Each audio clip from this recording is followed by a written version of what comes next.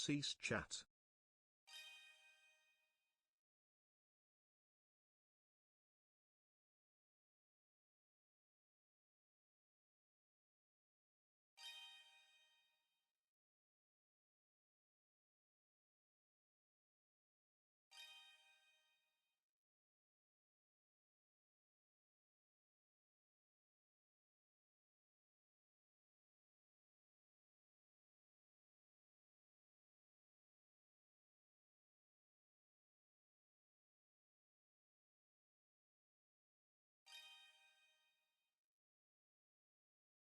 GEEGA cheer.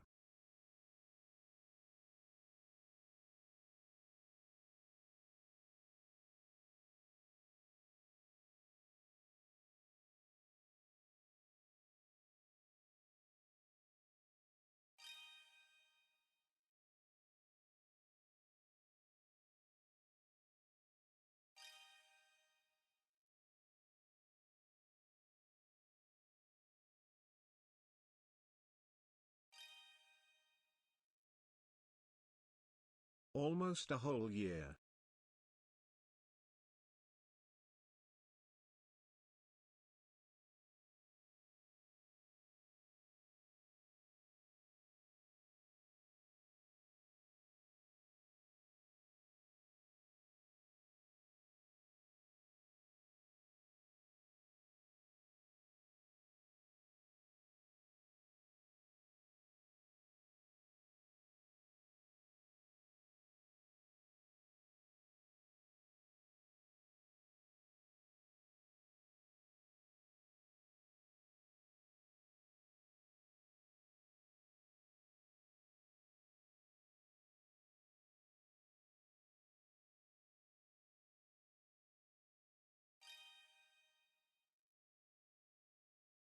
Cease still year 1, victory hand.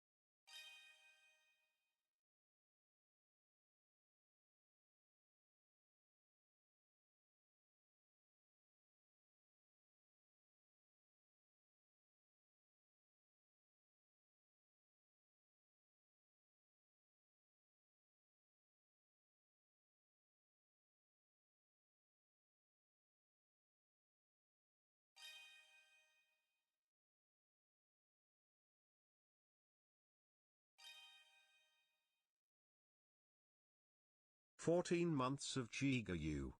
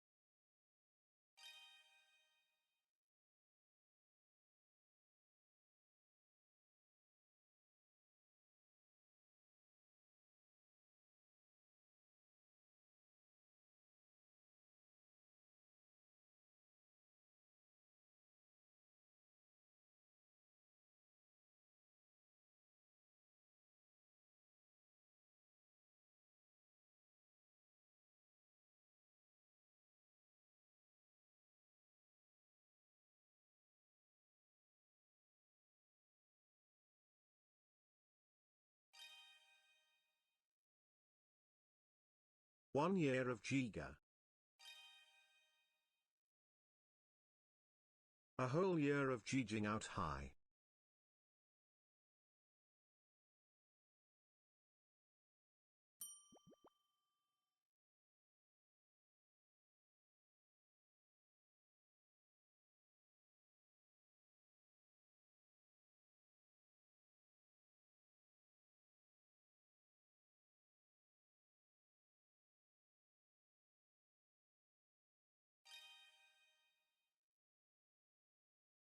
GEEGA GEEGA GEEGA GEEGA GEEGA.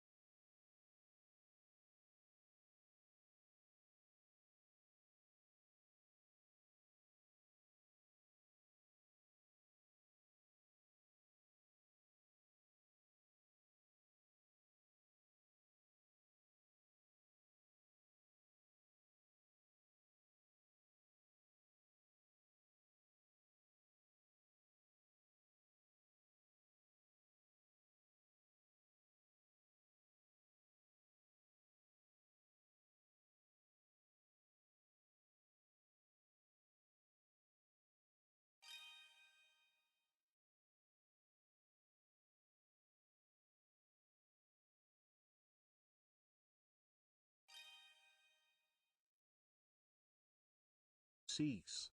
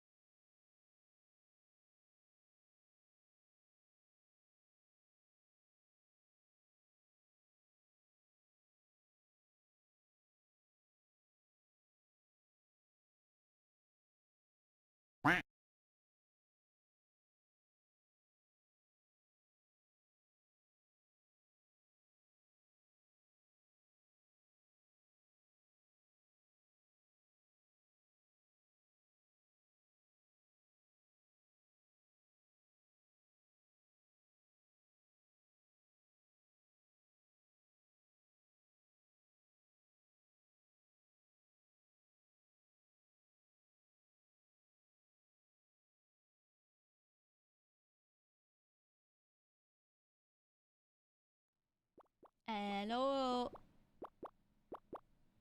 Hello. How we doing? How we doing? What's going on? What's going on? I'm back. I'm back. I was supposed to stream yesterday, but then all of my meetings got moved to one day, so I said, alright, fuck it. That's not happening. So we're back today instead of yesterday. But welcome. Welcome. I mean, we did all streams on Monday, so it's whatever, but yeah. Yeah, it is what it is. Probably gonna do one tomorrow, and then... I don't know if we'll do Friday or Saturday. I have to check. I was gonna get maybe my booster shot, which might like take me out for a day. so like I want to do it, but at the same time I don't know. I don't know if I'll be like super just dying. Who knows, man. As is tradition, the one day you don't stream, wild shit happens. Always.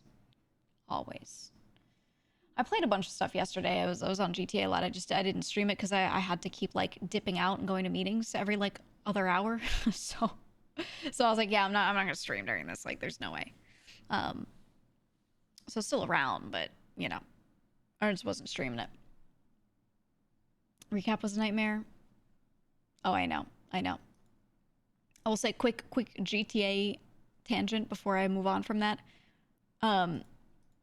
Very annoying this week, because my crew was at war last week, and it like just ended the other day, so I had to give all the people who handed money like an extra 2 days to hand in all their stuff and their numbers, because it's not just that they couldn't depot money in our warehouses, their individual people couldn't even depot their money to the intermediary spots too, so they needed a couple days for it. So I gave them that, and I wanted to present the numbers today, but some of them didn't hand me their shit until like early, so I was like, fuck, I'm not gonna delay my main stream several hours to sit there and do that. Like, they'll wait until tonight, I'll do it tonight, and then like I can have a meeting about it tomorrow. But it's just annoying because like I have my shit set up so that I could do all of it really easily, but if other people slack on handing me stuff, then I can't, you know. And I feel that, I don't know if anyone has that impression, but like it makes me not look good because I look like I don't have something, you know what I mean? But I like nag them constantly. I've pinged them many times on Discord, even if I like can't be on the server, you know, like I ping them.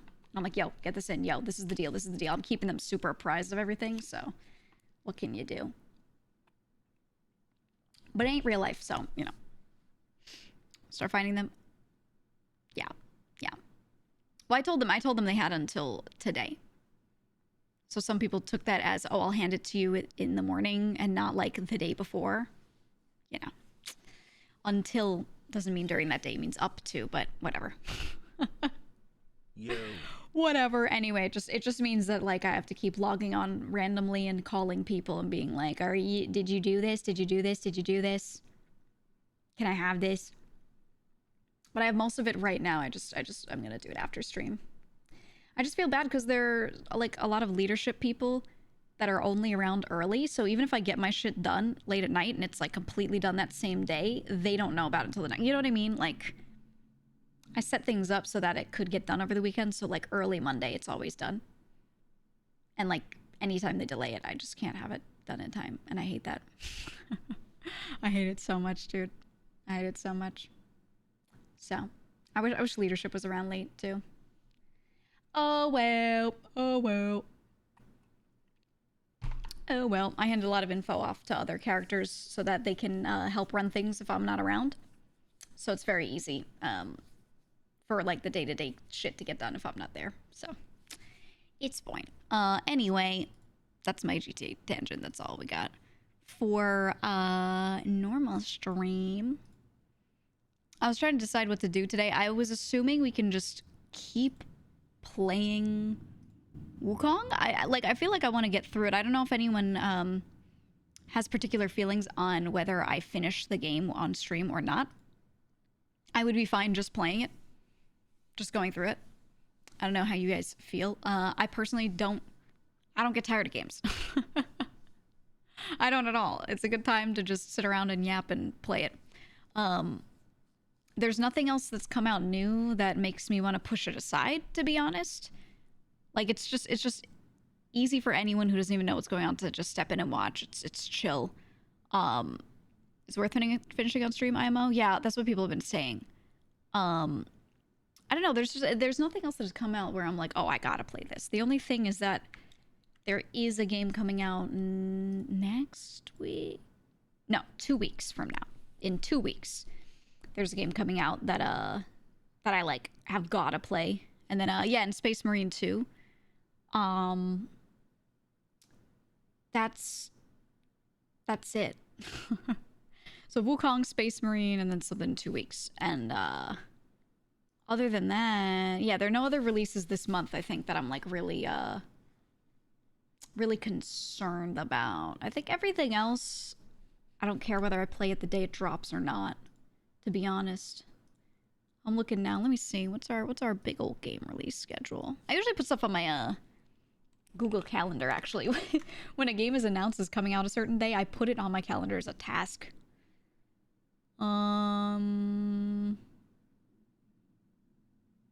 Yeah, no, there's nothing crazy. I gotta write one thing on my calendar right now. Yeah. Usually, I feel like this month is usually pretty packed with new games coming out. This in October.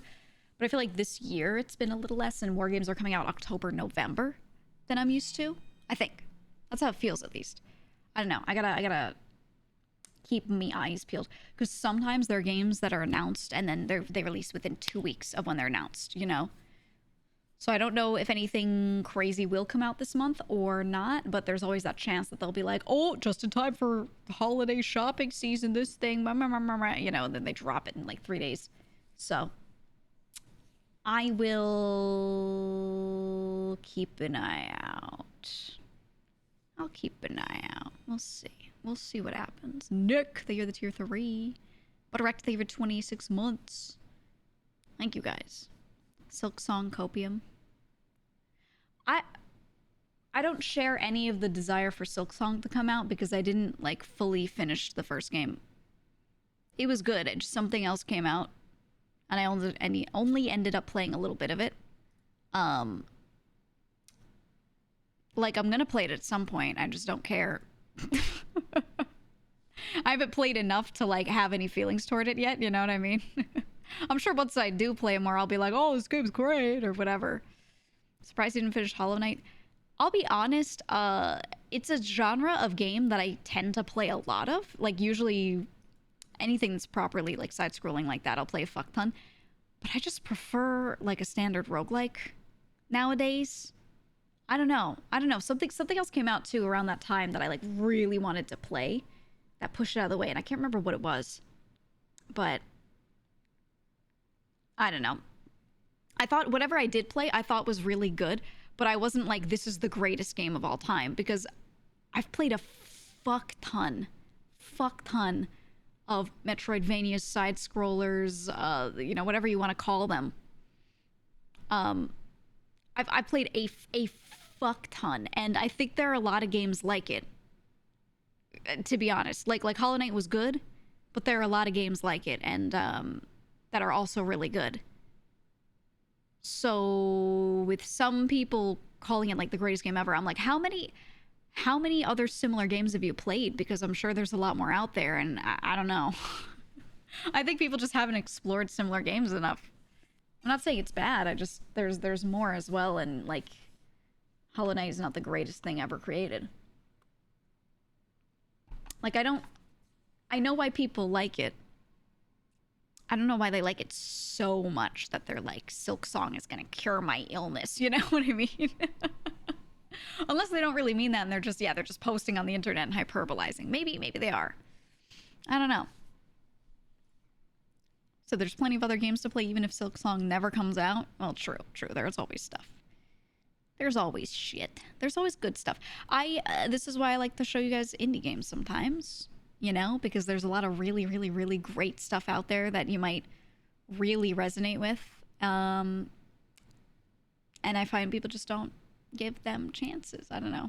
And a lot of games in that will feel and play like something like Hollow Knight tend to be made by indie studios. AAA studios don't really make games like that, to be honest, in that style. Would you give us your top 3 recommended? No, I can't think right now. No. I don't know. Go look up whatever games most people like. I probably like a lot of those.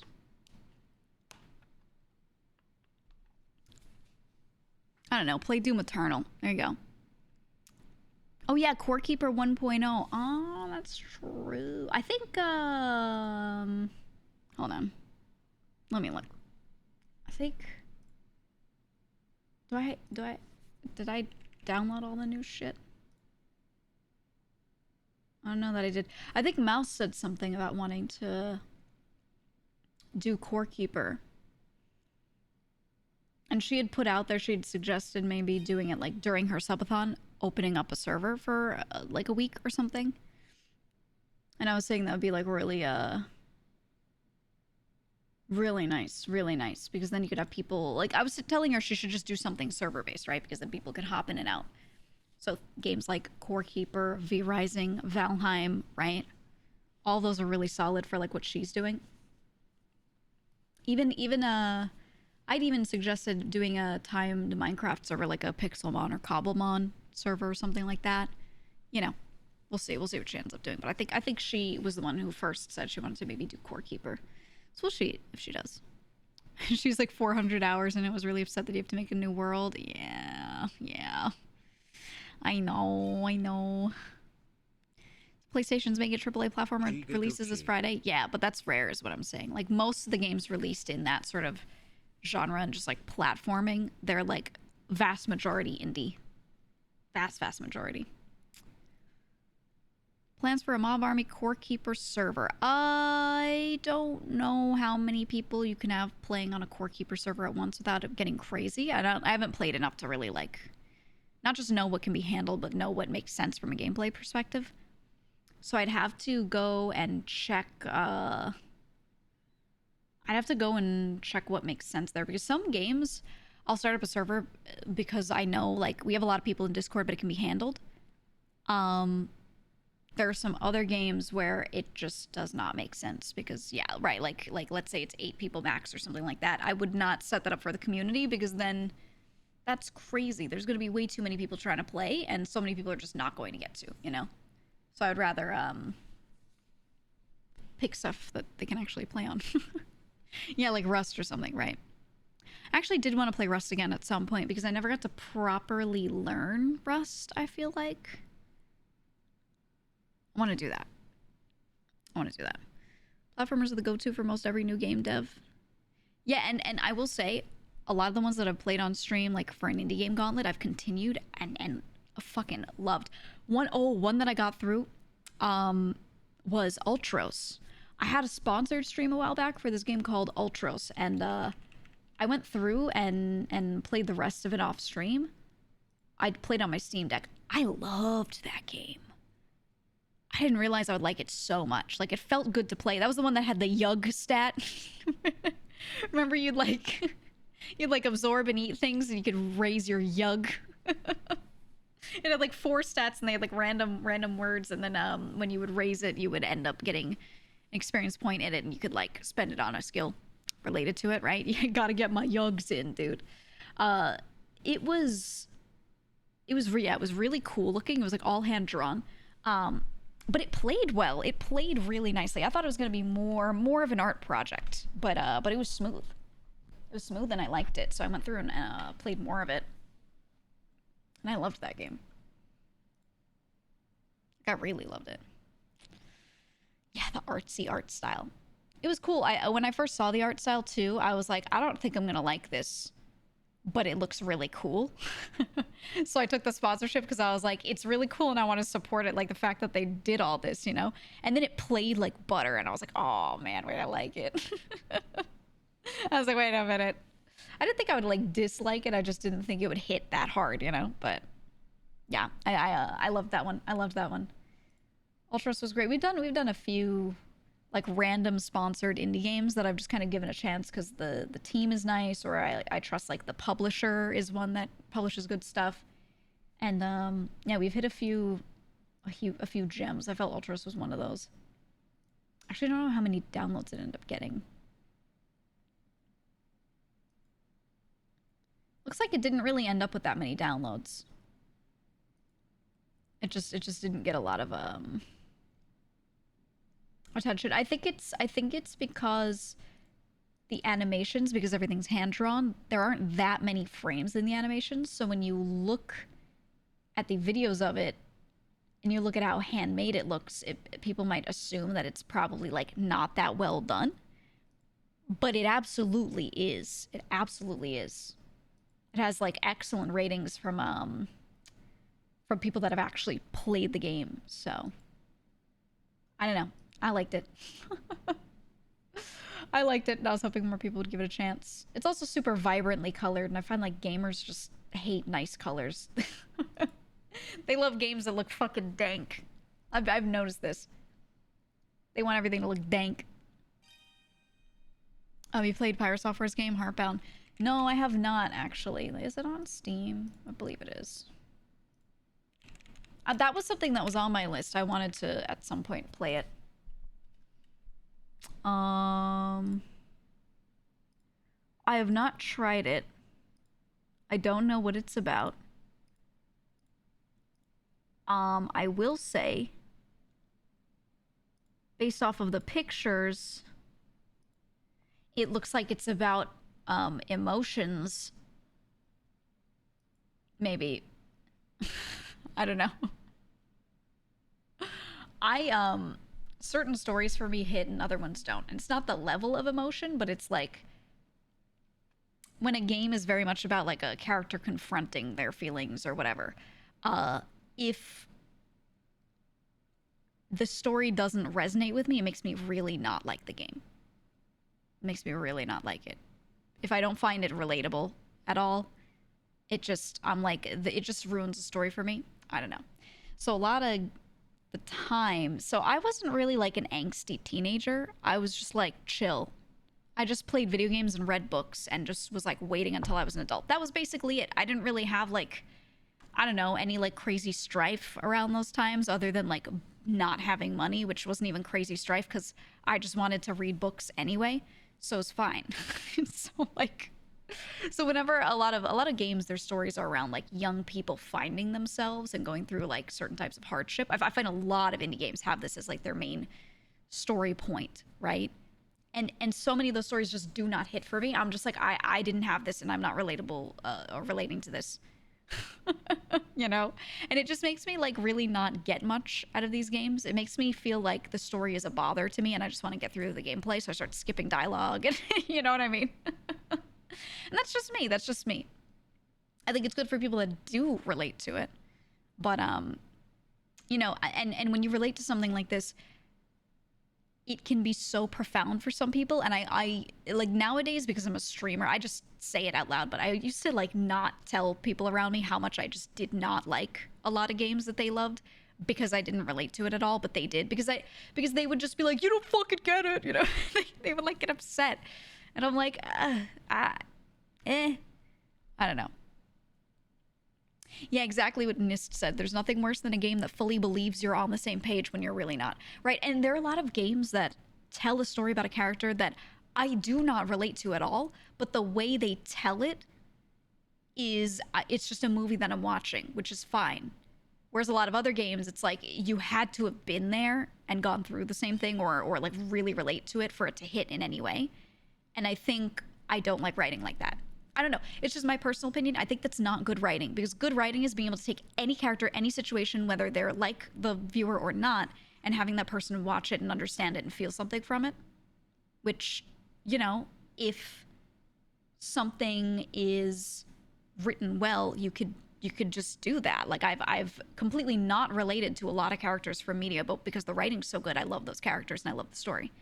But I think a lot of people that write for games are not primarily writers, right?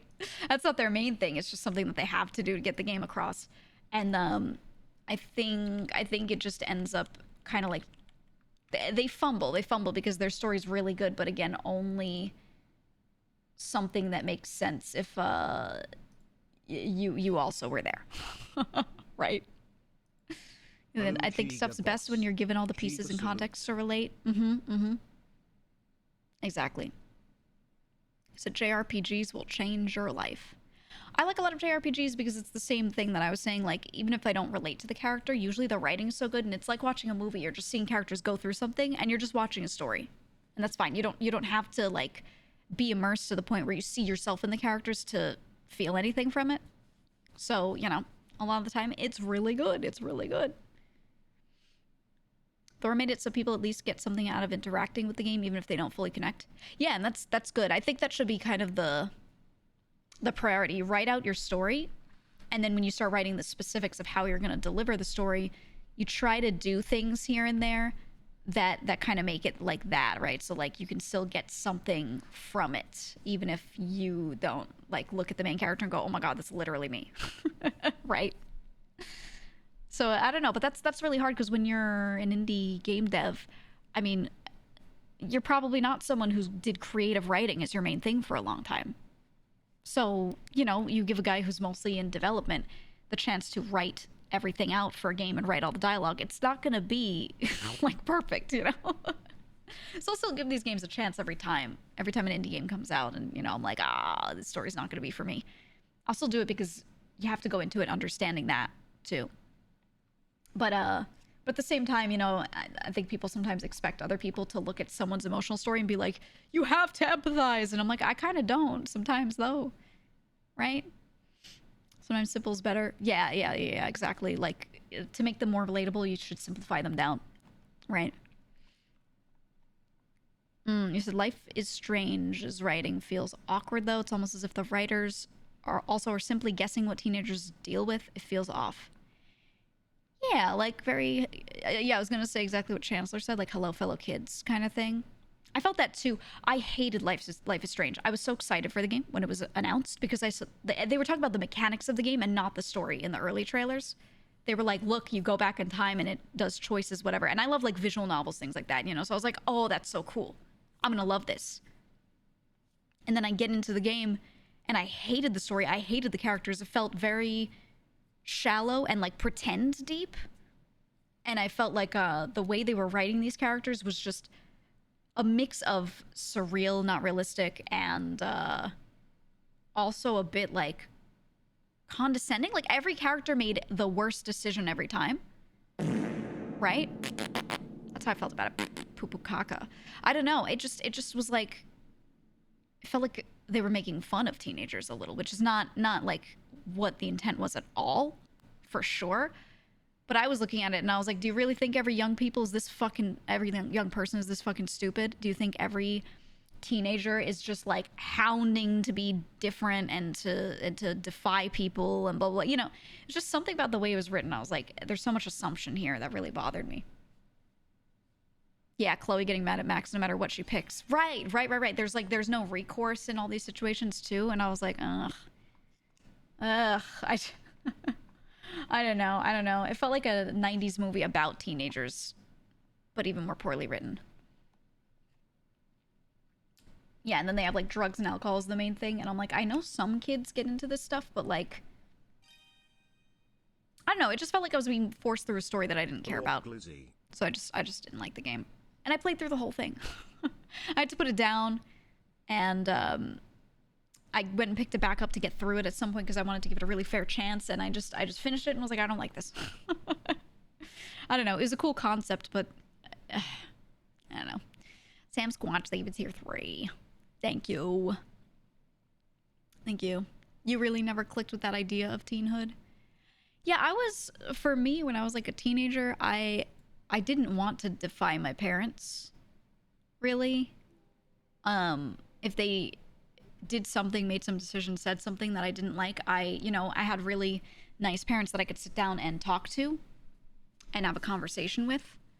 And sometimes the answer from them was still no or whatever, but they would sit down and be like, I'm going to explain to you why, so you understand. So, I'm not just saying, no, fuck you, And like, I just got raised that way, And there were plenty of terrible moments, whatever, as every teenager has, but like, I don't know, I was just chill. I was chill. I was offered alcohol. I was offered drugs. And I was just like, nah, I'm good. End of story. You know what I mean? So I was just like, I don't really mind waiting, to be honest. like it wasn't a big deal to me. So I hate when like every story, it has to be such a horrible, troubled thing going on with every teenager. I'm like, I understand that these stories are prevalent and should be told here and there, but at the same time, there are plenty of us that had very nothing mundane upbringings as far as that stuff goes, right? So I don't know. They kind of go like, they're sad, so you have to be sad. Right. There's a lot of people with that attitude that, like, things didn't go great for them, so they have to tell everyone about it, and they have to make other people also be sad, or, you know, whatever. There's a lot of that in this world, I find. And yeah, I don't fuck with that. For lack of a better term, I don't fuck with that. No thank you. No thank you. You know, obviously I've had a very mundane time in my life. I've also had some really, you know, the opposite, some terrible times, whatever. I don't feel the need to tell people all about it and bother them about it. And if they can't relate, be like, oh, you just don't get it. You know? You know? It's not necessary. You're gonna dye your hair in neon color and cry while writing your next indie game? It's time. Happy 1 Make year, a game called Life is GEEGA. Weird. Lasagna lover, thank you for the 12 months. Thank you for the 12 months. Guessing they wrote what they know. I guess so, but I don't know. It just felt forced. Because the other thing is, there are plenty of times I've interacted with some piece of media. I've watched a movie, read a book, whatever, that is about troubled youth, and I've not been bothered by it. You know what I mean? Like, I've many times not been bothered by media, so why was I bothered by that game? It's because it didn't feel genuine. I don't know. Something about it didn't feel right to me. It didn't feel right. So as someone who's in real life lost friends to drugs and stuff, a lot of these video games about hard lives just feel like sob stories for dollars. Exactly. You know, I'm not gonna trauma dump, but I'll just quickly mention I've had several, like you guys know I don't come from the nicest place in the world. I've said this before. A lot of my friends from my youth, like a lot, passed away, are currently horribly injured, are not the same due to maybe drugs or something like that, usage of some sort. A lot of this shit. A lot of people not around or completely changed. And so it really bothers me when I see a lot of stories like that that don't feel genuine, because I'm like, it's not only that it doesn't hit with me, it negatively hits, right? So I'm like, this is not how it happens. It's just not it. Not it, man. So I don't know. Yeah, I feel you. Like it feels like a little bit of an affront. And you know, they're not trying to do that. So I'm not like mad at a death, mad at a writer, whatever. I'm just like, I wish this didn't happen. Right? And sometimes it does feel like a sob story for money. Other times it just feels like it's just someone with a narrow worldview trying to tell one of those stories. So it bothers those that do have that wider view on that type of thing, for sure. A little bit. Yeah, losing friends and loved ones to drugs and alcohol abuse is blazingly different from the palatable sob story bullshit most of the video games have about those themes. Yeah, I mean, because it's not... Because there's nothing glamorous about it at all. If they had one of the kids in that game, like, take a substance and then go crash a car and die, boom. And you learn about it 2 days after it happened from the news in the game, you know, like shit like that, I'd be like, there you go, that's life. You know, then it would feel like super realistic, right? But instead they're just like, she drank and ran away from home, and I'm like, okay. I'm not saying this stuff doesn't happen, but I'm just like, all right. All right, buddy. Whatever. But yeah, a lot of this stuff I'm like, okay. Or I can't with, oh, dude. So many games about violence and gang violence, but like none of the characters die for the most part. And I'm like, and then they always make it about like adults. They always make it about like 30-year-old dudes, and I'm like, no. If you're trying to be like have realism, all these people would be like under 24. Like straight up. Some games throw some like hard realism in there, but I think it's a lot of the time they don't want to touch on those subjects too, because it is iffy, and they feel like it might be shocking, or maybe it's just the ratings of it. You know, they're just trying to not do that. But I don't know. I just see it and I'm like, You say you play games for escapism, don't want to be confronted with my ding-dang childhood trauma. Yeah. Yeah, that's why I like playing games about, like, aliens from space or whatever, right? I'm like, we don't need to make these stories happen. You could just put dragons in your game and the kid's like, I'm a dragon rider, and then he keeps falling off the dragon. He's like, I'll never make it. And you're like, oh, you know, I understand the feeling of never being able to make it too, kid. Right? Like, just go that route, man. It's okay. I don't know. I feel like it's so hard when you're not like the best writer ever, because the more you try to make a fully realistic story that sounds as nonfiction as possible, the more likely it is that it's like gonna fall flat because it has to be perfect. You know, it's just one of those things where I'm like, well, if you choose to do it, you choose to do it, for sure. Three quintessentials of Just Like Me for real angst: Stephen King, J.D. Salinger, Jane Eyre. Dude, I hate the character Holden Caulfield. That is what I'll say. That is what I'll say. They made us read Catcher in the Rye. And there is no... so I typically liked, like, all of the classics that I was forced to read because, you know, they're pretty good. They're a little annoying when you're forced to read them, but, like, I liked reading, so it wasn't really a problem for me. I did notice, like, most kids in classes kind of, like, being like, oh, I hate this. But then if they read one of those outside of class, like, beforehand, they'd usually like it. I think that book was the hardest for everyone to get through, and as far as like classmates and stuff, because so many people just could not stand that character. And then it was funny because there were a few people that would also completely love that character and relate to him, and then everyone else would be like, what the fuck are you talking about? And it was so funny. It's just so funny seeing like a classroom of kids get completely split between like a few of them love Holden Caulfield and they're like, that's literally me, and then the rest of them are like, I hate that guy. Yeah, it's really funny. I just remember like starting reading the book and being like, I don't know if I can get through this. I think there are very few books, I don't know about you guys, very few books that I've picked up that I felt like I could not get myself to read. That was one of them. I got through it, and it was the most painstaking experience.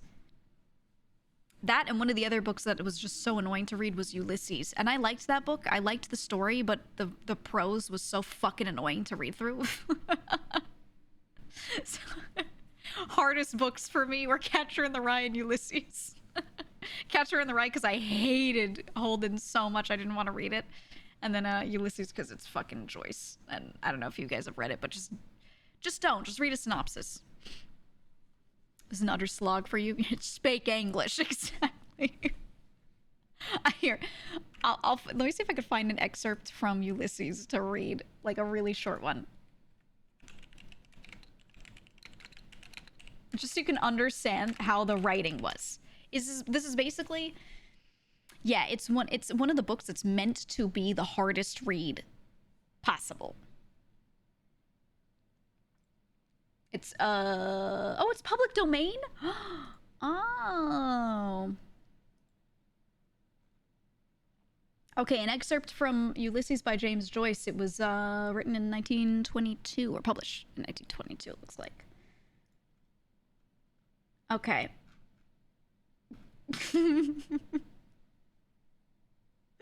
So God, I read the opening line to myself and I hate it. Here's an excerpt from the book. Get a light snack and Davy Burns. Stopgap.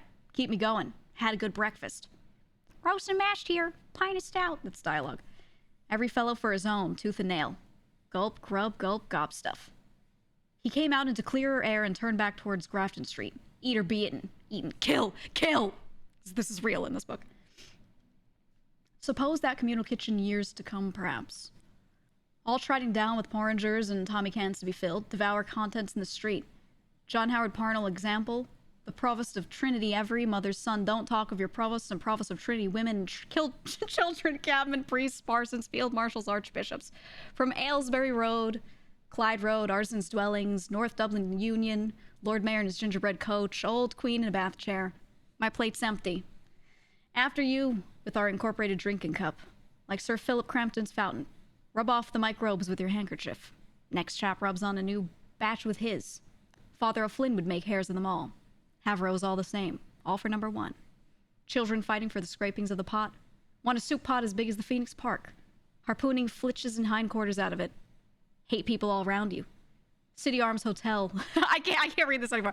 It's just like a dude rambling. It's You're offended by this syntax? Dude, I'm telling you, this fucking book, Ulysses, is like one of the hardest things to read because it's just some guy's inner monologue. And it's actually really well done when you see it that way, but it's so hard to read because it doesn't make sense in written form the same way as if you have it read out loud to you, and even then it's fucking hard. And it's a cool story too. Like the guy's like a detective, and you know there's mystery about, and there's a lot of stuff going on in the book that I found really interesting. But I had to reread so many paragraphs to be like, what the fuck is this paragraph telling me? What is progressing in the story here? Because I would read through it and then I'd be like, what happened? I would black out, you know? I would read a page of Ulysses and be like, I don't know what just happened. I read all of those words and I just... you just get so distracted by the dude's thoughts, you know? But it's a cool read if you like that sort of thing. I just think it's like one of the hardest books to get through, dude. It's a book that I love and hate so much. He said I could get the same experience at a train station from a homeless guy.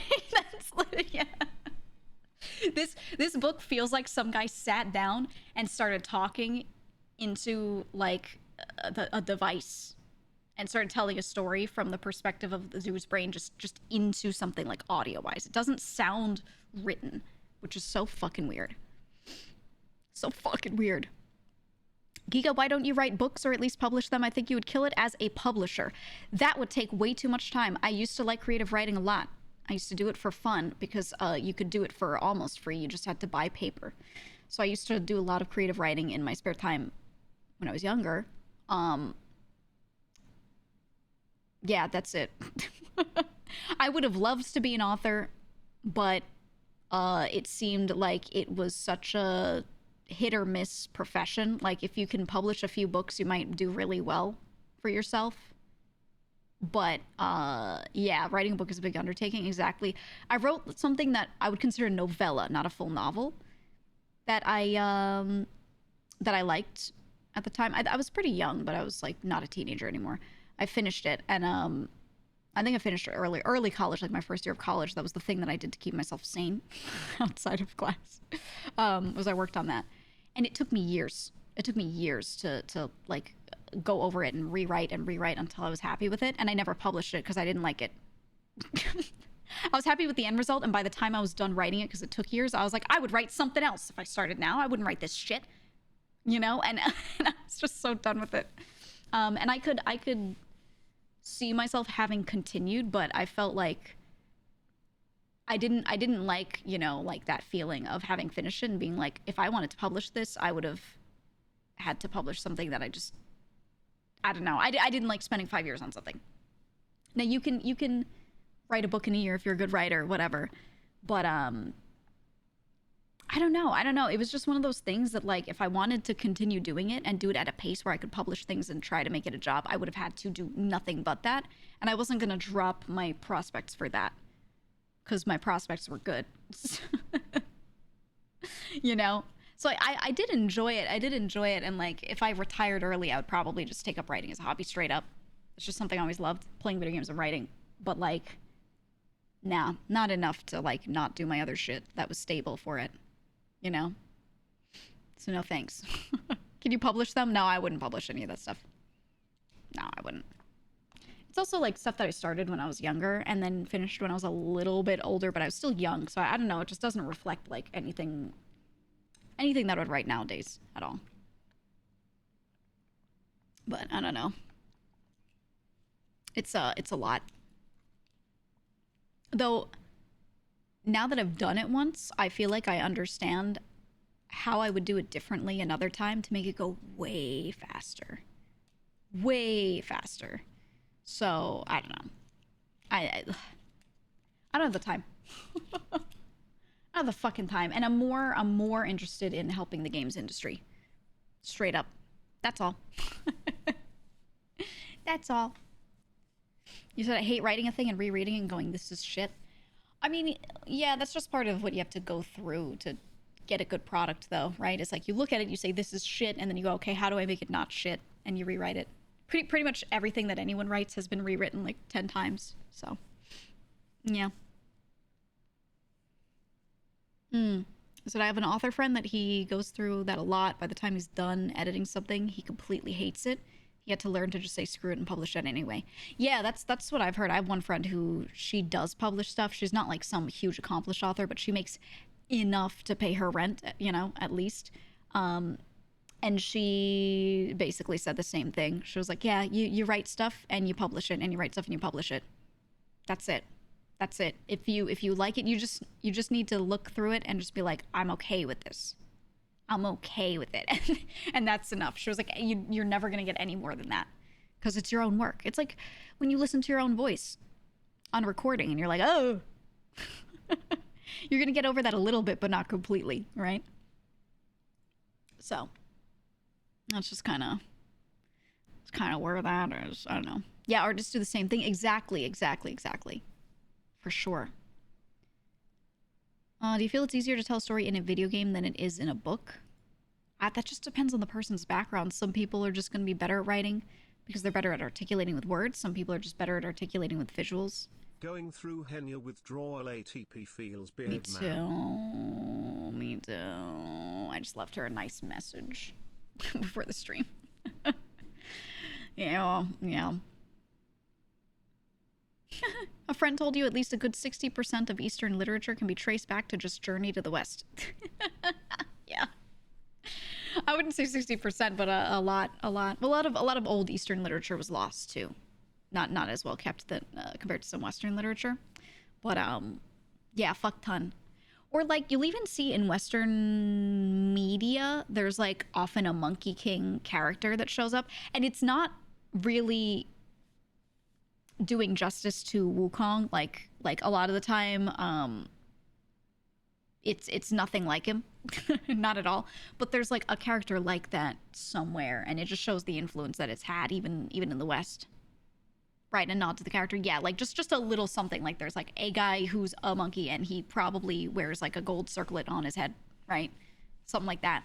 It exists everywhere, so it just shows how influential the whole thing was, for sure. For sure. Or Hamlet here. Yeah, Hamlet's another one where you just see remnants of it everywhere. And then every book. There is a joke like that, like I don't know how it goes, but like every book leads to Hamlet, or every book has a little Hamlet in it or something. I don't remember the quote, but there's something like that. I want to be Monkey King one day. Dude. Heavenly. You should get a Wukong outfit. Do a full like Wukong inspired outfit. It'd go so crazy. You reclassed as a martial artist. It'd be so fucking cool. It's all the hero's journey in the end. Yeah, exactly. You never read Hamlet? I like really old literature like that in play form more than reading, because while you can read it and you can understand what they mean and what they're saying, anything that's in older English, I think while you can understand what's going on, you lose a lot of the humor and the nuance and what makes this sad, what makes this funny, like the emotion you're not getting from it, even if you have a base understanding what's happening. So I think a lot of things like that are better in play form because they have broken all of that down a lot more, and they inject that emotion into it, so you're better understanding like what's happening in the scene. For sure. Hamlet was written as a play as well. Well, right, in that situation, yes, but they do it with a lot of old literature in general. Things that weren't really meant to be plays, a lot of them have been adapted as plays, and I find that like people absorb everything, really everything about it that you're supposed to get from it a lot better when it's a stage production, because I don't know, just the older the English is, the harder people kind of get through it, and they'll understand it again, like the meaning, but they won't get so much of the purpose, like what emotion am I supposed to feel, what character emotion is happening right now, like how do these people feel about this thing. They just don't know.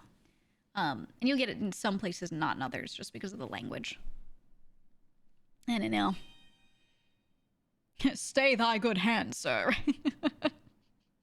There's a lot of lines like that where, like, you know exactly what they're saying, but because you don't hear it often, you don't have in your head, in your inner monologue as you're reading, like, a certain way that line should be delivered. Everything just sounds robotic and monotone and very, like, stay thy good hand, sir, right? Because if it's not a familiar phrase to you, your brain's just kind of gonna, like, put the words out there with no emotion. So that's why I think it's so much better to just watch things be acted out, to be honest. Like Robinson Crusoe, yeah. And that's not like old English, like ye old English, but it's old enough. It's old enough. Yeah, I bite my thumb at you, sir. And I love stuff like that. Like, I don't know, it's good for people to experience older English, but spoken by an actor that's delivering it the right way, because I don't know. It's just so flat without that for a lot of people. The Leo DiCaprio Romeo and Juliet 90s gangster edition. I hated that movie so much. What was the girl's name? Was it Olivia Hussey? Was that her name? The girl opposite him. I hated that version so much.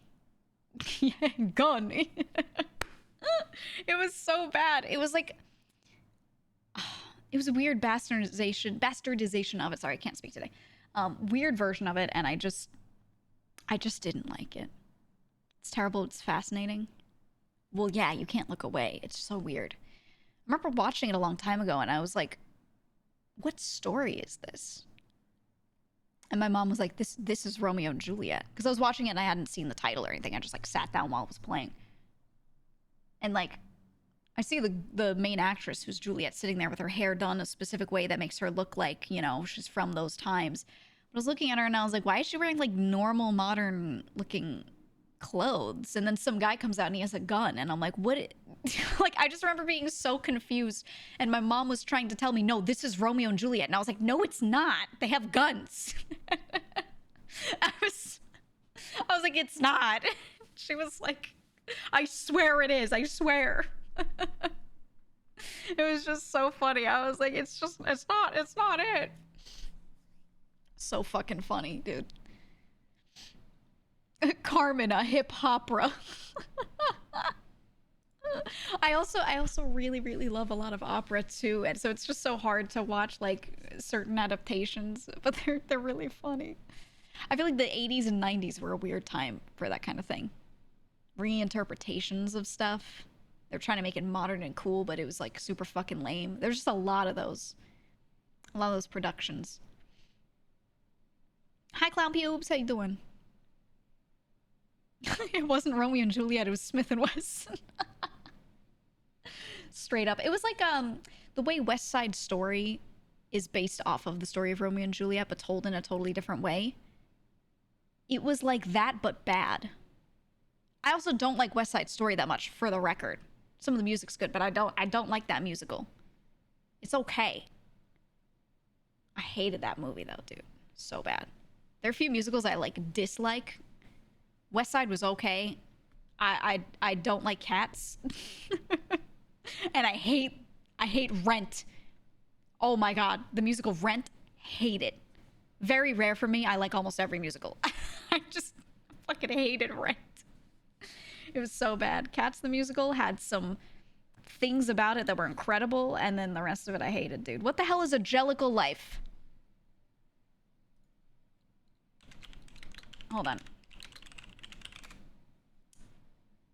Let me see if I can find a the line.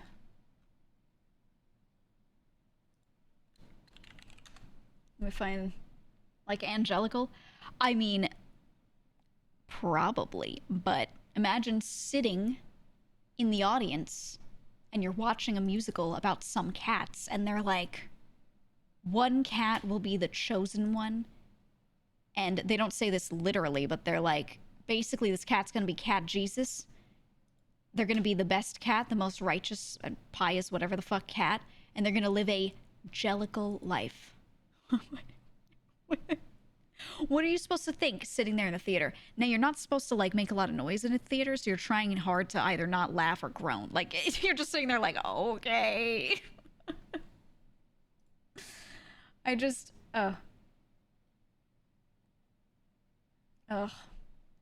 hated that musical so much.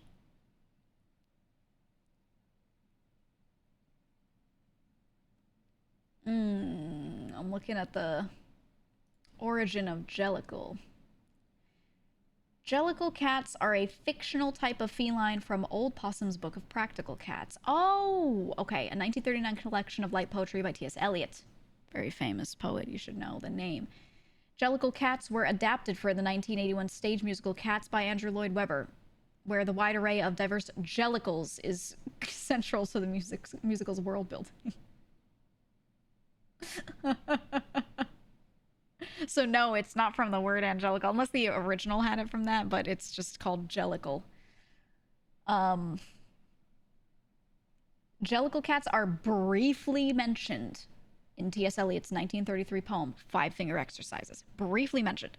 They're not described until Eliot's poem, The Song of the Jellicles, later, depicting the cats as commonly nocturnal, black and white, scruffy cats.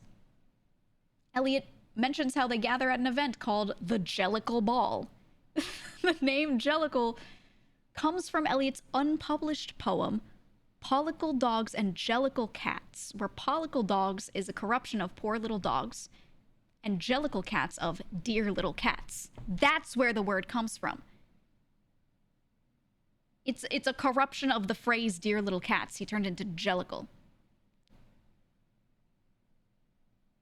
I hate some old English shit. This is one of those things that happened in old literature. A lot of authors made up words by throwing other words together, and this is I never knew this is where it came from. New information today. Today we have learned. All right, so the musical Cats, when they keep talking about cats and their jellicle lives, it's just some yeah, ye old English shit. Exactly. It's T.S. Eliot's fault. So this means that at some point, Andrew Lloyd Webber, composer, musical writer, read T.S. Eliot's poems and went, oh my god, I need to make a musical about jellicle cats. I'm gonna make a masterpiece about jellicle cats. How does this happen? How does this happen? I'm trying to picture being like one of the more well-known musical writers who's known for like writing beautiful masterpieces and just reading a poem where some author briefly mentions the word jellicle and being like, oh, I gotta use this one. Like, oh, I hate this. I hate this so much. He said T.S. Eliot had some spicy takes. I can only think he would loathe how gay Cats is. Oh, yeah. He would hate the modern movie. Well, he was from a time where that was much more normal. Who knows? Who knows what he would have been like today? Who knows? In contrast with their source material, the jellicles in Cats, the musical, possess many kinds of coat patterns, diverse personalities, and individual talents. Ooh. Okay. Okay. And I love their names too, right? So the main cat in Cats that you're following, her name is Grizabella, and she's like kind of gross, right? She was a former glamour cat, and no longer. She's like kind of old and shaggy and whatever, and people don't see her that way anymore. They're just like, oh, she's gross. But she was formerly like really beautiful or whatever. But then there's also a jellicle that gets kidnapped, and his name, he's the patriarch, his name is Old Deuteronomy.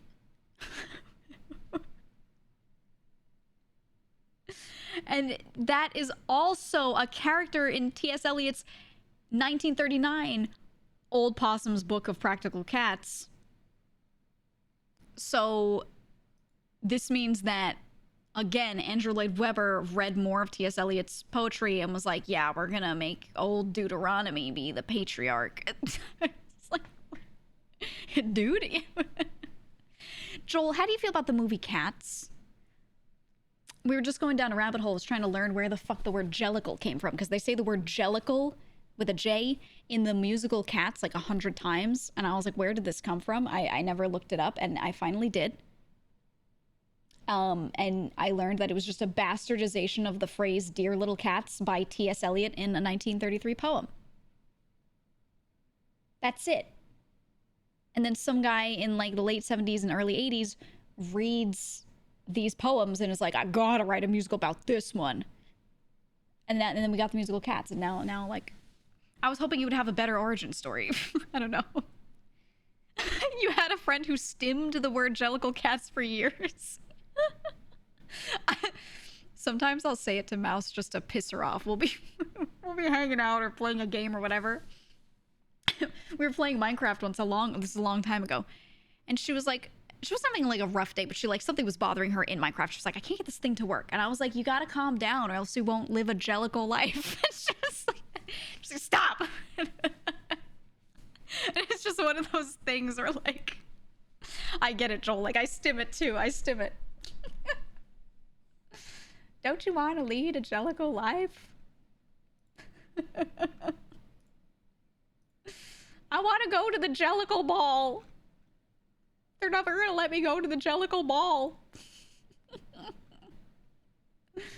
Oh, what a stupid word. I will say, though, T.S. Eliot's book, Old Possum's Book of Practical Cats, has a banger cover. You want to see the cover art? Hold on. I'm sure the poems are good. Look at this.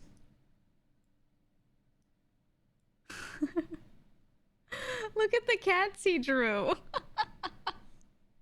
It's actually, I like this a lot. I like that a lot. Look at them. Look at them walking around. The little jellicle cats. I understand it. I just wouldn't use that word. Why the word jellicle, dude? But I do be liking this cover. Specifically these little guys right here. Like that. With them like on their little feet. Can someone draw like our mascots, the mobs, like this? Can we get fan art of jellicle mobs? When I make it bigger, it looks like a cave painting. That's a tattoo. This would be a banger tattoo. Okay, if you read this collection of poems and you liked it, and then you got this tattooed on you, that would be a fucking banger. That would be so good. I approve. I approve. Get the jellicle tats, dude. Chat, you gotta get the jellicle tats. You gotta do it. Yeah, look at my jellicle tattoo. It's a jellicle tat of jellicle cats. Someone's gotta do it. One of you has to like these poems, right? Surely someone in chat has read this. Right? One of you has to. You're so whimsical and dumb as shit. I'm just having a good life over here. All right? I'm just living a great fucking life, okay? I'll like complain about, you know, rural areas and how much I hate them, and then, you know, talk about everybody need jellicle tats of jellicle cats, and that's it. That's boom. Do that on repeat. That's my life. That's what my brain does. Sure I did, but I read a lot of shit and remember very little. I know I've read a lot of stuff from T.S. Eliot, but I don't know if I've read stuff specifically from this book. Or like everything I've read has been individual poems scattered throughout. I never like got a book of T.S. Eliot's works and then just read those, or, you know. I'll be honest, I was never that into poetry. I liked all sorts of creative writing, but poetry. Poetry's probably my least favorite. Actually, straight up, I don't like poetry for the most part. No offense to anyone. No offense to anyone. Many a time, have picked up a book. I've been walking around a store. I see a book from some modern poet. And I pick up the book and I open it and it pisses me off and I close it. I just, oh, it'll be like 3 words scattered on a page with like, you know, you press tab 4 times, right? It'll be like this. Hold on. I could do it right now. Okay. See this text? It'll be like, I'm about to show you what I keep seeing in modern poetry. Flowers scattered on the wind. She arrives slowly together. like it'll look like that. It'll look like that. Let me do spaces. Combo. This is literally, it'll look like this. I will see a page of text looking like this. An entire printed page within a book of these fucking words. And they'll be like, oh, it's a poetry book by this poet. And I'm like, am I supposed to purchase this? I don't know. And there are a lot of poets that I'm sure are great, but I tend to like the older stuff more. I don't know, a lot of the modern stuff, I don't get it. So classical poetry is pretty great, like George Eliot is always lovely. Right. I think it's just maybe it's the modern stuff that I don't like the most. I don't know. It's just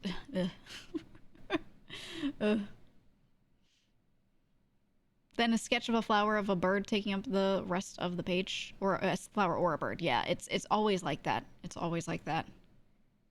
Poetry is the TikTok of literature. Yep. What? You said I've seen this and I low-key thought they were just hating on dyslexic people. No, it's people that like got told that their writing was so beautiful by their parents too many times. And their teachers didn't want to tell them that their poetry was shit. So they went to college and wrote like random stuff on scraps of paper instead of paying attention in like any of their STEM courses, and then published it into a book. And they're probably living off of a trust fund. Just saying, because I knew someone like that. So my image of what a modern poet looks like is based off of one person, especially because I knew this person. There's some girl in a math course. It was a really advanced linear algebra course. Very advanced algebra. Was it linear algebra? Just some sort of algebra. Very advanced, right? I don't know how she got there. First of all, I have no clue how she got there. She would just write stuff like this on a paper. She would open her notebook, like a big, full-size lined notebook, to a blank page, and she'd write words like this. She'd write a word in the top left, a word in the middle of the page, a couple words down the bottom, like 20 words maximum on the paper. She'd cover the whole page with that, and then sketch something, doodle something that wasn't that good, but was like, okay, in the space. And I would be like, what are you doing there? You know, take interest in what people are doing. It's nice. You should try it. What are you doing there? My mistake for taking interest. She was like, I want to be a poet. I want to be a published author. I was like, that's so great. She was like, yeah, here are my poems. And I started flipping through. She handed me the book. The book was only poetry. Mind you, she had no other books on her desk. Everything was away in her bag. And she was in the middle of an algebra course doing this. And I was like, okay. So I give it a shot. I'm flipping through. All the pages are like this. And I was like, yeah, you get published, huh? And she was like, yeah, my dad found someone who could help me publish my book and put it in stores. I was like, wow. Okay. And she was like, yeah, he really believes in like my creative process and my art. And I was like, oh, okay, all right. And over time, I like just talked to her a bit more and found out that, you know, she was a trust fund baby. And like, she was just in those classes barely, barely. And I was like, what is happening? And then one day she did, it was like 2 months later, still in the same class, she did get the book like physically made and published. And it was this little, it was a smaller version. It was like the size of a little like Moleskine notebook, one of the little ones. It was like that size and had a hardcover, and it looked very old-timey. And she was like, oh, here's like my book, the hardcover version. I was like, oh my God. Oh my God, let me see it, you know? Because I was like, she herself was nice. I just thought her poetry was shit, but she was nice. You know? So I was like, oh my God, your book, yay. So I take the book and I open it, and it's just the same exact stuff that was in the notebook. And I was like, oh, so bad. You still have it? No. That was just the one that she handed me to look at. She didn't like give it to me. She was like, yeah, it's going to be in a couple bookstores. And it was in like some small business bookstores, you know, where you can just walk into the bookstore and be like, sell my book, please, you know. And I was like, that's great. That's cool. And then that's all she did. Since then, I kept up with her for like 5 years, or at least knowing what was going on with her for like 5 years. She just wrote poetry, didn't finish her degree. She would take like 2 classes per semester. So she was just like a forever student. So she'd go to 2 classes a week. She'd be in school like 4 times, like 4 individual lectures per week, which is just a few hours. And then the rest of the time she'd just like fuck around. And I was like, these people are real? I remember just being shocked that she was like a real person and that she had that life and that like worked, you know? That was crazy to me. And I had met some like random rich people before, but I don't know, just seeing it happen in front of you when I'm sitting there like churning out my fucking algebra work. It's like, I can't stand this, man. Why does this exist? And she was totally happy to keep paying for those classes, for those credits, those courses, and fail them. And I was like, that's a waste. Like, how could you? I don't know. I felt so mad. But at the same time, it's her money, so I was like, all right, whatever. Live your life. Live your life. Whatever. Kind of living the dream. I mean, she was happy because she thought her work was like fun for her and interesting or whatever. So if she's having a good time, that kind of is the dream. I also knew some people who were in a similar situation, like they were trust fund babies or whatever, and they just had all the money they could ever want from their parents, and they felt like they had no direction in life, and they were very sad because they didn't know what to do with themselves. Or they didn't think they were sad. They were like, oh, I have a great life. But then they were also just low-key depressed. Like, they didn't realize how depressed they were because they didn't, like, you know, they were aware that they didn't have anything to do. So I don't know. I feel like for some people, that's a great life. For others, it's like, it's its own struggle in a way. You don't have poor people struggles, but you have the, you know, imagine playing an MMO, except as soon as you get into it, you have all skills, all everything, all items, all the money in the world, and there's nothing to do. Right? Like, that's basically, yeah, the malaise, the ennui. That's basically how they would live. So, I don't know. It's its own struggle, I guess. Being rich sounds horrible. I think it is terrible on all sides for different reasons. Some things worse than others, obviously, but if that's all you've experienced, I'm like, all right, I get it. Last month I couldn't think of anything funny. This month for sure. You got it. Okay, here goes. Yeah. Oh wait, no, lost it. Better luck next time, buddy. Next one's gonna be 12 months, and surely next month you'll get it. You'll come up with one. Yeah. Yeah, you'll do it. For sure, for sure. Money can buy you a counselor, but it just goes as far as it can. Yeah. Yeah. Being born rich sounds horrible unless your parents know how to ground you. Yeah, I think it depends on the person. I think some people feel the need to have something to do, or they feel like they have to be impactful. Some people don't. For me, I would not be one of those people who was rich and had nothing to do and was sad. Because number one, I always find shit to do. I always find shit to do by nature. But number two, I don't feel any sort of need to be impactful. Or to be, like, remembered. If I'm being honest. I live very in the present, okay? I make good decisions for the future, but I live very in the present. I don't care about what happened in the past. I'm just chilling. I live day to day. Okay. I'm having a good time. If I'm having a good time that day, then my life is great. That's all. And I'm very like, I consider myself a little simple-minded in that way. And so for me, like, I straight up do not care if I don't have an impact on the world. Don't fucking care. You know? But I have friends that really do care, and that's like, they need that. They need to have some sort of like crazy purpose or whatever. So for them, if they were born rich, they'd probably like go crazy. For me, I would play video games and read books and eat food, and I'd be totally fine, you know? So I think it, like, that, it just depends on the person. That's all. Ren, thank you for 5 gifted subs. Thank you so much. Thank you so much. Appreciate that. But yeah, I don't know. That's just me, and I think a lot of people are on either side of that. Just depends on the person. But I'm very. I always say it, like, my worst trait, in my opinion, as a person, my worst trait is apathy. Straight up apathy. Like, I just I just don't care about all that stuff, you know? I'm just chilling. And I think that it is very not relatable to some people sometimes. Depends on the person. And it definitely affects my life. Because I'm just chilling. I'm just chilling. I don't want to call myself lazy, because I feel like lazy and being apathetic are very different, because I can still do something when it needs to be done. But man, I don't care. I don't care about a lot of things, you know? And when I do care about something, if it doesn't work out the way I wanted, I'm so like I bounce back from it so fast, right?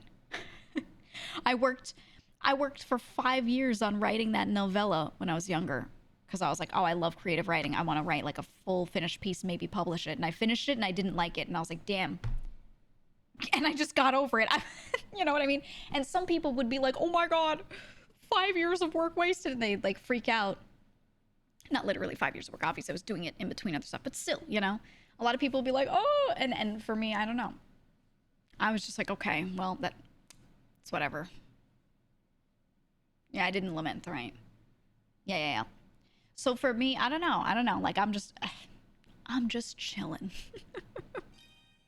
I'm just chilling. Being super chill can be a curse. Yeah. GEEGA happy, our favorite grocery Sean, streamer. thank you for that 26 months. Thank you. Do you also get hit with, if you're sad, why aren't you crying? All the time. I don't really like outwardly express a lot of negative emotion, because if I'm feeling negative emotion, I don't know, it just kind of like happens within, and it's usually not that big of a deal, to be honest. Again, like, very apathetic.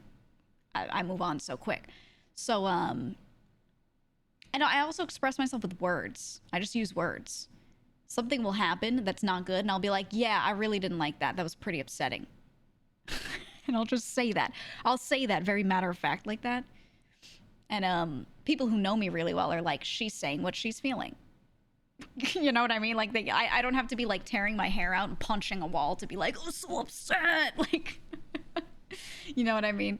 Like, I don't really get dramatic over it, but yeah. You also communicate with gestures. Depends on who I'm talking to, and depends on what I'm talking about. Depends on how caffeinated I am too. Sometimes I'll sit there like a statue while I'm speaking, yapping. Other times, yeah, I'm like doing triple backflips while I'm talking to express what I'm saying. So I don't know. It's very selective. Would you say that you're pretty good at processing your feelings? That's how I feel about myself. Yeah, from my perspective of being in my head and knowing what I'm about. Yeah, I think I'm just really good at processing that stuff, and that's why, like, I move past it quickly. It's not like I'm like throwing my feelings away or disregarding them. The processing is just so quick. To be honest. But yeah, I don't know. I think some people who aren't like that can't understand that. They cannot fathom, not all of them. Some people empathize even if it's not them. But some people also straight up cannot understand how that's possible. And they're like, that means you don't have those emotions. And I'm like, hey, no. Not every emotion needs to be like visible for it to exist. You know what I mean? Like, it's literally some chemicals in your body. Like, you know what I mean? I don't know, man. You said you have the better version of empathy because there's apathetic people that act like sociopaths. Oh, yeah, right. The ones that, like, I get what you're saying. Like, they have so much apathy that they are apathetic toward other people. and they have no empathy. And yeah, I know what you mean. I've definitely seen enough of those, especially working in like the field I worked in. I saw a lot of those. Oof. Oof. Yeah, you can't save those people. Like there's literally nothing you can do to those people. You just have to ignore. just smile and nod and walk away. It's just oof. Yikes, dude. Yikes. Question: advice for someone who is competing with other grad students for a lab with research that is dead center of your interests. Ooh. I don't know. I think it's gonna sound very like forehead answer, but just be better than the others and try harder than the others. So better grades, more interesting work that you're doing. Let's say you said a research, so more interesting and specified research when you're handing in any sort of work. But literally just try harder. It sucks, but everyone's gonna be trying hard, so you just have to output more. Other than that, there's not much you could do besides like butter up a professor, which kind of, you know, could work, could really not work, could work against you. I don't know. Depends on who's in charge. Some people like that, some people don't. And that sucks, but that is one of the ways to do it, is literally just like know the people in charge of it. But I think that's a luck, time, and place thing. I don't think you can force that too much. Yeah, throw butter at the professor. Exactly. Exactly. Try to set a goal of adding a new line to your CV every month, a minimum every semester. That's good. I like that. I like that. Seed said, when I'm stressed and I don't show it, my friends are like, why are you so calm? Bitch, I've transcended beyond feeling stressed, back around to chill. That's exactly how I feel. That's what I mean by move on. You're like transcending above it, not that it's not in your mind at all. Like you don't forget about things. But hell yeah, brother, hell yeah. True. I don't know, for me, I think I process bad news, I process stress, I process, you know, negative feelings, whatever, so quickly, because my brain is one that's like, okay, how can I be constructive? Right? Like what can I do to fix this thing? The only way to make myself feel better is to like do something to help the situation. And if there's nothing I can do, then to do something to get my mind off of the situation, because thinking about it more will not help. So being constructive is the way that I feel better, which means not sitting there and wallowing in a negative emotion. It means like getting up and going and physically doing something, right? So that's very easy for me to do, because if there is something I can do to fix the situation, I start making progress on it and I'll immediately feel better. Or if there's nothing to do and harping on it, thinking about it doesn't help, then it's time to go play video games, time to read a book, right? Like you just do something else, because you can't do anything constructive in that moment. Oh, I'm gonna do my laundry, you know. So for me, I don't know. It's just how I operate. That's how I operate. Was a professor known for having the easiest class to get an A in? I bribed him with wine to get into the class. What? Oh no. Oh no. I had a professor that he wanted to pick like 2 TAs for a future semester. And so basically everyone who took his class within the last 2 years, 4 semesters, he was like, he contacted everyone. If you want to be a TA and you want to get extra credit in this kind of track, you can. You have to apply. I'm only taking 2 of you. And he said, write me a letter that says why you should be the person chosen. But it has to make me laugh. It has to be funny. But it also has to be informative. And I was like, what? And basically what he was checking for was that you could talk to someone about something informative and serious, but also like have a nice conversation at the same time, make it interesting, and not just be like a dry paper towel on the wall, you know, talking to a bunch of students. So I managed to get it. I managed to get it. It was a super fun class at TA4 too. It was a really good one. But it was such a weird prompt. I was like, why is this how we're doing this? Yeah, it was an interesting filter. So, and he specifically wrote in the prompt, he said, you cannot do a few paragraphs of information and then a few paragraphs of being funny. It just has to be all interspersed. And I was like, oh. Yikes. Yikes. Me watching video essays on YouTube. I want to do a video essay, actually. I want to do one on something, but I don't know on what. I've written out a few small, like, outlines and bits of scripting for a few. I just have to pick one and commit. But I really want to do one. And I thought it'd be nice to do one on something that, like, I uniquely can talk about. So, like, something related to VTubing, probably. Yeah. The ice trade. It's time for a video about the ice trade. No, I was thinking, I don't know. Something with VTubing or indie games. Something with indie games. Yeah. I don't know. I've been thinking about it. Why I like to eat cucumbers. What? Video essay on VTuber success/failure as determined by viewer count? That's the worst stat. That's a terrible stat for success. Nah. I've noticed that so many people, mostly viewers especially, like, that's what they attribute success to. And I'm like, you guys have no idea how much of an empty stat this is. It affects very little. It's oof. It's not good. It's not good. I don't know. There are people that will have like half the viewership of someone else, but make a fuck ton more money and have a much more loyal community and all these things. And then there are people that will have like a huge CCV based kind of boost at some point, but everything else is like shit. So, nah. The worst stat. The worst. Never look at it as an important thing.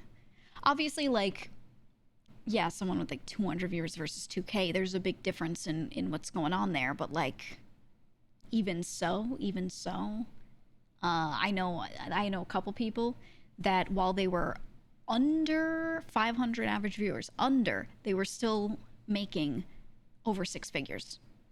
And then I also know people that were under 500 viewers that were making like 30K a year. So it's just the amount of like range there can be insanely different.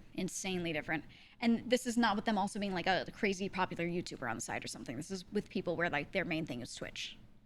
So no, I won't even go into it, but it's a lot of stuff. It's deeper than just, oh, people gifting themselves. It's a lot of other stuff, but yeah. So I wouldn't judge based off of CCV ever. It's not very good. Not very good. Ratio from follower to viewer is more important. If you looked at like everyone's first year or within their second year, you could do that. You could bracket it like that. But you can't put 2 streamers next to each other and just do that ratio and then be like, this is a measure of their success in comparison. Because everyone's follower count gets ballooned and you know, kind of just inflated over time. Because you have a lot of people that follow and then fall off of the platform entirely. So it's not about that individual, it's that person is just gone. So the longer someone exists on the platform, the more they'll have that stat go up of people that followed but will never watch again, kind of thing. So it's like, I don't know, it's like data that you just kind of can't use. You can't use. But if 2 people started at the same time, maybe you'd have to get 2 people that had the same viewership, average viewership journey. Okay, imagine 2 people with an incredibly similar graph. They both started the same year. They were both like, you know, first month, same CCV. Second month, same CCV. You know, and just like, you'd have to have a fairly close chart of that and then look at their follower counts to see the ratio and compare them, which that just like never happens, if I'm being honest. Very rare, very rare. So the ratio is a cool thing to look at, but I feel like after the first year, it's like, doesn't do much, to be honest. Because then you also get people who go on an arc with a specific thing and they get followers from that, but those followers don't follow them after that arc, or they don't follow them into being regular viewers after that other thing. So let's say I was some dude and I randomly started playing. I was a Hearthstone player and no one really watched me. And then I started playing TFT and I had a huge boom. And then I went back to Hearthstone. I might have gotten like a bajillion followers during my TFT era if I was the coolest TFT streamer in the world. But then, you know, after that, I go back to my usual shit and those followers all don't watch. And that could just like skew that day like crazy, you know? So it's, I don't know. I just think at the end of the day, you just can't compare streamers because there are too many data points and there's too much variation and it's just like not, it doesn't make sense. You have to pick something really specific and understand that there's a lot of nuance around it that you're just going to be throwing away to compare them on, right? I don't know. You sort of notice that lurkers don't seem to count towards viewers even when they have the sound screen on. No chat interaction seems to me not counted. No, that's a rumor. It can sometimes do that, but for the most part, if you've interacted with the player at some point, like you opened the tab, it works. The stuff that doesn't count is when you have like 5 tabs open.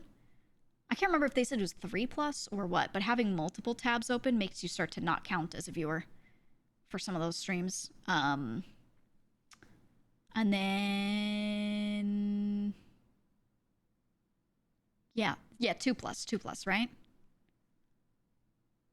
And then there are a few other things that do that, but anything where you could like boost someone's stats, but it doesn't really involve you actively viewing them to do so, all of that kind of stuff doesn't count. Use China Reno for a reason, yeah. A lot of people saying rurally. I know some people would do that with like VTubers and they'd be like, oh, I want to support them. I want to help them. So I'm going to lurk in their chats as I move to a new chat. And they would have like 10 tabs open. And I'm like, hey, buddy, that view doesn't count for any of those people. No, just Twitch tabs. If your browser sees multiple instances of Twitch open, or you're seen in multiple chats or whatever, it just doesn't count you as a viewer. So if you are trying to help some streamers out by lurking, it doesn't work. And you might actually be taking yourself out of all of those tabs as a viewer. So, yeah. Think it works on YouTube? Maybe. I know. Okay. So the community that does the most with like boosting YouTube views. Now, this is not for live streams. This is just for videos that I'm talking about. VODs and stuff. Is the K-pop community. Okay, what they'll do is they release guides every time their favorite group, this fandom's favorite group, releases a new music video. They'll be like, we need to get them to 10 million in a day. We need to do it for them. And they'll drop a whole like thing on Twitter and they'll be like, don't forget guys, we're gonna be streaming their music video. Here's how to make the views count. And they'll show like an infographic with these convoluted ways to go about doing things on YouTube to make sure that your views count and it's as efficient as possible. So it'll be like, open YouTube. You have to type in the name of the group and the video name and hit enter and search for it. And then you have to click on it and watch it. And then you have to click on a few recommended videos. You have to watch at least 3 other recommended videos all the way through. And then you go up to the search bar and you search for that music video again and then watch it. And that's how you get each of those views to count, by doing that in a cycle. Yeah, they're A/B test gods. It's true. And I remember looking at one of these threads. I was like, is this really how it works? Like YouTube has a lot in place to make sure that you're not just pumping views like that. And you know, you can't just watch one video over and over because someone could just make a playlist of it. That's the other thing, is you can't put videos in playlists to boost their views like that. If they see the same user having seen a video through playlist format multiple times, they'll only count it like once. It's crazy. There's no way. It's literally how they do it. So they have these guides that they put out every time a group puts out a music video. They're like, guys, here's how we get the views on it. It's crazy. It's actually so insane, man. I don't know how they do it, dude. So I can't. You said it doesn't work anymore. YouTube cracked down on it. K-pop views are dropping. No, it still works. It's just that it's gotten more convoluted. They can't pump it as quickly now. They have to be even more weird about it. Roundabout. Yeah, super min-maxing, and it definitely has made it so that they kind of can't pump views like that. Only a few people are going to be willing to do that shit all day. So I really don't think like it helps that much. But they're like, stream their videos, support our girls, support our boys. It's crazy. So yeah, there's just like no way to artificially pump stuff like that. But you can view bot on like live stuff really easily, actually. I remember, I won't say who. There was someone who got caught for view botting that was talking about it, and like they admitted to it, and they were like, oh yeah, I just bought it. And they just have some location in some other country that is not the US of just a bunch of devices in a warehouse, just like a billion phones, a billion computers, whatever, tablets, whatever.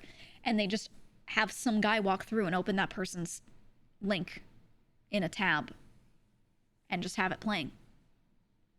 And that's it. And it's just some guy going through and like just hitting play on like a billion devices. And I'm like, that's actually crazy. That's actually insane.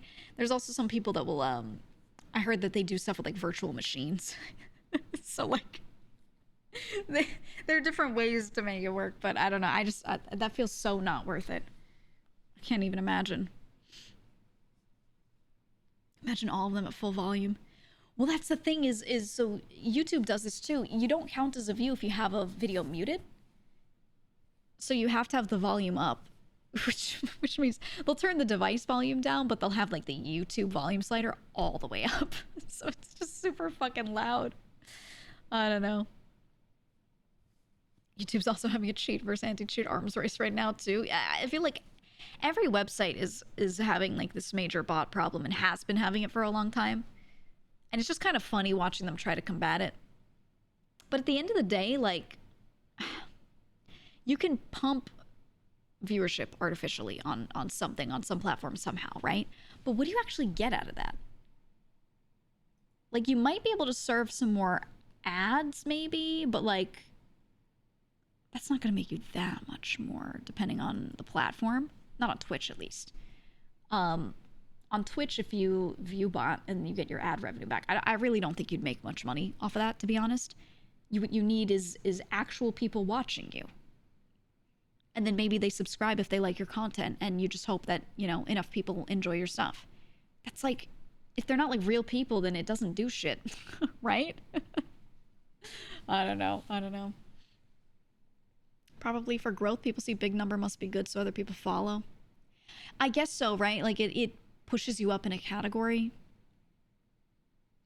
But then at the same time, yeah, I was gonna say the algo is just giving you, I don't know, it's just giving you what the view bots are watching. But also, if someone follows because they see you have a lot of viewers, but you're not a good enough streamer to hold those people, then you still don't have real people like really watching you that much more. So does it actually do anything? I feel like maybe short term it does, but it doesn't work long term, right? I don't know. I don't know. I never understood it. It always just seemed weird. It always seemed weird to me. It's odd.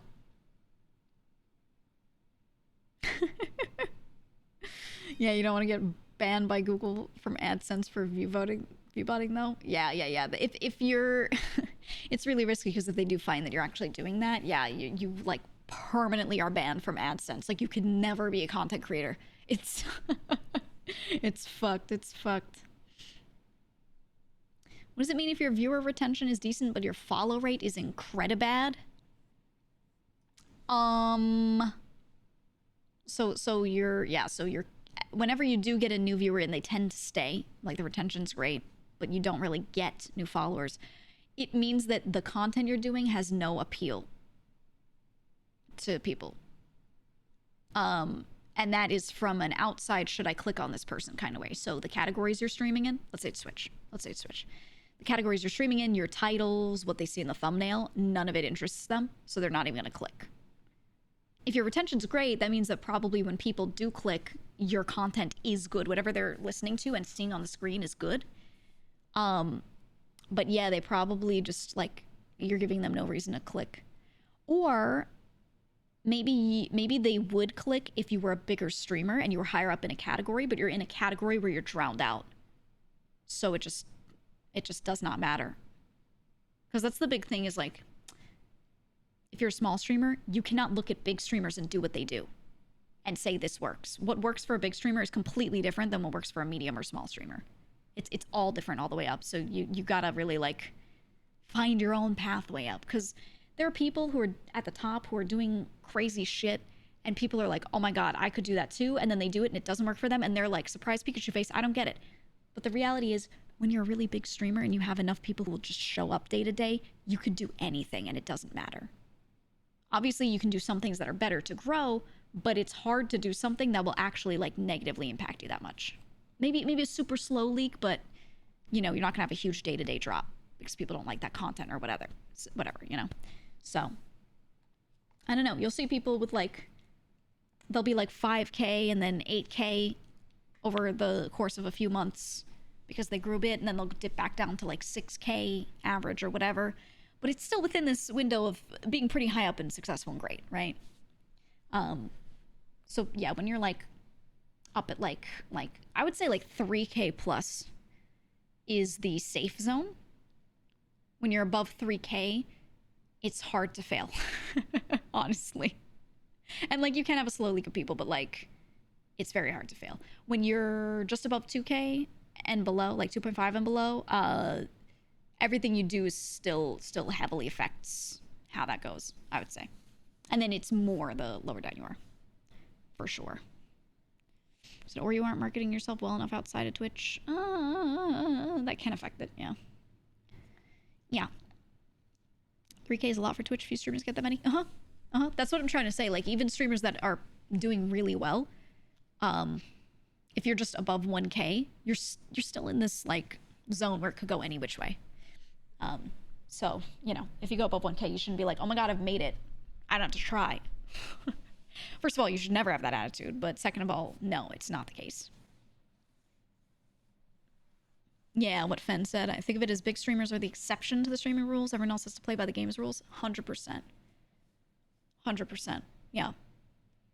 Or like someone will spend like 8 years building themselves up on a certain type of content. And so they become the person known for that thing. And other people will see that and they'll be like, oh my God, there's 8K people watching them. And that means that that kind of content is sought after. So there is an end game for me. And sometimes that's not the case. That might be literally the only person who's going to really be able to do that content at scale because they have all of the viewers willing to watch that sort of thing. And that's it. You know what I mean? So like, if people will complain, they'll be like, I'm so tired of watching people stream Apex. Okay, well, there are a fuck ton of people going around to medium and small size Apex streamers and watching them. There are a lot of people that want to watch it. New people constantly. And then you'll have one category that has not grown in years and it just has 2 guys streaming up at the top of it. You're not going to grow in that category. You know what I mean? So, I don't know. It's just interesting how it all works. But yeah, don't look at big streamers and be like, oh man, that's so doable. It might not be. Kind of like with Thor and programming streams. Oh yeah. 100%.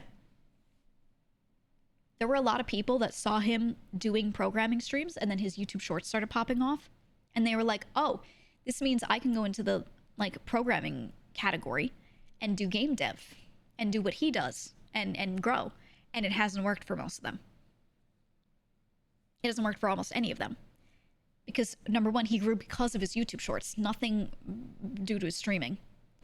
Number two, he does game dev and programming, whatever, every day, but also does variety.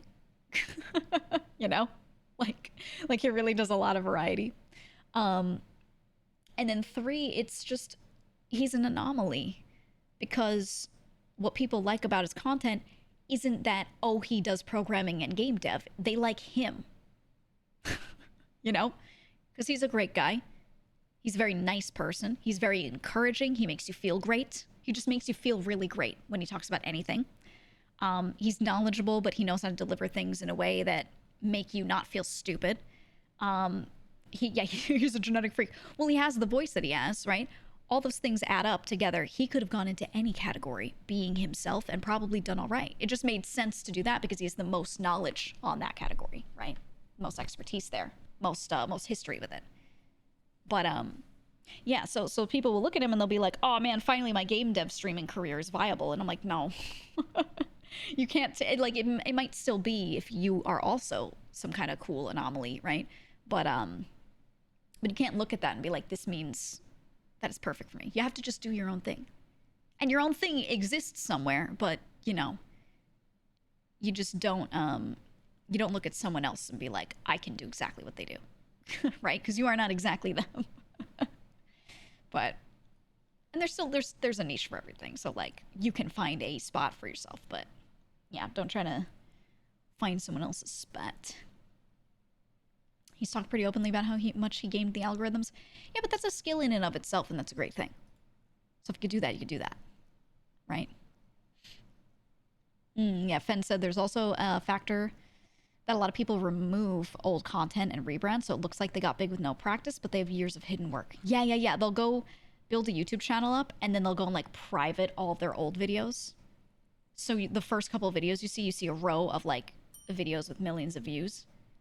But they actually did so much to build up to that point. It just looks like not that. So you click on their channel and you're like, wow, they're so cool. They showed up and got billions. You know? Shaddy, hello. Thank you for the raid. Thank you for the raid.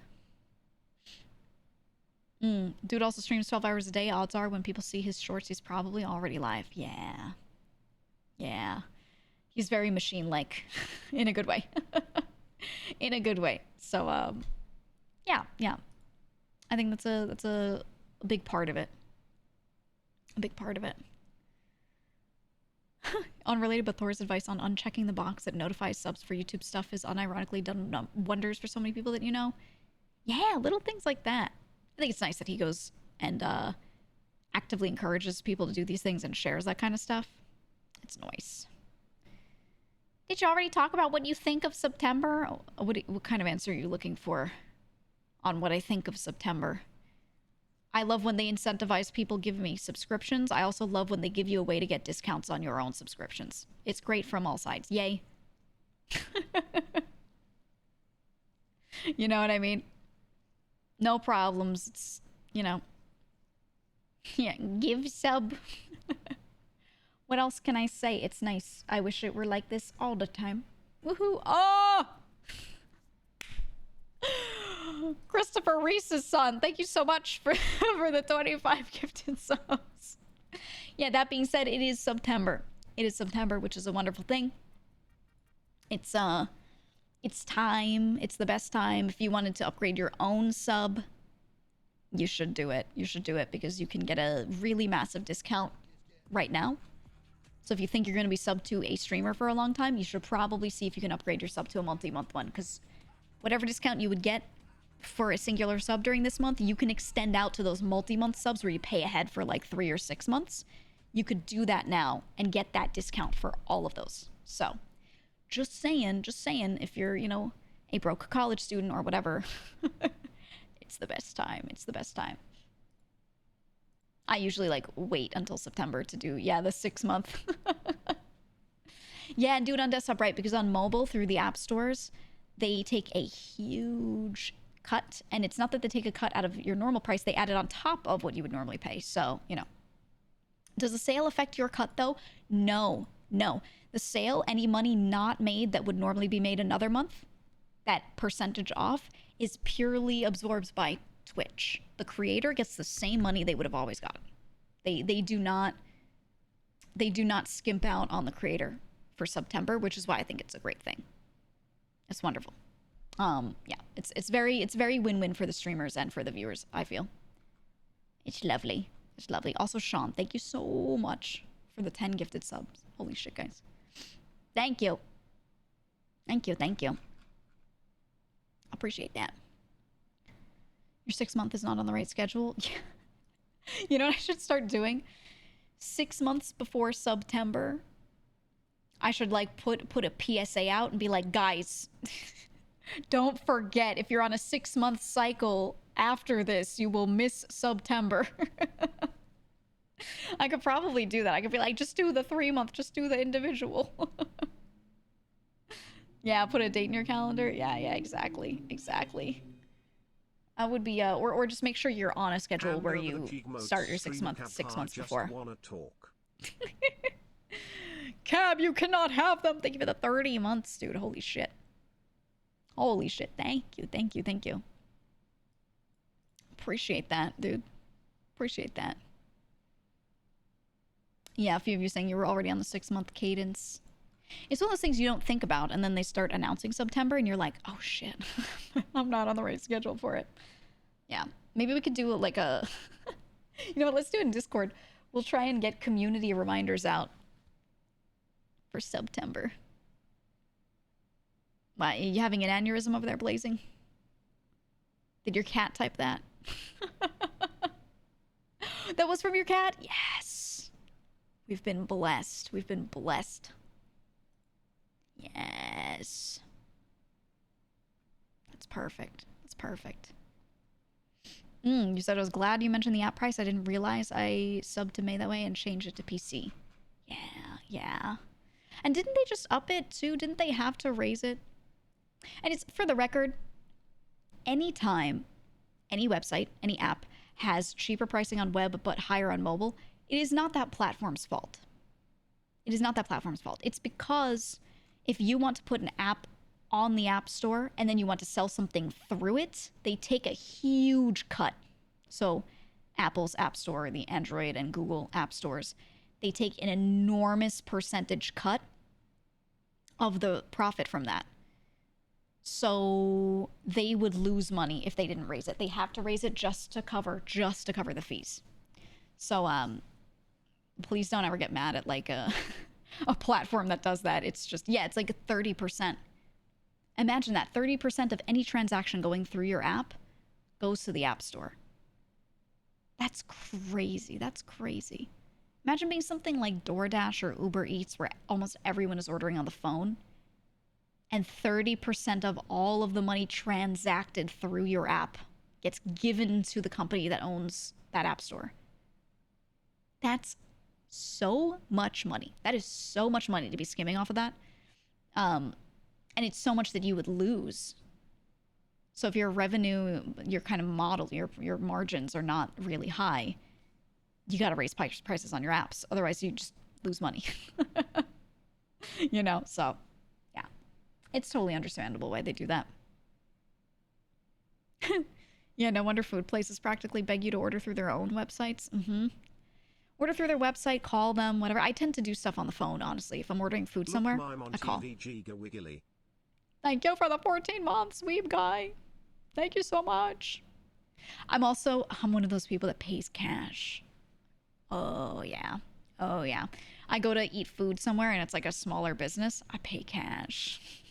If you know, you know. I slip them that money and they look at me and they're like, wink, wink. You know? Yeah. It's just better for them, we'll say. It's just better for them. So, I like to do that where I can, you know. You're gonna eat lobster bisque while you watch me? I want lobster bisque. What the fuck?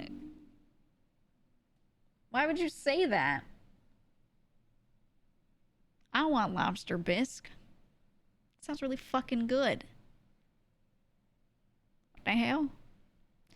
You don't know what bisque is? It's a soup. It's a soup, but it tends to be very creamy. One of my favorites is tomato bisque. Absolutely one of my favorites. It's so simple, so easy to make. You can just cut up tomatoes and tray bake them with a fuck ton of garlic and onions and stuff with it. Throw it in a pot, blend it, throw some cream in. Easy. It's so easy. And it's so good. It's so good, man. I love it. A refined meal for a refined stream. I used to have a wine glass on my desk back in the day. Back in the day, I would always have a wine glass on the desk. For vibes. I don't actually drink. It was for vibes purely. And I'd be like, chat, what are we drinking today? And they'd be like, apple juice. I'm having the finest lemonade. Then there'd be one guy who'd be like, I'm having Henny, you know, whatever. And we'd be like, all right, hell yeah, brother. But if it was me, I'm drinking milk. I have a fine glass of milk. Oh, it was so good. It was so good. Gotta see if Chef John has a bisque recipe. Probably. I don't know. I think if you're learning to cook, starting out with soup is really good. Really good. Because it's hard to mess up. You can just keep adding water or boiling off more water. You know? Reflavoring things a little bit. You might end up with a huge pot of soup by the end if you keep adding to it. But, like, you know, it's not the hardest, and you're not really going to burn stuff, most likely. And then once you make it, you can freeze it forever. You can portion it out and freeze it and just thaw it and eat it. You just thaw and eat. It's, like, it's just so easy. It's so easy. So I think if you're completely new to it, dude, soup. Soup strat to start. Instant feedback, just taste as you go. Yeah, that's the thing too, right? If you're cooking certain meats and you don't really know how to cook yet, you can't really, like, take them off, cut into them, eat them to check. Because if they're not cooked, that's bad. If they are kind of cooked, now you just cut into it and it hasn't rested yet. And now it's all, you know, losing all of its moisture. Not good. Soup, though, yeah, you can just keep eating it as you go until it's right. So it's very nice. Stir fry is best. You put a bunch of shit in a pan and stir it. Yup. Budo Seachin Clark had to make stock the other day. Was he? Oh, I love it. I love making my own stock. I haven't done it in a while, to be honest. There are a lot of places where you can go to buy stock from them, and it's like their own homemade one that they just did fresh. Certain butchers will do that. There's some butcher shops that will just make stock all day and sell it in tubs. So there was this one dish that I would make that I would always need beef stock for, and I stopped making it myself because there was this butcher that I could go to. And I could be like, yeah, give me like a half gallon of beef stock. And they'd be like, all right, $1.50. Straight up, super rich, really good beef stock.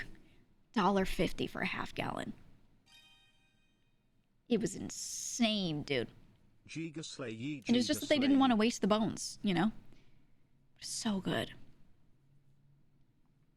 I loved it. Didn't know that. Today I learned. I don't know how many butcher shops actually do that.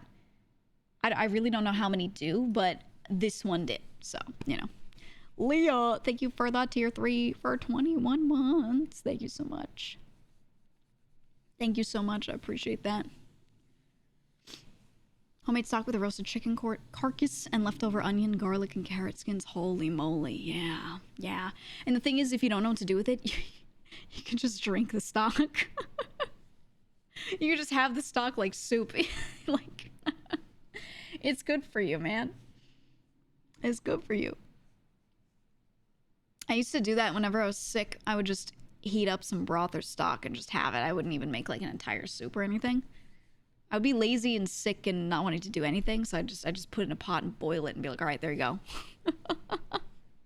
There's my food. And I eat something substantial next to it, but, you know, that was the thing I would do when waking up whenever sick.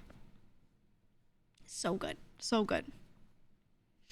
If you went and asked a butcher, I would have thought most would be willing to sell you bones. A lot will, yeah. Yeah.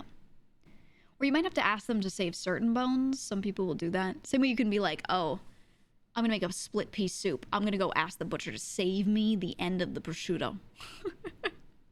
You can actually do that with some butchers. You can go, hey, when are you going to be through the next prosciutto? I'll come pick up the end of it and then throw it in my split pea soup. Oh, it's so good. It's so good. But you got to get to them before some other like middle-aged mom does.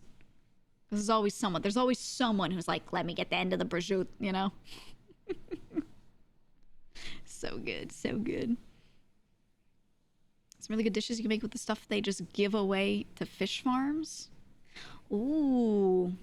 See, I'm not much of a fish eater, so I wouldn't have thought of that, but yeah. Split pea soup is caca, but that's just me. I hate it unless I make it. If I'm the person that made it, I can usually make a recipe that I enjoy.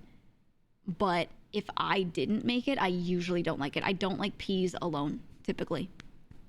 But the version I make, there's so much other stuff in there that it kind of doesn't taste that much like peas anyway. So it's, you know. Is it really a split pea soup? I don't know. Chunky or smooth peas? For me, it has to be immersion blended completely smooth. And there's so much that I put in there that alters it. Yeah, fighting Martha in the butcher shop for the end of the prosciutto. It's true. I think my mom one time, a long time ago, wanted to make some sort of stew or soup or whatever. She needed like a specific set of bones. So I go to a butcher, one nearby, and I'm like, my mom wants to make this thing and I need these bones. And when I said that, there was a woman behind me on the line, and she was like, I was just gonna ask for those bones. And the butcher, now it was like, I want to say it was like a lamb or something like that, so it wasn't something that they have like a ton of. And the guy was like, oh, well, I got like one. And I was like, well, I was online first, you know? And the woman was like, I really need it though. And I was like, oh my God. And I had to argue with this woman. I was like, I'm not giving it up. She was like, could you let me have it? Maybe do it next time. And I was younger, you know? So she was like, sweetie. And I was like, no. My mom wants this bone. She was making my life so difficult. I was like, lady, you can't have the bones. I did ask first. I was literally online before her. And yes, I was one spot in front of her, but like, I don't know. She wasn't being a super Karen. She wasn't being mean. She was just like, come on. And I'm like, no, come on. No, but come on. You're just doing that over and over. Oh. Ugh. No, thank you. No, thank you. You invite them over for some soup? I'm not inviting somebody over who tried to argue with me online that I should just give up the thing I was ordering to them. No. No. Absolutely not. Absolutely not. No thanks. It was just, oh, is the music crunchy? I'll fix. Reopen. Like, what do you even say to that lady? No. That's it. I had nothing else to say to her. Like,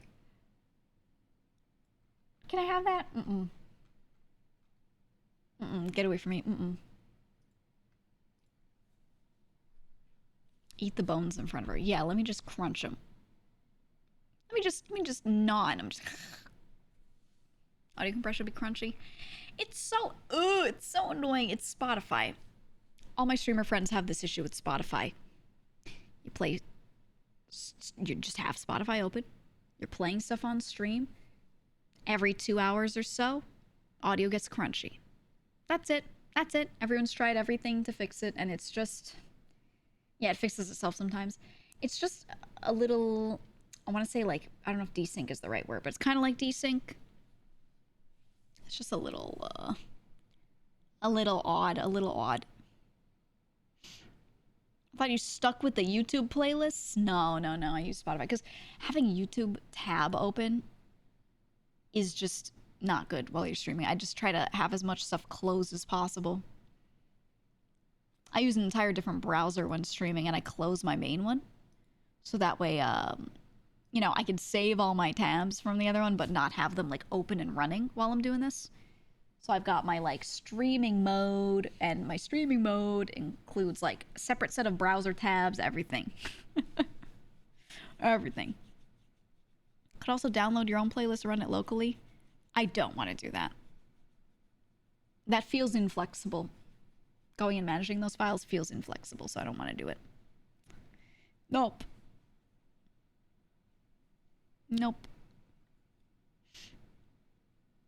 You just don't keep tabs open. You remember all of them? I use bookmarks. I use my bookmarks folders. I use my bookmarks bar. I have a folder that is all my streaming necessary stuff. I have work related stuff. I have VTuber related stuff. I have a folder that's just references. Like I see something that I want to keep as a reference, but I don't want to save an image or whatever. It goes into the references folder. It has subfolders of here are references for editing styles, here are references for outfits, here are references for, you know, just all these things. And yeah. I just use that. I use the bookmarks bar to a crazy degree. A crazy degree. Opera has a cool save tabs for various workspaces thing. Oh, yeah. I've seen that. You have so many bookmarks and tabs. It's insane. You've got to do like at least a monthly cleanup to keep up with it. I think if you wait longer than that, it should be weekly, but if you wait longer than monthly, I feel like it'll build up to the point where you just won't do it for most people. I don't know. So I do it every Monday before stream. Every Monday before stream. I wake up and I'm going to do tasks on my computer. The first thing I do is I look through all my tabs, decide what to bookmark, what to close, what to like actually crunch through or save, whatever I need to do with it. Bookmark anything else, close it, practically all of it. And that's just how I do. I do that like every Monday as my first task. Because on Mondays, it's the start of the work week, right? I start having meetings early Monday and Tuesday, especially. And yeah, it's just I have to do that or I'll lose everything. You die every time you see 20 plus tabs. Yeah, I mean, I think on the main browser, I think I would have like 20 tabs open-ish right now. Let me open it for a second. I'm going to look. I'm counting. 23. 23 tabs. I'll close it now on the main browser. Yep. It's not the worst.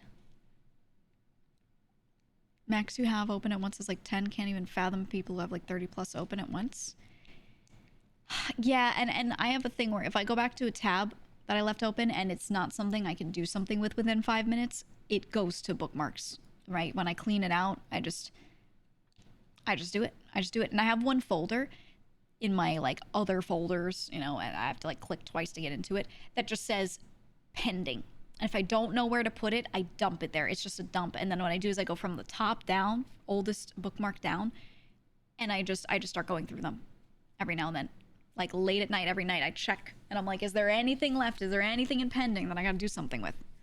You know, I figure out what I gotta do. But if I didn't keep up with that frequently, it would just my life would crumble, dude. I open a billion tabs and then quickly look through and sort through. If I didn't like keep looking through them, oh dude, I'd have 1,000 tabs open. 100 plus tabs. I mean, sometimes you're rabbit holing. So you're like opening a billion things to read through or look through or videos that you want to watch later or whatever. I think it's fine, but you should use your YouTube watch later playlist. Actually use it. And you should use a bookmarks folder for that. Honestly. When I have too many tabs open, I just open a new window. Don't close the old one. Ew. That's a lot. Bookmarks tab on your phone is always an infinity sign from being over 99 tabs. Are you crazy? Are you insane? How many do I have on my phone? Let me look. Hold on. Okay, I have 2 tabs. 2 tabs open on my phone. Yeah, I don't use my phone that much for like browsing. I'm pretty much always on my computer. That's insane, dude. You used to have 200 YouTube tabs on your phone? It was so bad. 200 YouTube tabs? You click on everything that looks mildly interesting and watch? That's insane. How many of those would you realistically watch? If you had 200 tabs open, how many of the videos would you get through? Would you say like 10% make it to being watched and the other 90% get like thrown out? Or what? Like 4? Yeah. I do have a habit of doing that where I'll see a bunch of YouTube videos that look interesting, a bunch of thumbnails, and I'll open a tab of like 4 of them. But I'll watch one, and then often it kind of gives me what I wanted, and I don't desire the other 3 anymore, so I just close them. You know, they're usually like on a similar topic because they're recommended on a thing or, you know, something like that. So is it really that bad to have that many tabs open? It doesn't slow anything down.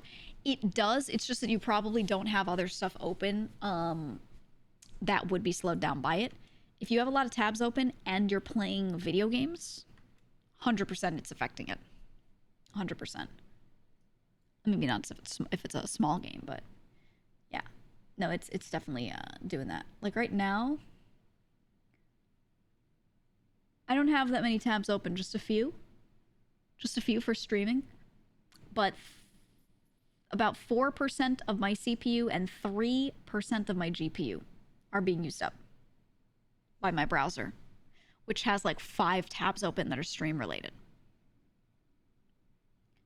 So if I had a lot more, if I had like my 20 plus tabs open, plus my stream stuff, so probably let's say about 25 tabs open, and those are all going, that would probably eat up quite a bit more. And then if I were playing a game at the same time, and yeah, running a VTuber model at the same time, it's like running a second game, my shit would slow down. My shit would be choppy as hell. Yeah, the RAM usage, exactly. Does anyone else open up an incognito window for a YouTube video you're interested in watching that caught your eye, but you don't want the algo to mess up your recommendations? I do that all the time. All the time. Right click, open in incognito. I do it constantly because YouTube, oh dude. The number of times my algo has gotten messed up because I watched something that I wasn't that interested in, like as a whole topic, I just want to watch the one video. Oh my God. I think one of the worst that YouTube cannot stop recommending, it took months for it to go away. Anything related to true crime. Anything related to true crime, body cam videos, analysis of criminals, whatever. That is, oh my God. The number of true crime like videos and podcasts and things that exist because so many people are interested in it. I wanted to watch one video about one particular serial killer, okay? Because it was recommended and I remember seeing the name on the news and I was like, oh, I always wondered what that was about because I saw it on the news but never knew the story. I just wanted to know. I had no interest in the topic beyond that. So I watched it.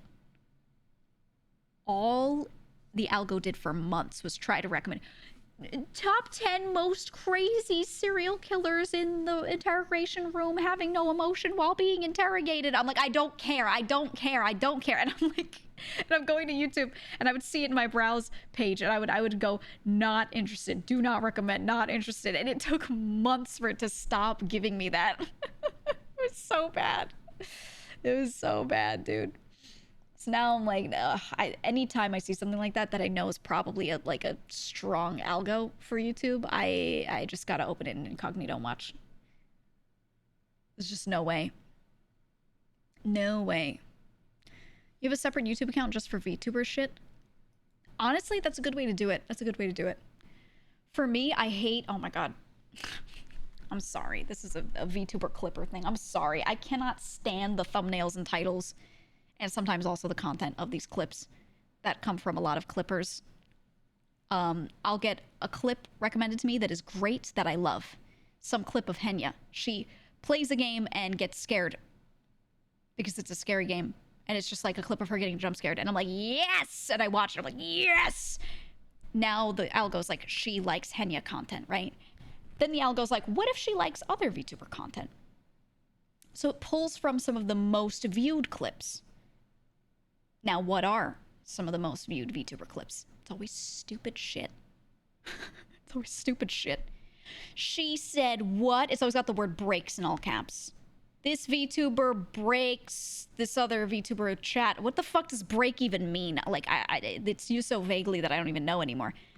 This VTuber breaks chat, and then it's just an image of their tits on the screen, and also their face, hyper edited, flushed cheeks, panting, dying on the floor, you know?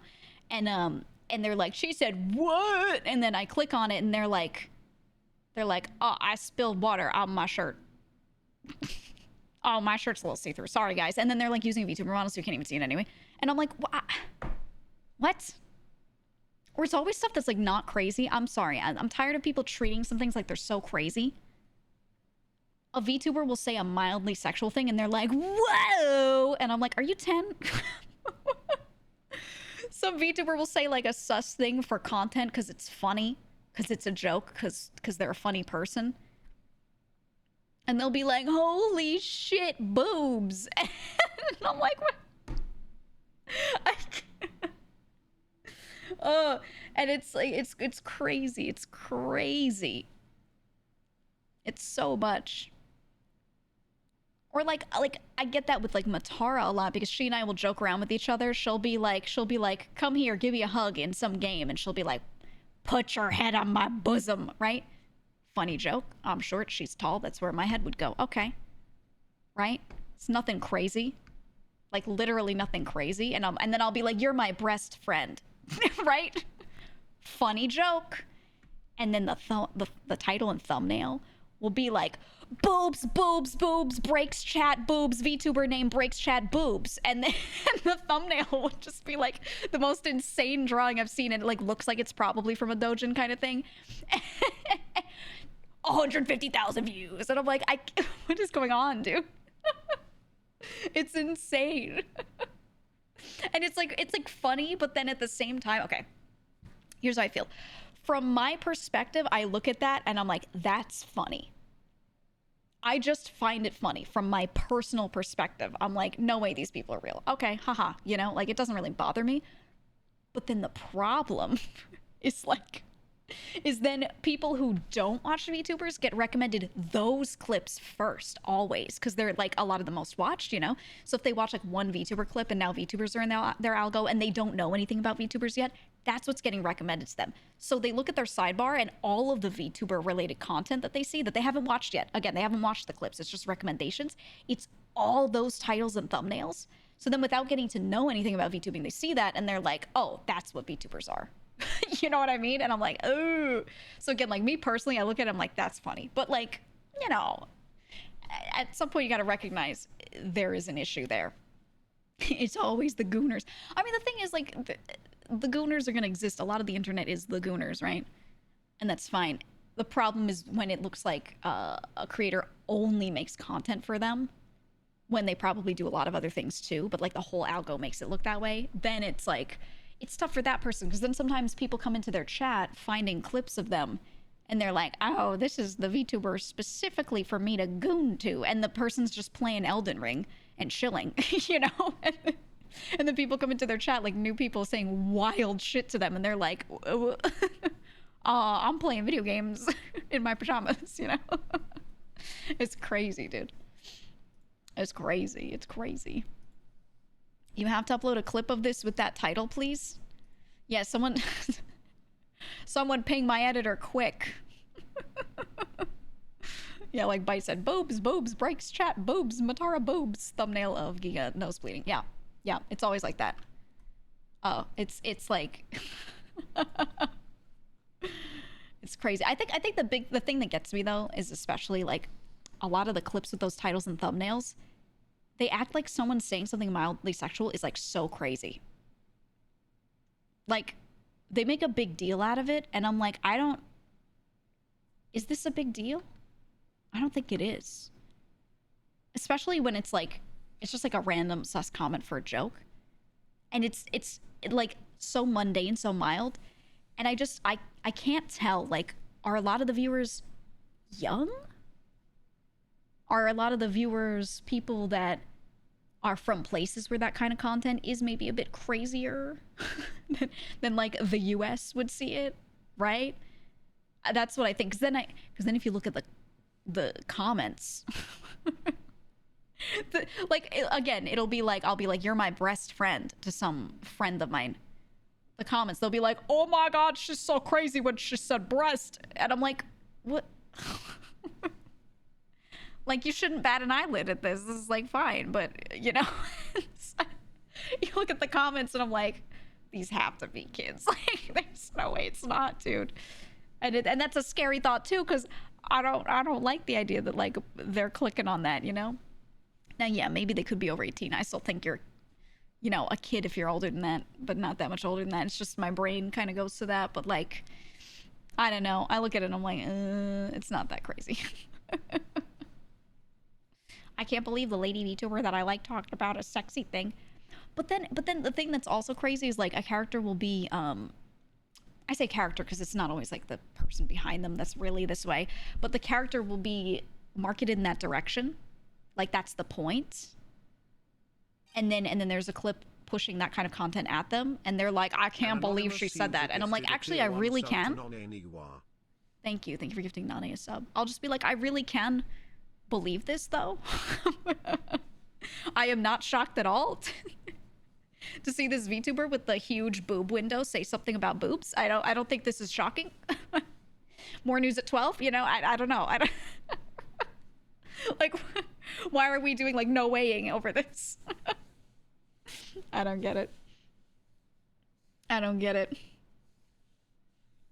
It's also, you know, most female VTubers are adult women, usually older than people realize. A lot of people are like, that must all be too. They're like mostly mid-20s. Some of them older, some of them a little younger.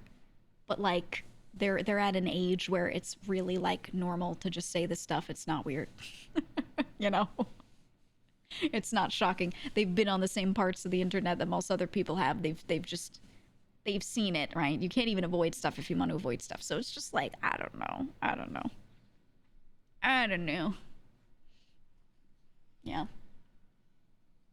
But then again, maybe that's good. Maybe if people see a character as like super innocent and pure and then they say a sus thing and they freak out, that's probably great because that means their marketing's peak, right? when their own viewers cannot fathom them saying this thing even though they watch them every day. Like that just means your character's like spot on, right? So it's probably a really good thing, if anything. Right? I start responding to every comment super spitefully? No. That's dumb. No. VTubers in their 30s hit different though. I also find people are really bad at guessing VTubers' ages. I got friends where people are like, love that 30-plus-year-old woman VTuber, and I'm like, she's 24. And then there are other VTubers that are like actually in their 30s, and people are like, she's gotta be like 25. And I'm like, you... I'll just say there are a lot of VTubers that don't reveal their real ages, or they put you on a track to think it's different than it is for obvious reasons. And most people are really wrong about people's ages. And they should just stop guessing, like it shouldn't matter. But yeah, they're really wrong about it usually. It's kind of funny though. It's kind of funny. You just assume they're all the same age as you? Don't assume anything. It's not worth it. You'll never know. Maybe you will with some, but for the most part, you'll never know. He doesn't look a day over 800. Well, you're not too far off. You're not too far off. When people thought Zen was older than you. They can think whatever they want. You know what? Sure. Fuck it. I've given up on giving people any sort of impression of like the age hierarchy of my group. There's just no point. There's just no point. I'll just let them believe whatever they want at this point. If they are like, I thought she was 22, I'll be like, hell yeah, brother. Right. Whatever you say. You assume you'll never know the actual age until they themselves say it. Yeah, exactly, exactly. Ruben being like 22 is insane. Yeah, he doesn't like interact with people like he's 22. Occasionally he'll do something and I'm like, all right, you're getting a little excited, buddy. and like and like his youth comes out a little, but like, yeah, no, for the most part you wouldn't think that normally. You wouldn't.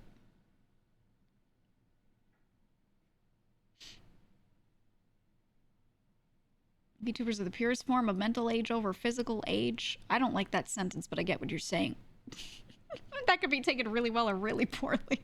But yeah, I get you. I agree. Oh, great. You just figure most big VTubers are somewhere in their 30s? Not necessarily, no. It's a huge spectrum. It's almost like it's a sample of normal people. Normal sample of normal people. It's very across everything, to be honest. You said age 24 to 45 really don't change much in personalities. I think people change a lot in how they handle situations, but yeah, their personality's kind of locked in. I'd say more like 26, 27 and up is all the same. I still think you can change. It depends on the person, depends on what they do with their life. I think you can change a lot from like 24 to 27. But then beyond that, most people don't change that much, I think. I think, yeah, it's like 27, or really like 27, 28. I think you're kind of locked in. Yeah, experience after that, exactly. Exactly. Said I know it's manners not to not assume, but there's definitely a clear-cut difference between a younger or an older streamer. A matter of boundaries. Yeah, yeah. I think you could usually feel it. You don't need to know someone's exact age, but you can kind of put them into buckets of like probably early 20s, probably late 20s, probably 30s, probably 40s. Like you can kind of, you can feel it. I think that's good enough. Because I think at the same time, a lot of people do want to know someone's age, not for any nefarious means, but because they want to like relate to the streamer in a way, right? Knowing someone is the same age as you or grew up with the exact same things as you for the most part, changes things a little bit. I think that's what people usually want out of it, and which is why they like keep asking. Right? That's why they keep asking or pushing for it. I don't think it even comes from like a bad place. It's just curiosity and that, really. Right? The instant you turn 30, you stopped responding to all internet bait. If only all people had that. If only. You changed a lot in your 30s? Yeah, I think it depends on the person. It depends on the community, their friend groups. Like you said, it depends on family stuff. Some people, I mean, let's say you have a partner in your early 20s that you stay with for a long time. That means a lot of what's going on in your life is going to feel very similar, quote, samey, you know? If you are 28 and single and then you meet someone like around 29, 30, and that becomes like a serious relationship, you're probably going to be very different from 28 to 32, right? So a lot of people do have a lot of things change, but it really just depends on like major life events like that, right? I would say. More than anything. You think you're a lot more cognizant of your biases and changing them than you were in your 20s. Yeah, I think the big difference between 20s and 30s is kind of the way between being a teenager and being in your 20s. You realize things aren't that deep, things aren't that crazy, things aren't that important, and not everything's a big deal all the time. I think 20 to 30s, you have another similar like shift like that, where it's more like you realize you have time. You realize you have time to sit back and you don't have to engage with everything as it happens. Your sense of urgency and priority has shifted, and that's from experience, not from age. So not everyone gets that. But I'd say being in having gone through more experiences, having been in a job for longer, whatever, I think that's the big shift is what I've noticed. Riven, thank you for the raid. Welcome on in. We're talking about aging. but in a good way. But yeah, I think that's what I see as the big difference for people. I notice that like someone in their early 20s, something will happen and they'll start rushing to fix it, rushing to do something about it, to engage with it, whatever. Let's say, let's say there's internet drama. Some creator was just outed for a terrible thing. I'd say someone in their early 20s is more likely to immediately hit the keyboard and start giving their opinion and talking and replying and being like, I have to block this person. I have to unsubscribe from their channel. I'm never watching their YouTube videos ever again, blah, blah, blah, right? They'll go crazy. Someone in their 30s is more likely, again, being general here, but like, I'd say they're more likely to sit there and be like, I'll wait and see what happens. I'll sit around and like see what their statement is. I'll take my time reading through things a little more. Or they'll just disengage and be like, I don't have to deal with this, right? That's kind of how I see like the big 20s to 30s difference for a lot of people.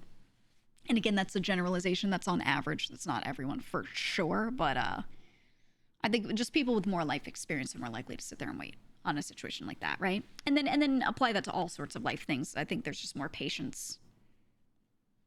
And then when you get old, it flops and you become impatient again. Yep.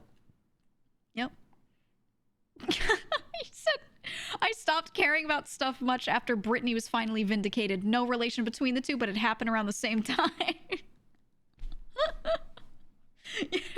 You want to know the truth about me? I stopped caring about what happens to any famous person after Janet's fiasco.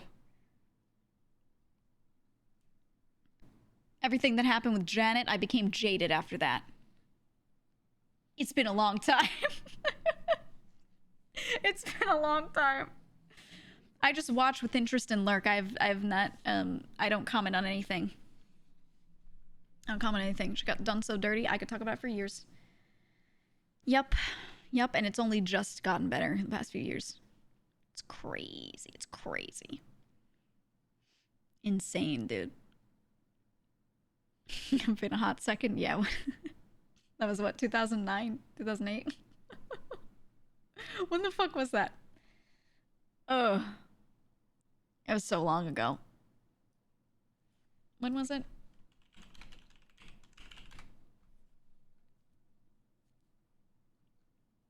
Yeah. Yeah, it was 2004. It was 2009 that a certain song was released when she started having a bit of a comeback. That's the date I'm thinking of. In my head, I was like, it was definitely earlier. Yeah, 2004 was the whole Janet thing at the Super Bowl. Ugh. Well, in 2004, my brain stopped caring about anyone's business on the internet. Or in media, I should say. Not really on the internet. In media. I don't know. You're at the get off your lawn kind of age? Yes, it's the best. It's the best. I have no feelings, opinions, or attachments whatsoever. Everyone join me now. First of all, post-combo. Post-combo. But everyone join me. Remove all thoughts and attachments from anything that goes on in the world that doesn't have to do with you or someone you know. Anything that happens to a creator, you could simply stop watching. Any channel that focuses on talking about what happens to celebrities and creators, you could just not watch those either. You could become blissfully unaware of all of it, and you would not lose anything. You wouldn't lose a damn thing.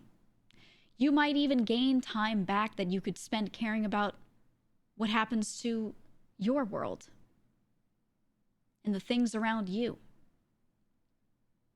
Yeah. Log off Twitter. It's time. Watch some streams and hang out. Open a tab of some streamer on twitch.tv yapping or playing a game. Get a damn glass of milk. Sit down and drink it. Hell yeah. What's going on in that YouTube about that creator? That YouTube video? You don't know. Because you're vibing. Because you came to the GEEGA stream to Complain about what grinds your gears like an old person. But you don't even care about it that much. You're just here to complain. Ta-da. Do you feel detached? Did we do it? Do you feel detached? Did it work? Thank you for healing your ancient reptilian brain. You're so welcome. You're so welcome. Anytime. Anytime.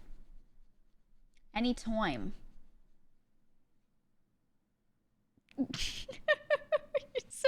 And then you think of Zen's stream titles where she calls herself the gamer vtuber. No, I don't think about them anymore. I have removed them from my list of things to think about in my head. I've been freed from them, in fact. Yeah, if I go and open Twitch and I see Zen has a title about something about her being the gamer of vtuber, first of all, I just open a tab and I open her stream big enough so that I can't even see her title anyway. So I don't care what her title is. But second of all, I don't care. I don't care. I'm detached from such conversations. I'm so full. Oh, I'm so detached. I'm so detached. Is that her title every day? Yeah. It is simply a content arc. It is simply a content arc. There is no need to be upset. You know what that is?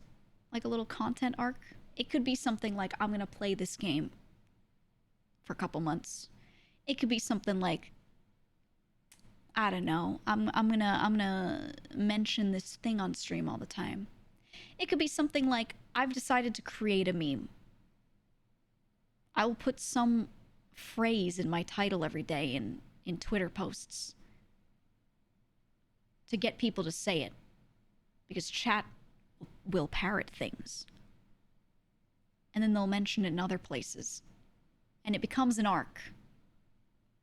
And part of being a creator is creating arcs over and over, and it is cyclical. It is how things should be. It's how things should be. But I know when I look at it in my mind, this is an arc creation cycle, and all arcs will end, and then a new one is born. Out of every arc, an old one ends and a new one is created anew. I said new twice. Or something. Anyway, yeah, that's just how it goes. It's just meme creation.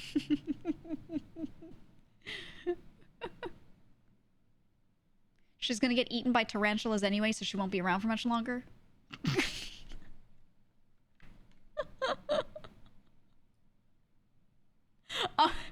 I'm gonna send that to her right now. Zen, I heard this. Is this true? Are you under attack from tarantulas? Okay. We'll see. We'll see. I'm very curious. Do you guys think, okay, let's say 100 tarantulas descend upon Zen's house. Give me right now, percentage chance she survives it. What do you think? What do you think? Combo's your new favorite emote? Me too. Me too. I actually love it so much. Oh, wait, it's so low. People saying 5. So is it 80? They're weak? True, you can just eat them. She's fucking dead.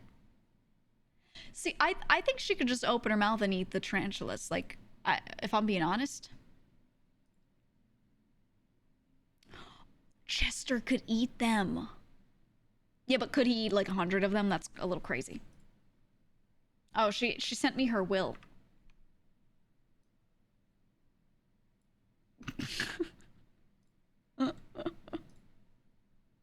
Here, this is Zen's will. I'll be the executor of her will, you know, just in case. My final message. Save the earth. My final message. Boo. Yeah. There you go. Well, When Zen finally gets taken out by the tarantulas, we know what she wanted us to know. We heard her final message, okay? You heard it here, Chad. You heard it here. What time do they attack? I don't know. They're pretty nocturnal, aren't they? I think. Right? This is really hard to get a tarantula to attack you. Yeah, you could get one to like lash out because you keep trying to hit it or something, which is terrible and cruel. That's about it. And it won't like full attack you. It'll just lash out and be like, "Rawr," like once and then back off. They just look scary. I'll take the best gamer of Shoujo title. Don't make me do it again. Don't make me do it again. Oh. There is no best gamer in Shoujo. There is none. There are simply many people who play many different games. And nearly all of them are bad at nearly all games. And if they're not bad, they're mediocre at said games. Each member does have a few things that they excel in. But no member excels in most games. There is no gamer of Shoujo.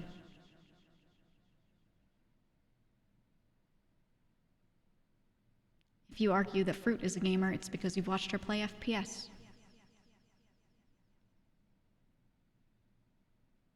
If you argue that I'm a gamer, it's probably because you saw that Dead Cells stream and me build anything in a deck building roguelike. If you say Haruka's a great gamer, it's probably because you watched her play Mario Party. Or Super Mario Bros. 3. But there is no simple gamer of Shoujo. Because none of us are good at a lot of games. My final message. My final message. That's all I have to say about that.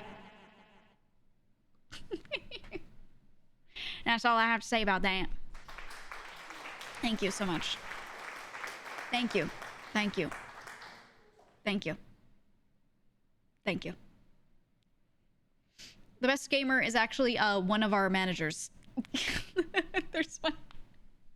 There's one manager in particular who's really good at a lot of games. That's it. I don't think you guys know him. But he's real good at lots of games. Not Maiko. Someone else. Although he's pretty good too. Not Conrad. I wouldn't call him a manager. I'll tell you who it is. I won't tell ya. Shoujo members should combine Megazord style to become the ultimate gamer. If it were like a team-based competition and we could put forth one person to play one game in one category and fight another team, we'd probably do really well because we have like one person who's good at like each thing, you know, for the most part. So we'd probably do all right. We'd probably do all right. But if you put up members to like be good at lots of different things, everyone would be good at like one or two things separately from each other and then like okay or bad at the rest, to be honest. That's just how it is. That's just how it is. Panini's the only manager people know. More people know about Maiko just because like I think some people talk about their managers a lot and some people don't. I don't know. I don't know that my manager wants like any recognition from the public for what he does.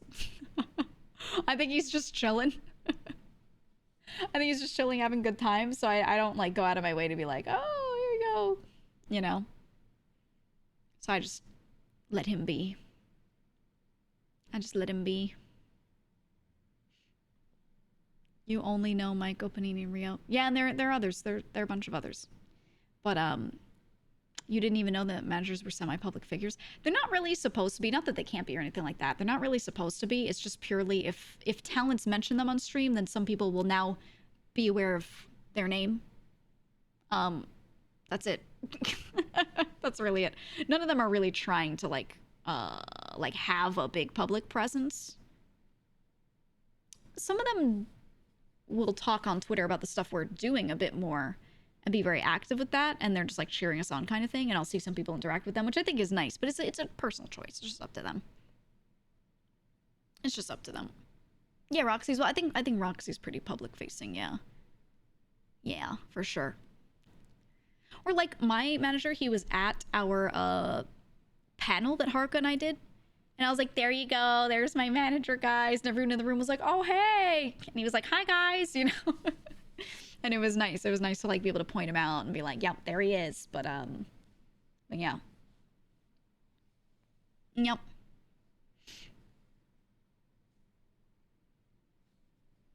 You know about Michael and tell me she talked a lot about him?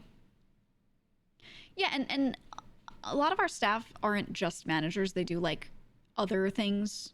Some of them are just managers, whatever. So like some of them might have been doing management at some point of like talent management specifically, but they might have had another role as well or at first or whatever. So like they would never be front facing at all. You know what I mean? I don't know.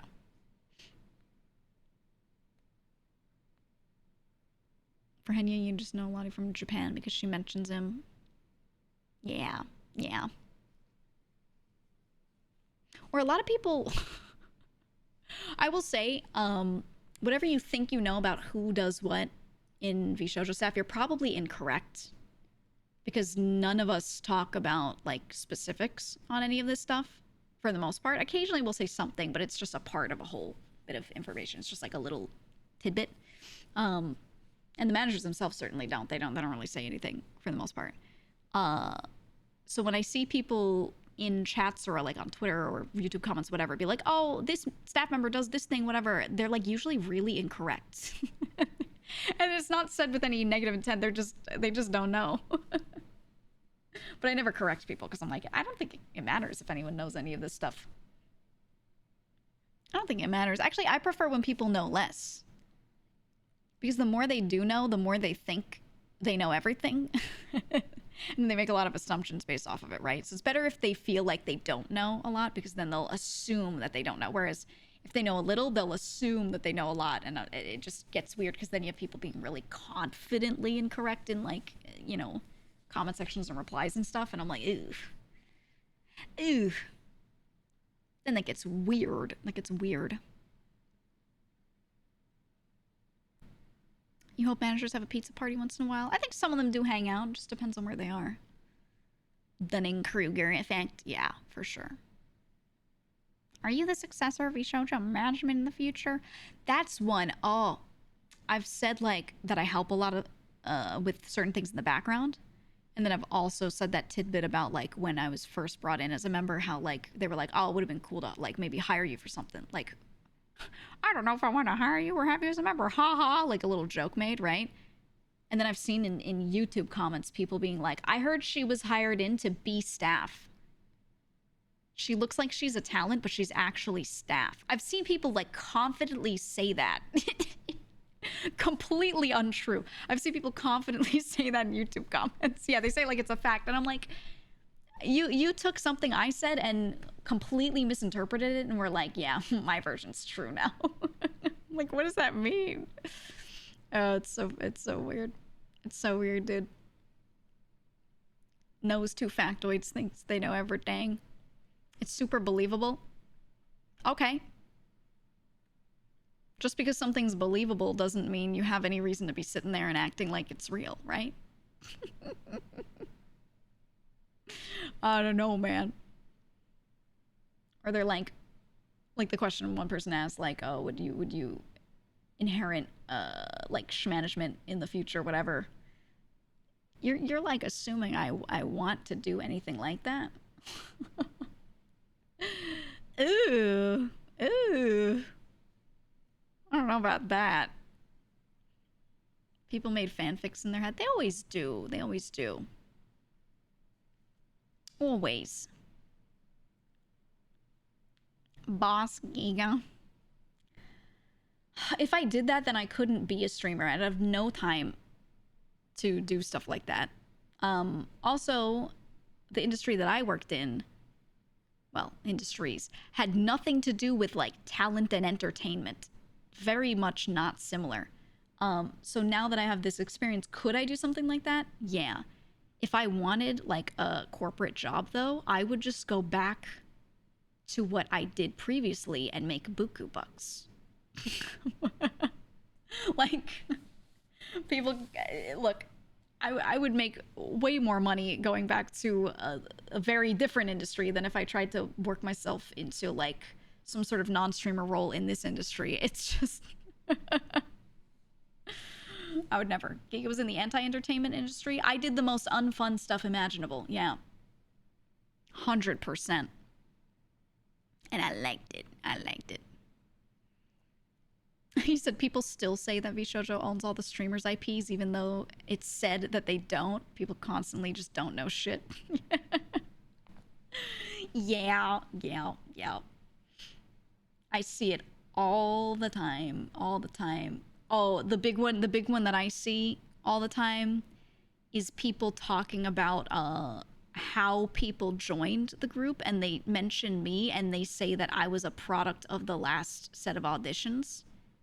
Completely untrue. Had nothing to do with it. I was scouted totally separately from that. And I've said it like 100 times. People will still be like, yeah, well, when they did the something, they got Haruka and Giga. And I'm like, no. No, not me. Yeah, it was only Haruka. Out of all of our current members, the only one who did the audition process and was taken in from it was Haruka. Everyone else was scouted. Direct recruitment. How were you scouted? I was scouted. I think it's a very simple process. Someone asks you if you want to join and you go, okay, what does that entail? And then they talk to you about it and you have like a few meetings about it. And then you decide if you want to get scouted. That's it. Real simple process, honestly. They still do like an interview with you that would be similar to if you were maybe like in an audition and you were in like a late stage of it and they were doing an interview. It maybe would probably be similar, but I don't really know. I don't know what that process is like for them, to be honest. Do your does the yeah. V in Shoujo stand for beautiful? Faction redeems chat. I like that one. Thank you for the bits, Phoenix. Thank you. Thank you. I remember you talking about that at your AX panel. Yeah. Yeah. They found Giga in the woods. True. I was actually streaming from a dumpster behind their headquarters. That was my old apartment, and they found me and they were like, yo, you seem nice. And then I slipped Gunrun a crisp $20 bill, and then he scouted me. You know, sometimes things just work out, guys. Follow your dreams. Follow your dreams, dude. Follow your dreams. You can do it, buddy. You can do it, pal. Or I saw a wild comment. Wasn't that nice? I saw a wild comment a bit ago. Someone said that we get salaries. Like the members. I was like, what? They were like, yeah, they pay them. They must pay them a fat check. I was like, what? No. No. What? No, no. Celery? Yeah, I don't care what you eat. But I don't like celery. Yeah, no, that doesn't happen either. I was like, what are they talking about? I don't know. People just say a lot of words. I say a lot of words. It's the first I've heard about that. I've seen that one. Not a lot, but I've seen it here and there. I'm like, are they imagining that? I don't know. Maybe you said maybe they look at people they don't see streaming often and come to that conclusion for whatever reason. I guess. I don't know. I don't know why they would think that. I don't think anyone said anything along those lines that could be like misinterpreted that way, but maybe someone said something once they heard and misinterpreted, and I don't know. I don't know, man. No clue. Permission to say the same joke. No. I see you walking in the chat. No. People's headcanon is so dominant, gets worse when the headcanon is shared among many people that they think they know what's going on. Yeah, someone will have like their headcanon and then they'll say it on the internet. Someone else will say it and be like, I thought that too. They see that and they're like, that means it must be true. And boom, they've just like confirmed it in their head. It's that easy. So do the corpo tubers even get salaries? I don't know how this stuff works. This is just my knowledge. To my knowledge, I'm not sure if any corpos do it differently. But from what I understand, none of them do. From what I know.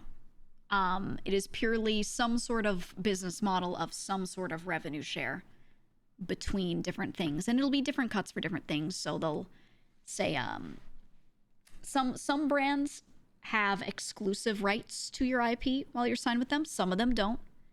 So it might be like anything that makes money with your IP gets a minimum of X% to the company. And in return, they will always help you market or whatever. And that's sort of you paying them for being there to help you with growth, right? And then they'll have different cuts for different things. Only some companies do that like overall thing. But usually it's not marked out like that. Usually it's marked out by thing. For example, X% of merch goes toward the company. Revenue, I should say, or profit. Wrong word, profit. And then the rest of the profit goes to you.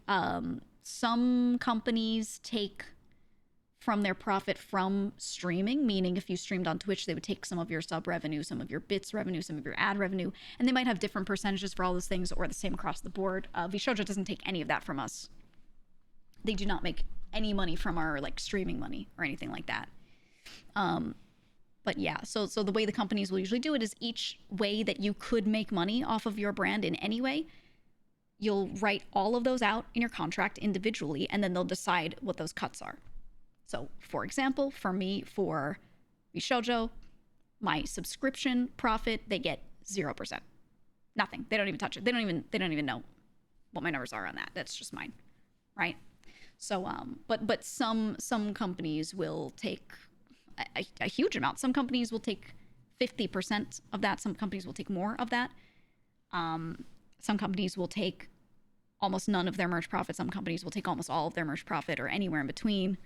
It really just depends on the company and their revenue model. And usually if they take a lot of one, they take a lot less of another, or it's like more balanced, you know, in some way, or some companies just take very little of what they make, and some companies take a lot of what they make. And I think it makes sense. I see a lot of people demonize it sometimes, but I think it makes a lot of sense for some companies to take a lot of what a VTuber makes because the company, quote unquote, made them, sort of. Obviously, the person behind the VTuber is critical in that growth, but also the company gave them this crazy launch pad a lot of the time, and they would never be able to do what they're doing without the company having boosted them, or as quickly at least. So I think it makes sense for the share to be what it is. And then, you know, maybe if you're like a really big person making a lot of money for a company for like a while, you can maybe renegotiate a contract later and be like, hey, I've paid my dues back for your help. We're a few years in. Could we maybe like fix these cuts or something? Some companies will be very open to that. Some won't. So, you know, it just depends. It just depends on the company, the person, their exact situation. They're all different. Ideally, both sides are happy with the split. Yeah, I mean, it makes sense for some companies to be taking what they take because of how much work they do for those people. There are some people, they just have to wake up and stream, and they have staff that will do everything else for them. Everything. They could get really involved with their stuff if they want to, or they could just not at all. And I think a company that is like that is so full service, taking a lot more of your revenue and your profit rather, makes a lot of sense because it's so like plug and play for the streamer. A company like vtuber, they'll do whatever we ask them for, but for the most part, we are very much so like running our own shit. And then they're more like I could have my manager do a lot more for me if I really wanted to, but for the most part, my manager's more like an assistant almost, right? I know what I'm doing. I have a vision for what I'm doing. I have plans. And I just say, hey, can you contact this person for me? I want this. The manager isn't sitting with me in a meeting and going, do you want this? Do you want that? Do you want this? Do you want that? And like laying it all out for me. And then I just say yes, no. He could do that if I asked. But for the most part, the way like it is with me is I'm like, here's what we're doing, right? And I lay it all out, and then the manager will sit there and just help me keep the timelines going and help with some communication. And that's really like, you know, the main function. But then, you know, there are some other companies where they'll come up with a lot of the plans and you just sit there and pick yes, no. Some things you can't say no to. They're just like, hey, this is what we're doing. And you're like, okay, right? And that's what you sign up for, so it's fine. But in those cases, because they're doing a lot of the groundwork, they're doing the strategy and a lot of those things, they'll typically take more of that person's profit, which I, again, think makes sense because then the management and the team, the company, are in a position where they're just doing so much more of the more difficult work that, yeah, that makes sense. Honestly. Makes a lot of sense. So talents are not blindsided by the splits? Oh, they have to be fully in contract and you see it before you sign. For something like that, yeah. If someone signs a contract that says, you know, hey, I'm going to take all of your streaming revenue, and then later they like cry about it and they're like, they took all of my streaming revenue. You knew though, right? Like if you didn't know, that'd be a huge lawsuit and they wouldn't be talking about it probably because they'd be in the middle of a lawsuit.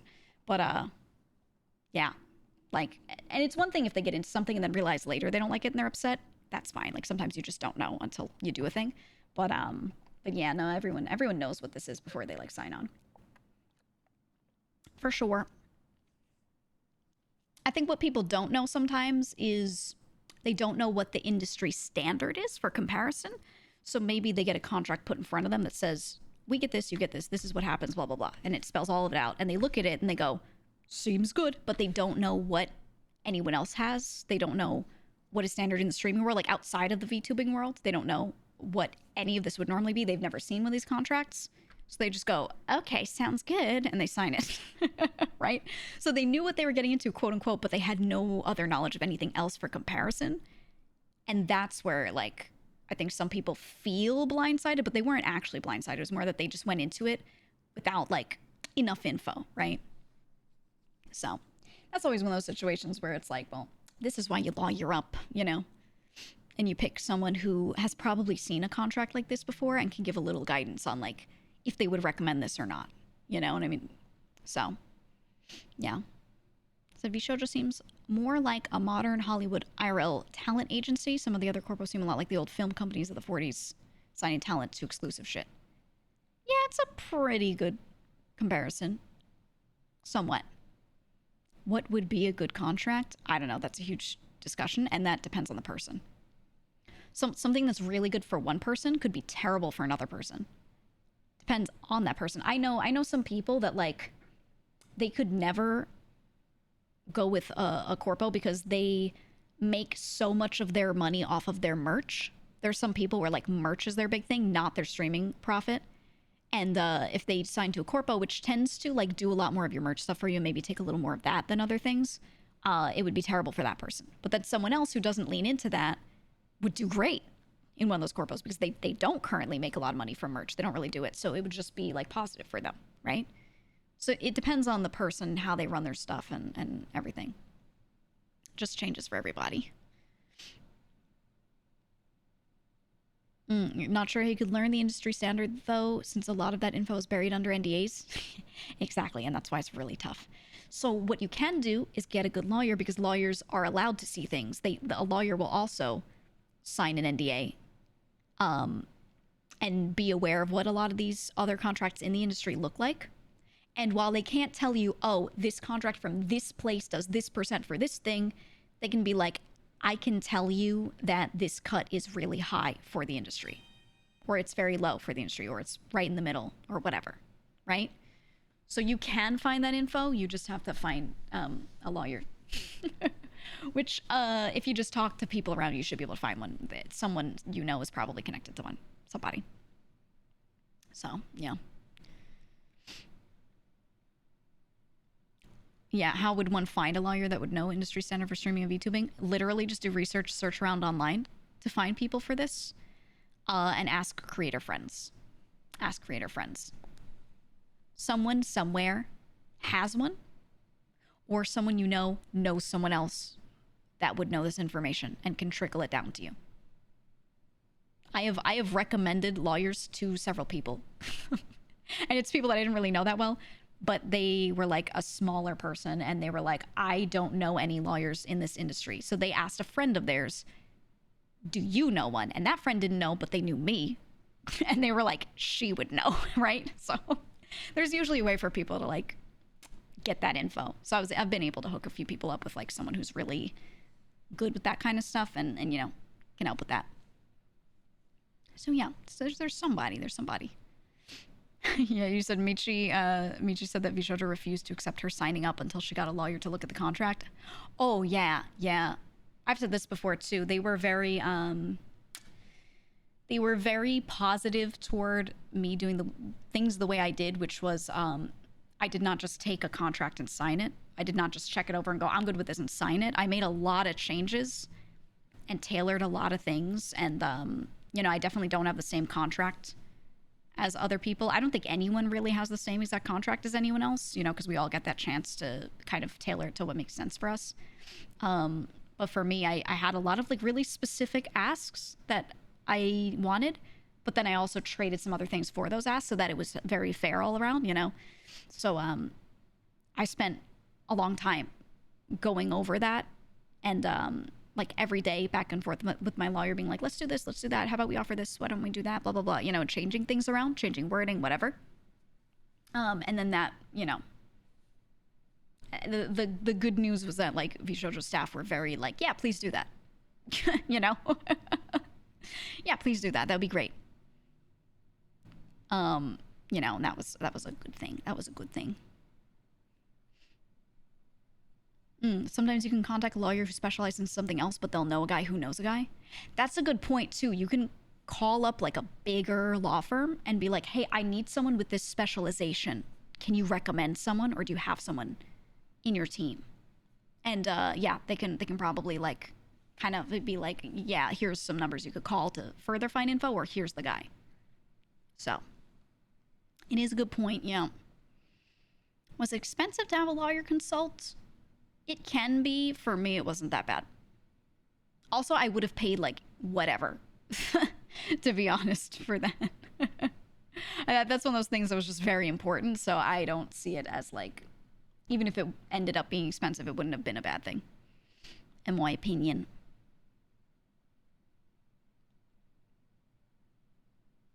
People hear lawyer and get the wrong idea. Love my lawyers to help me better understand what I'm getting myself into.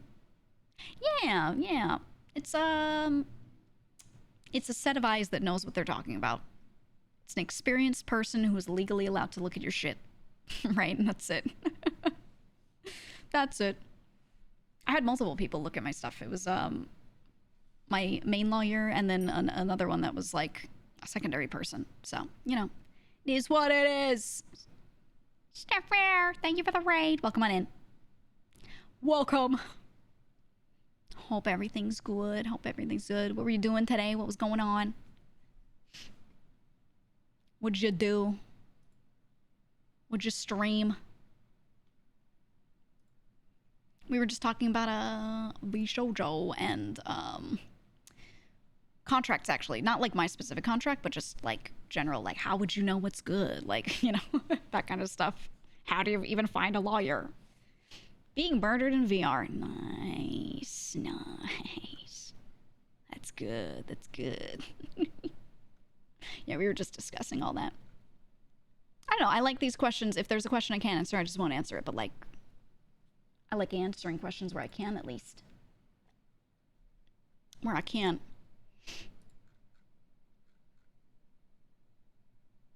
I think, yeah, what you said, it's worth it compared to the alternative of realizing something's wrong after you've signed. Yeah, I think like the TLDR of the lawyer conversation and like entertainment contracts, whatever, is if you were gonna consider a contract, you should just be willing to pay a lot.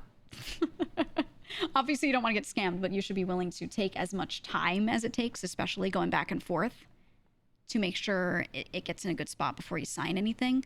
You shouldn't be like, you know, ooh, this lawyer said it's going to take like 8 hours of work to look over this thing. I'll just do it myself. No. Never just do it yourself. Because what'll happen is there will be some like wording thing that you miss that you know ends up being a problem later or whatever. Something you never even considered that could be an issue. An experienced person will be like, this will be an issue for you, right? Yeah, save the headache. It's always a good thing. It's always a good thing. But yeah, I don't know. I had a good time, honestly, doing stuff with my lawyer, doing stuff with staff, signing on, whatever. It was all good. And no, the TLDR of the whole conversation is no matter how many times I talk about it on stream, people will still say wild shit that is untrue in YouTube comments. There will still be people that are like, their contracts are all the same and they take $1 billion from them. Also, they pay them a salary. I heard that, whatever. So, you know, when I talk about it, I'm like, well, my main community will know what's good. They'll listen and they'll like hear me and they'll be like, yeah, this is what's going on with it. But random people on the internet will never know. And that's okay. It all comes full circle back. Everybody post combo. It's time. It matters not what people who are not in the same community as you think, because you won't really have to interact with them anyway. You do not need to feel the need to correct someone online, because that guy will never hang out in the Discord you hang out in anyway. That is all. That is all. Nothing really matters, man. Nothing really matters, man. So yeah, if I'm like checking a YouTube video, and it's like, it's always Michi, dude. It's it's Michi every time. There'll be some clip of Michi talking about something v shoujo blah blah blah company stuff. She'll be sitting there and there'll always be like a YouTube comment and they're like, "Oh, v shoujo something." I literally never feel an urge to like reply. So I'm like, this person probably doesn't watch streams. Like, I'm never gonna see them on Twitch. I'm not gonna see them in my chat. Very low chance. So like, okay. All right. Yeah. I don't know. Sometimes I'll see people. I feel a little bad because I'll see someone like from one of our communities reply, and they'll be like, you know, people all think this, but it's something. And you're totally welcome to do that if you want. But just know that the person you're replying to, you're boosting their comment up because you replied. Unless you have to say nothing and downvote, right? And that's it. Like, or if like one guy said that's not true, you upvote that guy and you leave it, right? Like, even then, like that's already a little more investment than you need. Here's the pro tip: you watch the clip, you type a comment without reading the other comments. Don't scroll down. You watch the video, you watch the clip that you were interested in, and you clicked on. And you just click into the comment here box, type, hit enter, and close the tab. That's the real pro tip. Because I find replying to people on YouTube is like not worth your effort. Reading the comments, also not really worth the effort. You can do it here and there, but if you were thinking of commenting, comment first, because I find a lot of people will like, they'll read the comments and then that'll frame what they're gonna say. It'll change what they want to say, right? But you should just let a pure comment flow. You know what I mean? Much prefer that. Much prefer that. Yeah. Michi streams missed, Tenya streams missed, Haruka streams missed. I hope they all have speedy recovery. Yeah, everyone's sick, dude. Everyone's sick. Haruka's still, to this day, affected by the effects of her long COVID, which has made it, like, rough for her. Michi's jaw is breaking off of her body. Henya's in bed for the next 3 years. I will save them. I will make soup and save them all. I will do it. Every single one of them. Yeah, Michi, I think she posted that she's gonna be back soon. Did she say Saturday? Let me look. She gave a day, right? This weekend. But is it like her Saturday, my Saturday? That's why I always have to check. She's on, you know, she's always like 12, 13 hours opposite me. Friday late night if you're NA. So, what is this? Yeah, she said 9 PDT. 9 Pacific. Okay. So Friday night.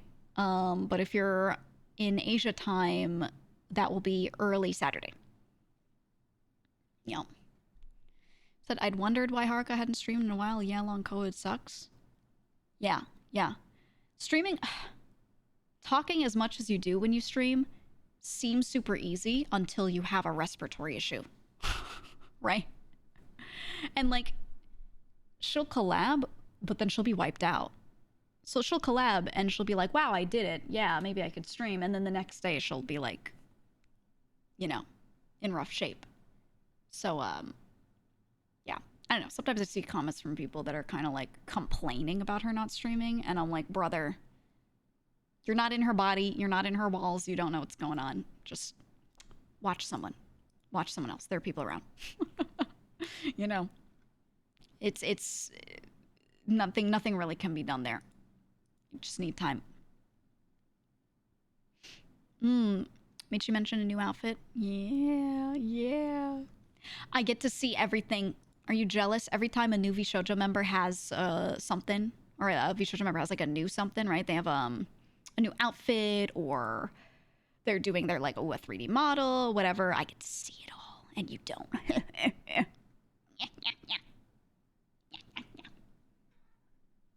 I could go to the Discord right now.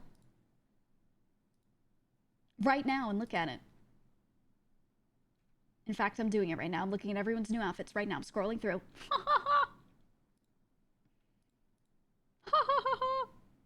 I'm not going to say out loud who has things upcoming because I don't know who said what.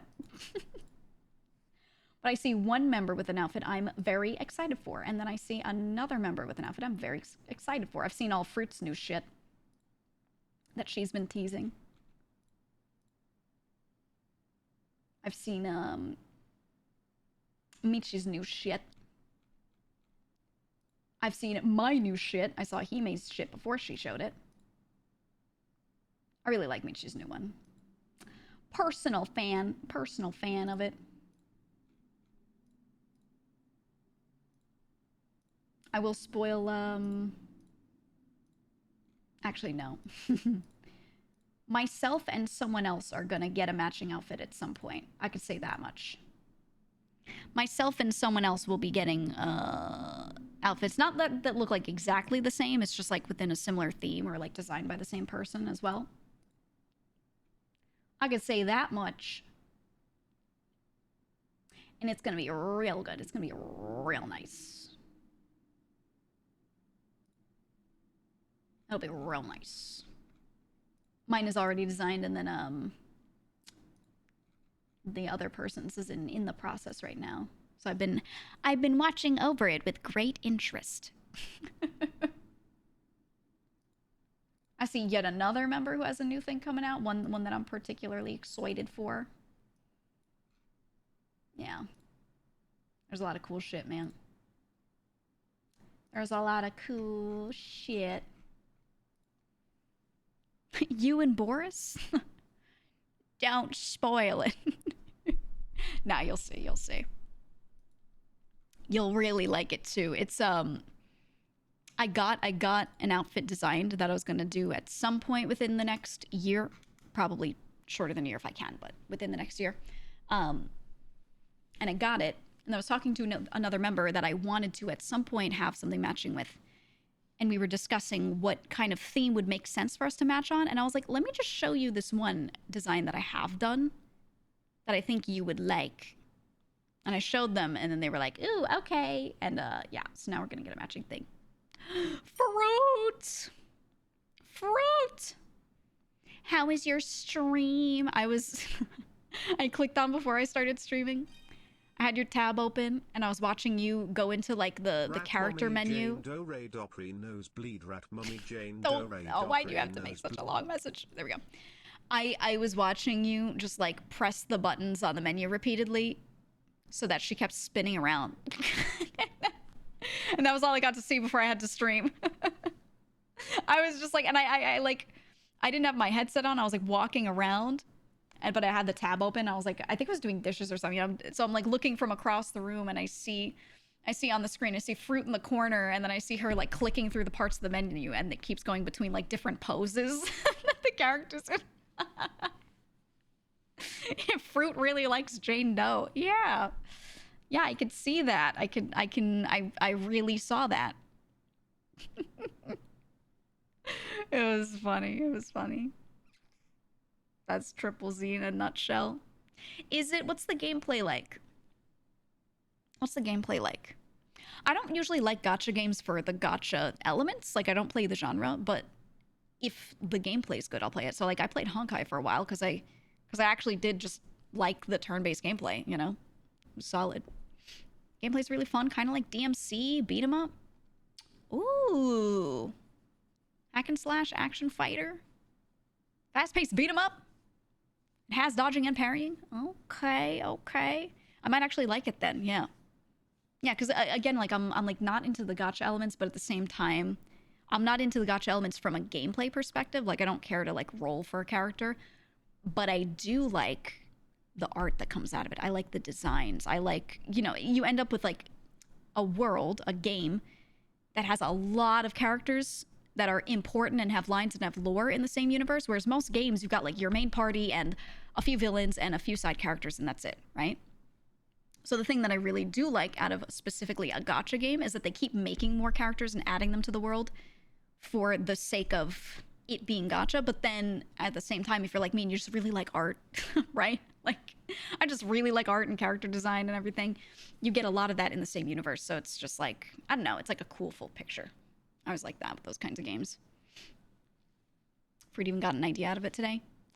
Yeah, it's really, I think a lot of the bigger gacha games, they get some of like the best character designers working on this stuff. It's cool.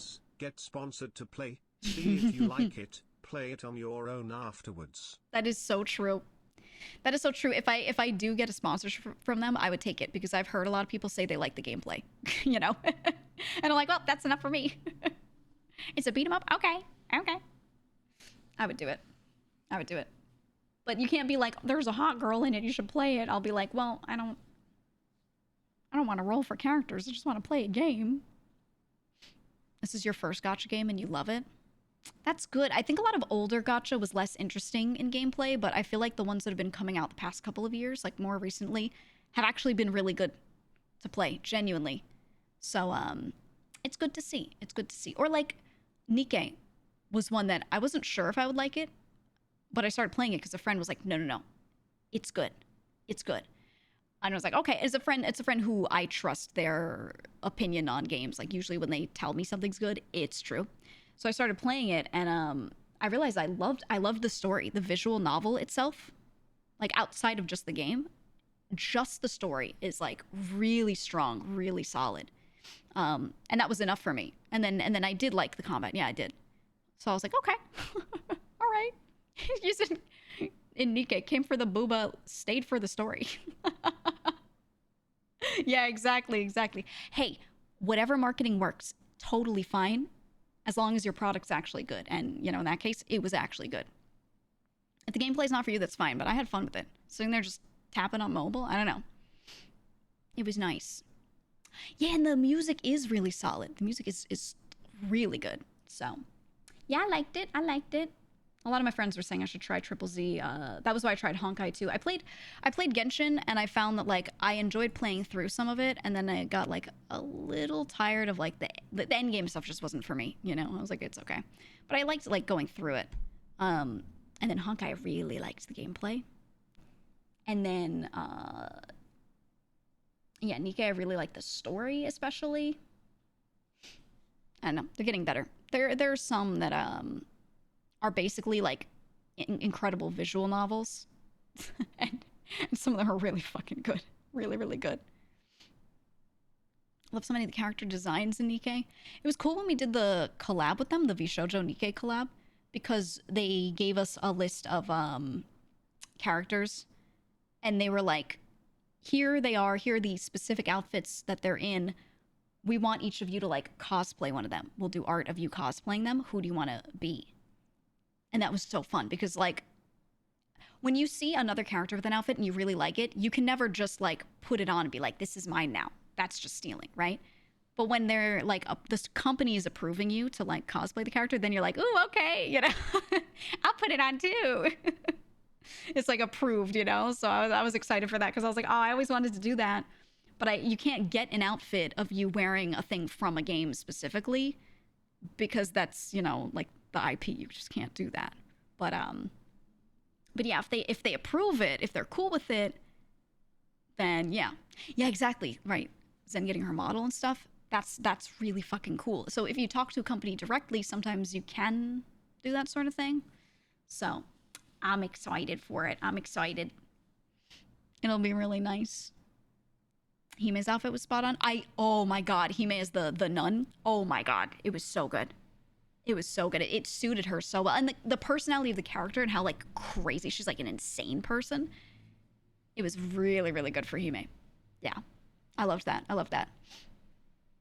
Yeah, I liked Modernia's design a lot. So it was a good choice. I was glad I was able to they actually picked someone else for me at first. They basically told us what they wanted us to do, but then they were like, you can change this if you want though. This is just what we would like to see. They picked someone else, but I felt like it just like didn't suit me at all. Like the way the character acted, the outfit, everything. I was like, it's just so like it doesn't fit. No. And then I went through a couple others and I was like, here are some that I think would be good.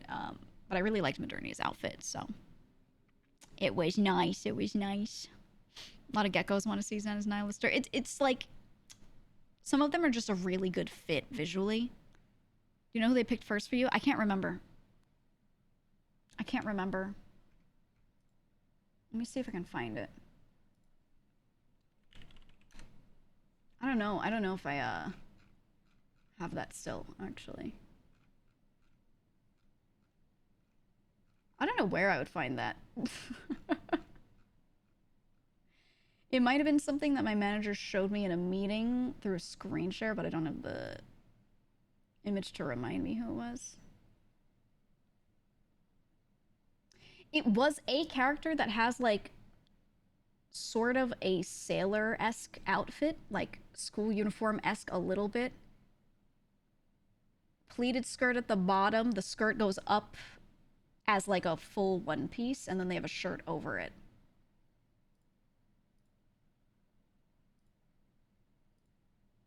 Hold on, let me see. Hold on. I'm gonna search, I'm gonna find the right one.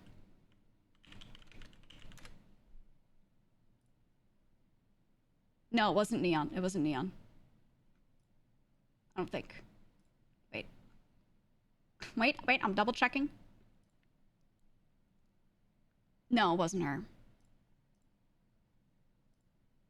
It's a different one. I don't know if it was someone's side outfit. It's not her. It's a darker... Actually, I don't know. I don't know. Who wears a sailor outfit? Let me see. Maybe it... What? No, it doesn't look... The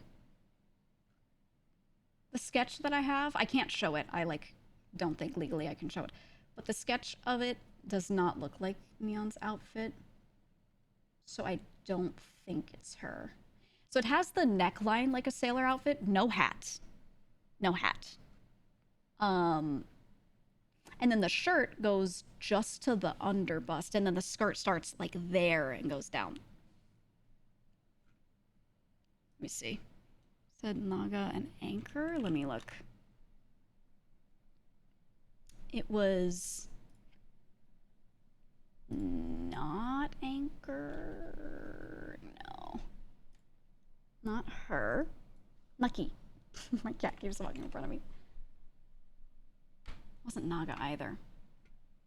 I don't know, man. I don't know. She also has a something on the side of the skirt. I don't know if it's a patch or like holster-esque thing.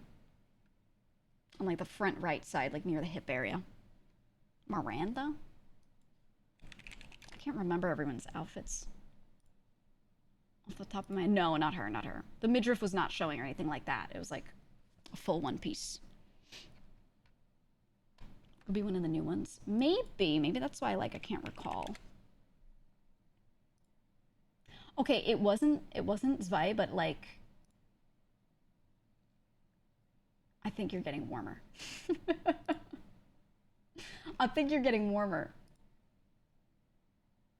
Let me look. It's not Marciana. Oh my god, should I find a full list? Did she have an eye patch? I don't know because they put an eye patch on me, but I like normally wear one. So So I don't know. Is that mine or hers? I can't tell. You like this game? Me too. It wasn't guillotine. Her outfits, it was a lot shorter than her outfit. It wasn't like poofed out like that either. And I think you're just thinking of her because she has the wetsuit, the eye patch. Wait. Hold on. I might be onto something. Hold on. I'm scrolling, I'm looking, I'm scrolling. Nope, I'm not.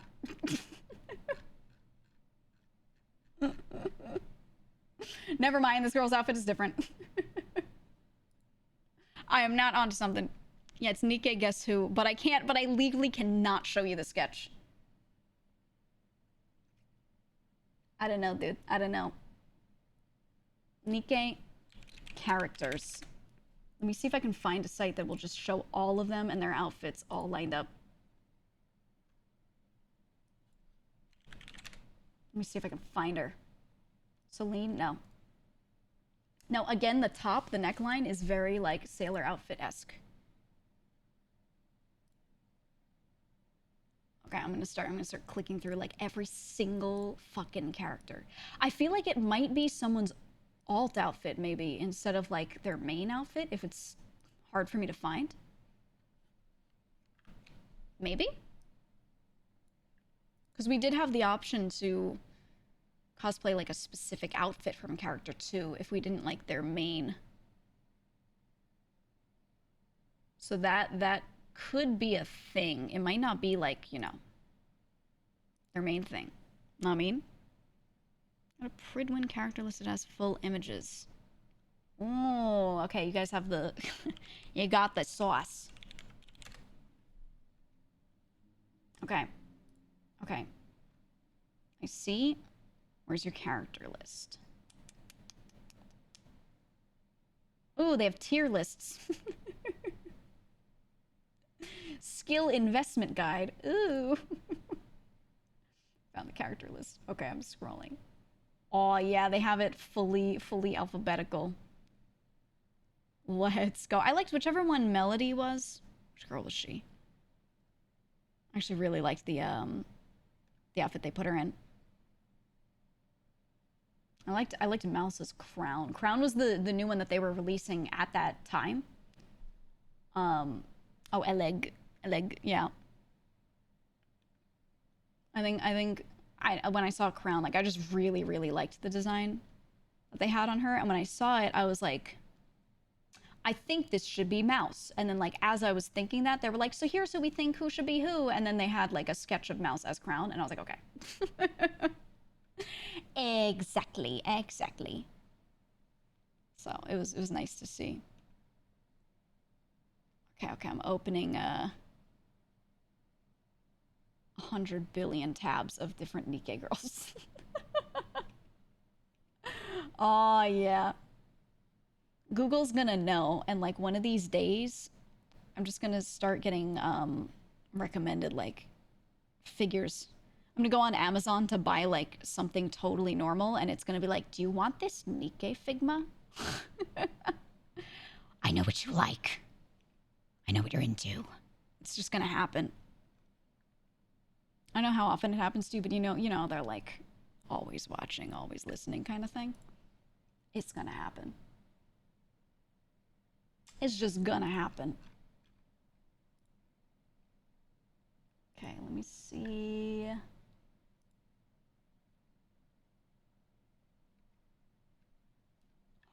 Oh. Wait, I might have found it? Hold on.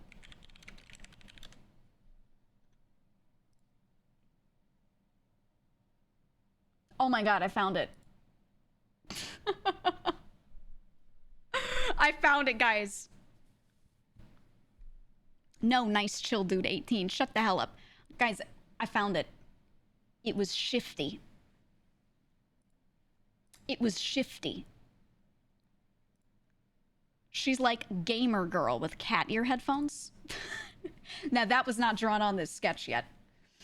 It was Shifty. That's who they were like. They were like, you should be Shifty. And I was like, I don't know. I don't know if this suits me. She's not playable. Yeah, exactly. It's not the worst outfit or anything. It's just like, yeah, it's just the comms operator. I think their idea of it wasn't because they thought like, oh, you should wear this. It was more like because I was the host of the event and everyone else was doing like a music thing or something else for the presentation. I was like, you know what I mean? Like I was in that role for the broadcast, which totally get that. But I looked at her design and I was like, it's not me coded. I don't even hate her outfit at all or anything. I think it's really good. I like her design. I was just like, this is like so not what I am like. I literally do not like the outfit, or do not dislike the outfit. Rather, I think she looks real good. But I was like, this is like the opposite of me. It was funny though. Kind of makes sense. Yeah. From like the broadcast perspective, having me be like dressed as her and then doing the broadcast, I think it would have made sense if we had like full models that looked like the characters, right? If I was fully cosplaying her and moving around as her, I probably would have said yeah. But since it was just for the splash art, I was like, eh. I don't think people are gonna get it unless they watch the broadcast. You know what I mean? Drake and Guillotine are geek coded but shifty. What does Drake look like? What does Drake look like? Oh, yeah. I remember her. I remember her. Wasn't she kind of crazy as well? I remember her being like a freak for real. She was a freak for real, but in a good way. Like not too crazy. Not too crazy. The ultimate villain. Well, I mean, like, I hadn't played through that much of the game at that point. I'd played through a bit. So I wanted to pick a character whose, like, story I was familiar with. So then because, like, Modernia, like, starts off as, like, good, but then, I don't want to spoil it, becomes real badge, you know? And they were like, well, you are a villain, so... A lot of the members were like, you should be her. It would be so good. It would be so good. And I liked her, her outfit. It wasn't her, no, it was her main outfit. There was like a secondary outfit that she had too, and I was like, no, we're not doing that one. I like her main. I like the main. Hi, Nostro, how are you? How are you? She thinks she's a villain but keeps doing nice things. Yeah. She was a really funny character. I like her facial expression on Drake. I don't know. I really like the character design in Nikke. Whoever the designers are, A+ job. A+ job. I don't know if Nikke is a game where they have like the same two people doing all their designs, or if they hire in a lot of different designers for new characters, because some gacha games do it differently. I don't really know who they used, but whoever has been working on stuff has been like pogging. Pogged out of their gourd, dude. Doing a great fucking job. Great job. The alt skins were too yab for streams. Yeah, exactly. Like, even if you like it, you just couldn't do it. You just couldn't. Too much. And I know for art's sake, you can show certain things on stream, but like, it's a little iffy, and I'd rather for a sponsored stream, like, not play around with that. You know? Not so much. Not so much. Background with those skulls and candles is so good. Thank you. It's my office. It's my office. Imagine getting one to design a model. I have considered, yeah, I mean, the problem is some of these people have no availability. They're like literally booked a year out, or their pricing is crazy. And I'm not joking. Some artists that work on like gacha games where you can, you know, get them for character design, it will cost like $10,000. No joke. And the problem is a lot of them don't speak English. So I'd have to go through a translator and go back and forth. And I find it's hard for me to get the end result that I want if I can't speak to them directly. Or just give a paragraph and have it get sent over to them with the right feeling. Like the translation can happen, but often there's still something that's like not quite right. And it ends up being a lot of back and forth. So some artists you can do that with, some you can't. So I you know, it just really depends. Really depends. Funny when they do their ads, the outfits are always different. Yeah, they have to like cover up for TV. I know. Crown's alt skin. Oh yeah, we like alluded to it on the stream. We were like, guys, you can get the Crown alt skin right now. But we couldn't like show it. It's a real nice. It's a real nice. It's real good. I mean, there's some characters that have skins that are like just a towel. You know what I mean? And it's really good for gaming purposes, but you can't stream with that. It's not even that bad. It's not that crazy. It just has a couple of elements that are strictly TOS not safe. I don't know. I always think like when it comes to anything lewd and you're doing like character design in that sort of angle, I always feel like stuff that like this is better. It's not like fully not safe for work, but it's like very on the border. I think that's better than full not safe for work, honestly, when it comes to like designing characters and stuff. I think it always like genuinely, I always see a lot of people give it like a better reaction. But you can't do this on Twitch because they have a couple of notes, one being like you can't do under boob, right?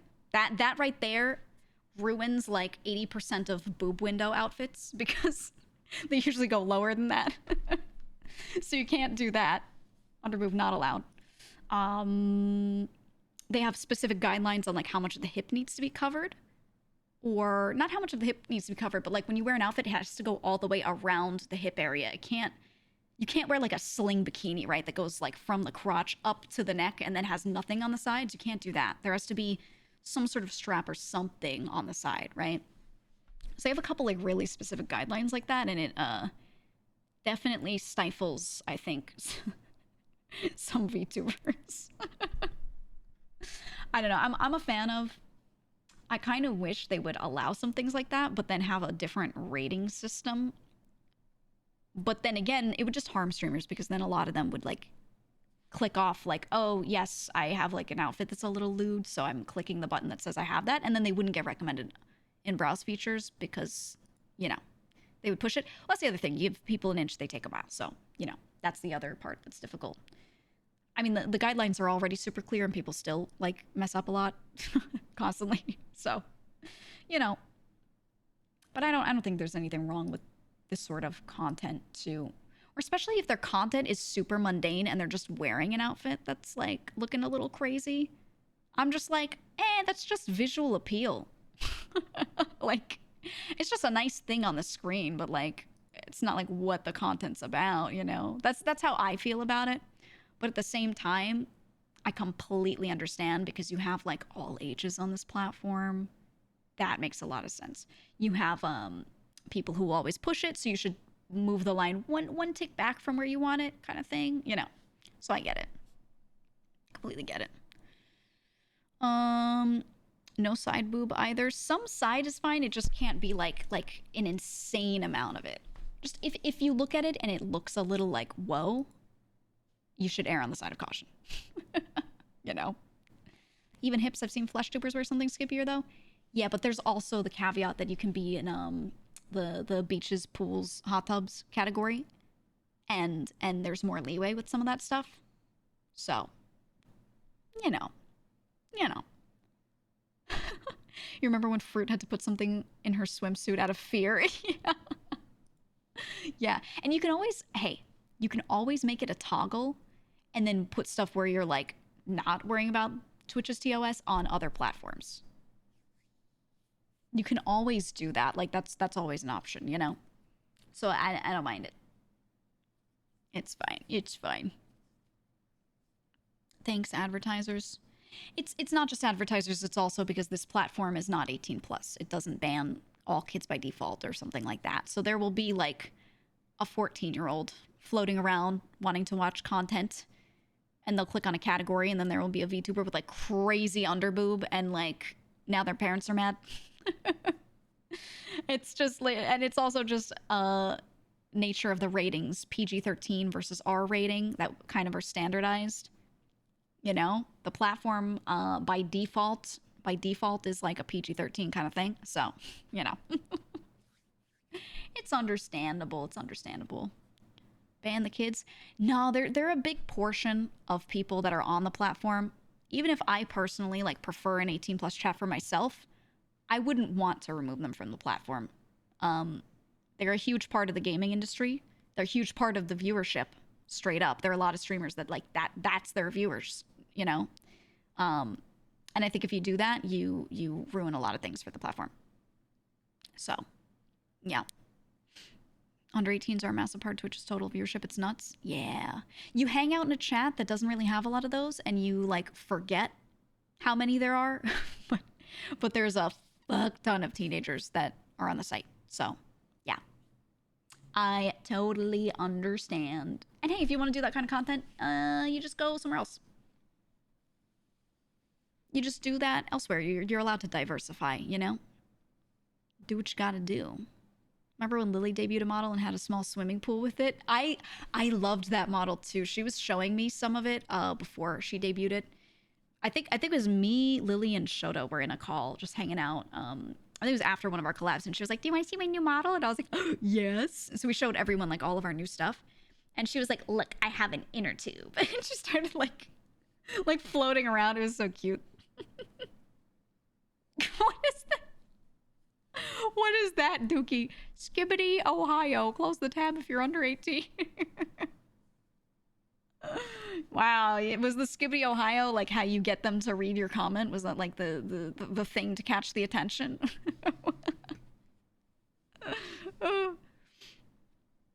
Yeah, yeah.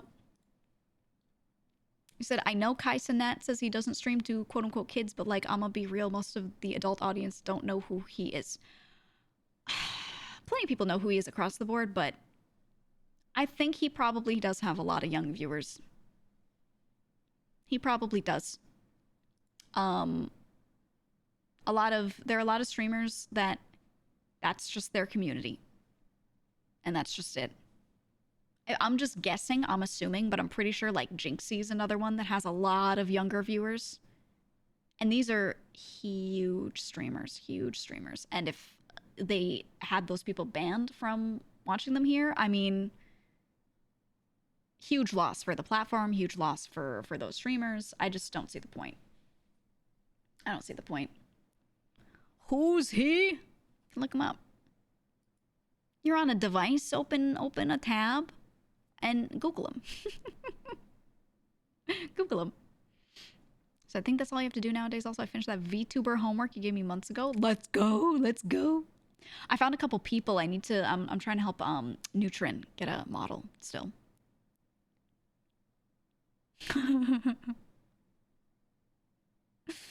Yeah, I know what you're saying, Cats. I know what you're saying. I just think, I don't know. I feel like if you do lewd content, there are a lot of other platforms where you can have pretty good levels of opportunity to do what you want to do and make money off of it. If you want to stream, you kind of just have like Twitch or YouTube, maybe Kick. Not a lot of options, and none of the other two platforms are like Twitch or have the community Twitch has.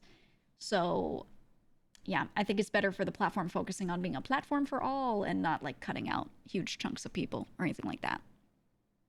Nah, I mean, hey, we don't need to. I'm gonna delete a few things. We don't need to go in on that, all right? We don't need to go in. Yeah, I like this. I agree with the sentiment. Banning kids from platforms generally doesn't teach them how to be good netizens or what to be wary of. I say that all the time. There are a lot of people that are like, they're a little hostile toward young people. They're like, don't interact. I don't want them in, you know, within 50 feet of me. I hate them, whatever.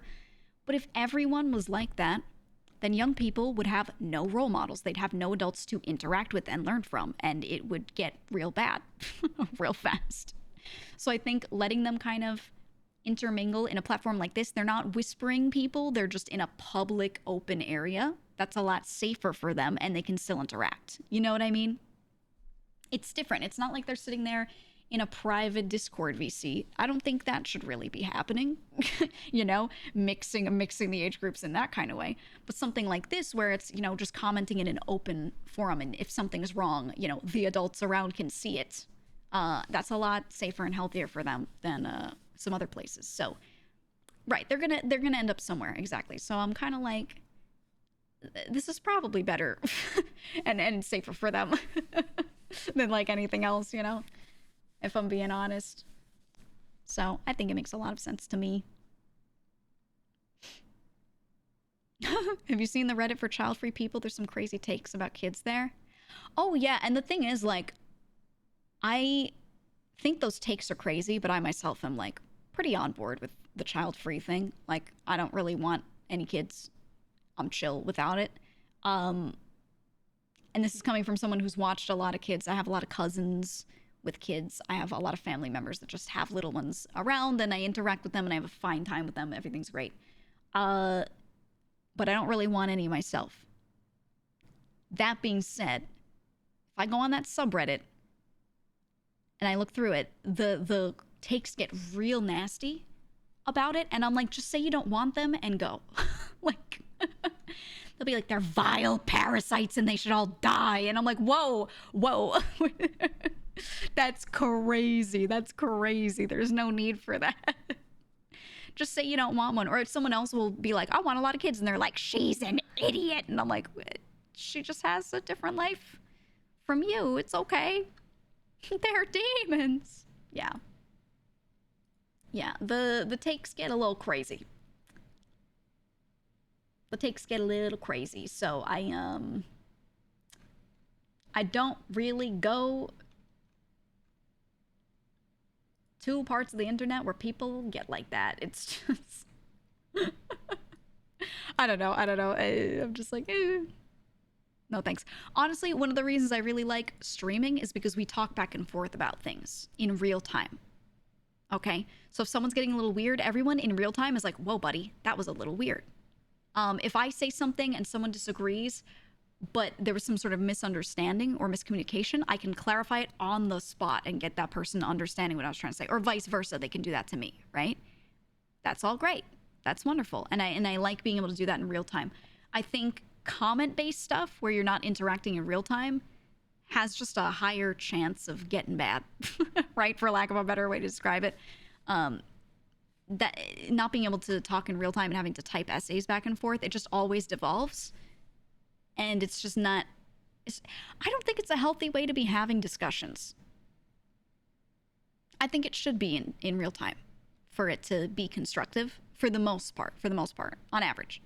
So yeah, I like that about stream, right? When we talk about whatever topic, we can all throw our opinions out on the floor, discuss, correct each other. If someone says something that's incorrect, like I'll say something and I'll be like, I think this, and someone will be like, I thought it was that, and I go, okay, well, why don't I Google it right now? And then other people in the chat will be like, here's a helpful tidbit. You can search for this thing to find, you know, that information or whatever.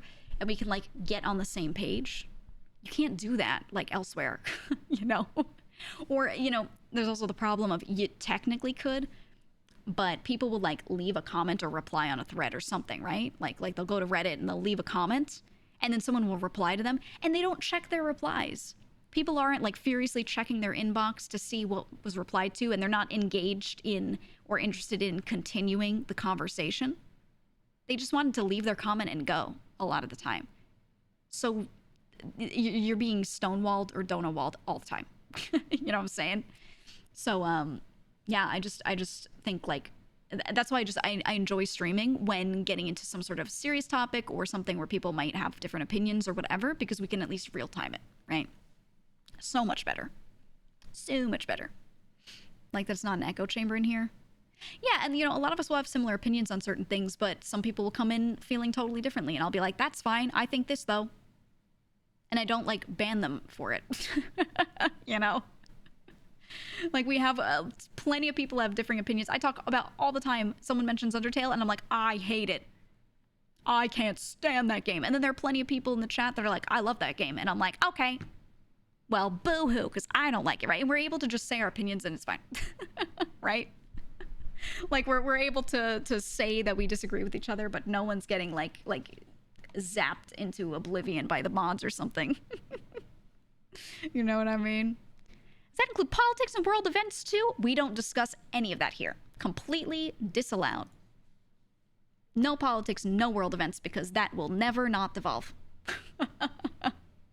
That will never not devolve. I'm pretty confident if I put the chat in sub-only mode, we could probably have a normal conversation about things like that, but I just still would never. I would never. I don't think it's worth. Even if I think it might work out, no. Nope. I don't want this community to ever be a place where people come here for that. Like, we love complaining, but it's like, it's like talking about the line at Costco. It's talking about annoying little things on the internet that most people kind of share those experiences. It's nothing like real world, you know what I mean? Nothing like that. Not so much. What about the Roman Empire? We will talk about, okay, if it's real world stuff, we'll talk about history sometimes. A historical event, maybe. But nothing currently ongoing or recent. Not really a fan of bringing that stuff up ever, you know? And I find that has kept the chat so comfortable. So nice. So wonderful. Yeah, you said it's best kept personal or off any platform unless you're specifically wanting to be a political commentator. That's how I feel. I feel like it's like all or nothing. If you just drop your opinions here or there and then like go about your streaming, I feel like for a lot of people it just causes them more issues than anything else. For sure, for sure. Don't get me started with Costco lines. Let me tell you. Let me tell you all about it. You'll discuss North Korea. Where's the filter placed at? Because we can talk about it objectively because we're talking about it in an interest, like a point of interest kind of way. We're talking about how did it get to becoming the type of society it is. We're not discussing like, what is your exact opinion on it right now and how it affects the world, right? We don't talk about that. We talk about like, here's an example, how the country was doing right after the Korean War and then how it's doing now. Stuff that can just be fact-based, right? Yeah, right, like a case study. I think that's kind of where I draw the line is like, a lot of what we discuss about it is in the past or just what it's currently like culturally and not how it's impacting the world or, you know, any of other stuff that kind of delves into politics. We kind of keep it away from that. So, yeah, we're able to have those conversations without people getting weird because, you know, we don't delve into that other stuff kind of around it so much. Ooh, speaking of current events, did you end up watching the hot dog contest the other day? Yes, did anyone watch it? Sociology, not politics. Exactly. Yeah. Did anyone else watch it? Kobayashi versus Joey Chestnut on Netflix? You forgot? Okay, I'll remind you today and maybe we can discuss it at another stream. I'll remind, so if you didn't watch it and you're able to, you can go watch it. But it was good. It was really good, really good. So my favorite is hearing you talk about Cuba when talking about Metal Gear. I love it. Sounds kind of gross, actually. So the thing is with the hot dog competition, that was so different from other ones is, like, we've watched a million Joey Chestnut videos at this point, right?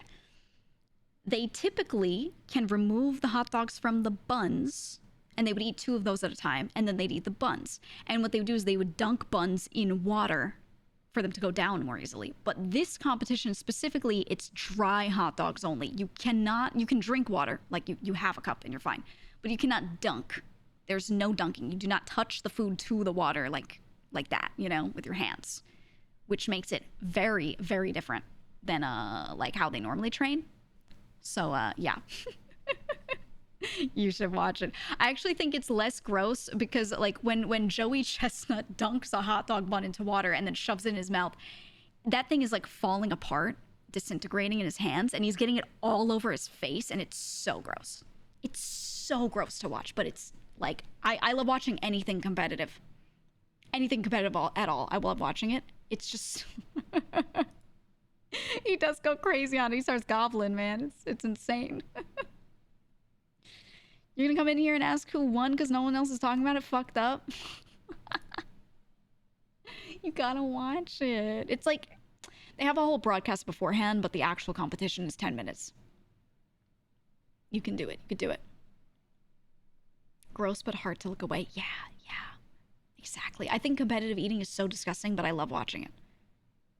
Love watching it. Morbid curiosity kind of thing.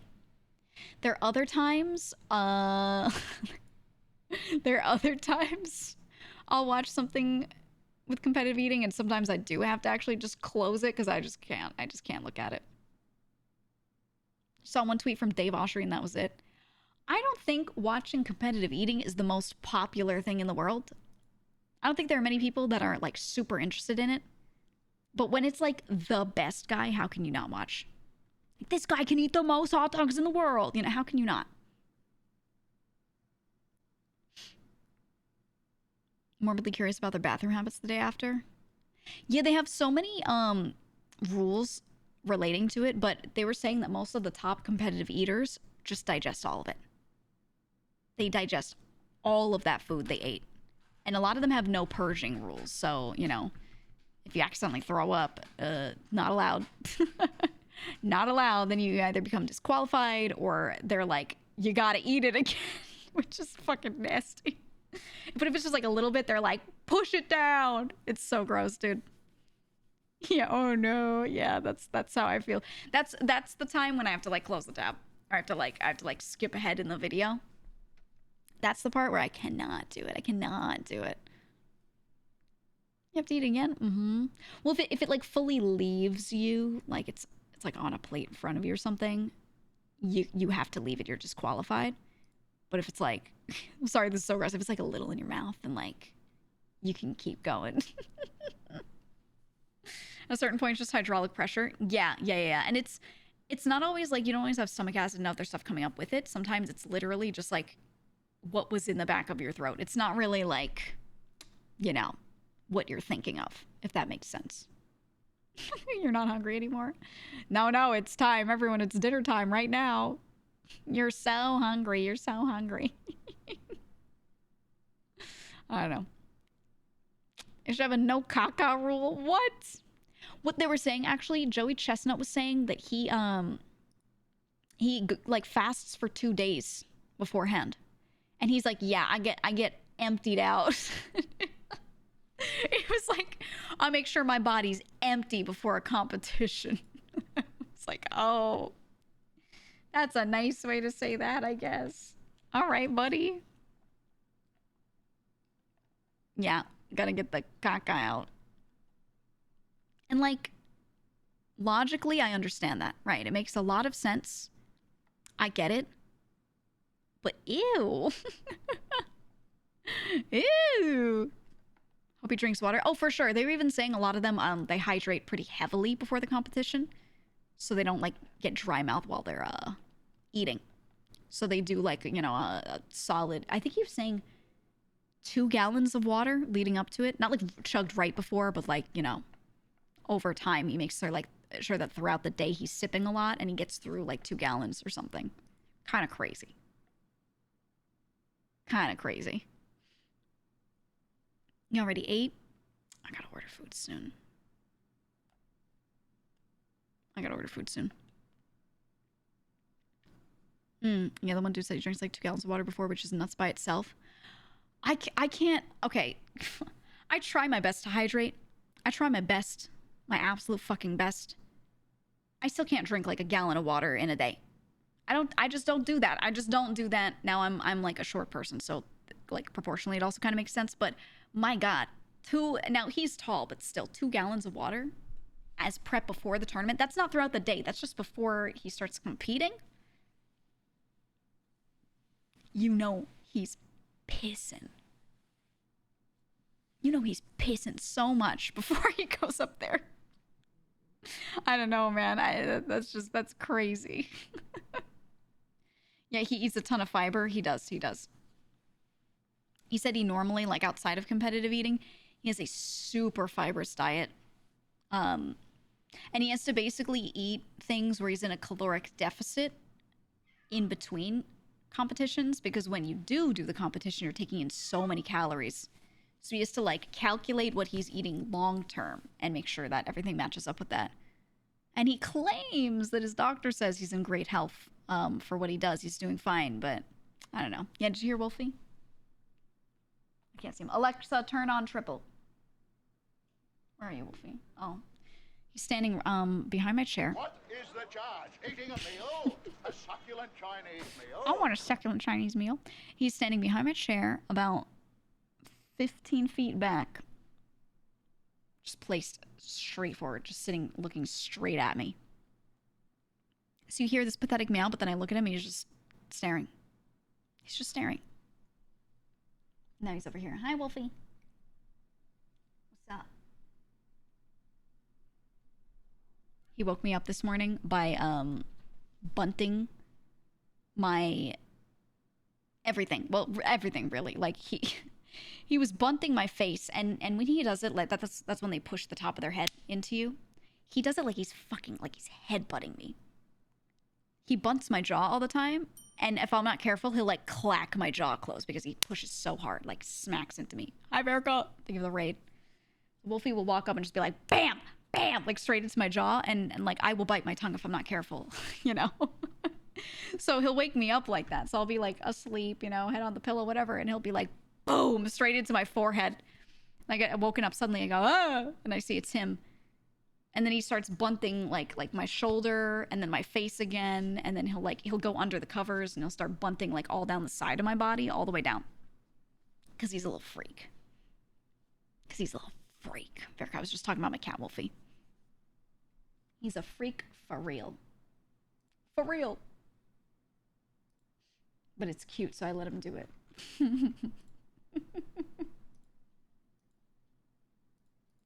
It's cute, so I just let him continue. I like it. I do like limit him a little bit. There's a certain point, or if he gets a little too crazy with it, I tell him to stop. But I don't know. I don't want him to completely stop. I just want him to like not hit my jaw so hard I like fall over. Has he stopped sneezing in your mouth at least? It happens infrequently. He usually doesn't, but he still does occasionally. Because he has a little respiratory issue. He's a very sneezy cat. And he'll go to wake me up. And you know what cats do is they'll like sniff under your nose to check your breathing. Because if you're breathing faster or slower, they can tell if you're awake or asleep. So they'll check. They'll see you're breathing very slowly. And they're like, oh, that person's sleeping. So even if I make no noise, no movements, nothing, he can tell that I'm waking up. So yeah, he'll just show up and go crazy with it.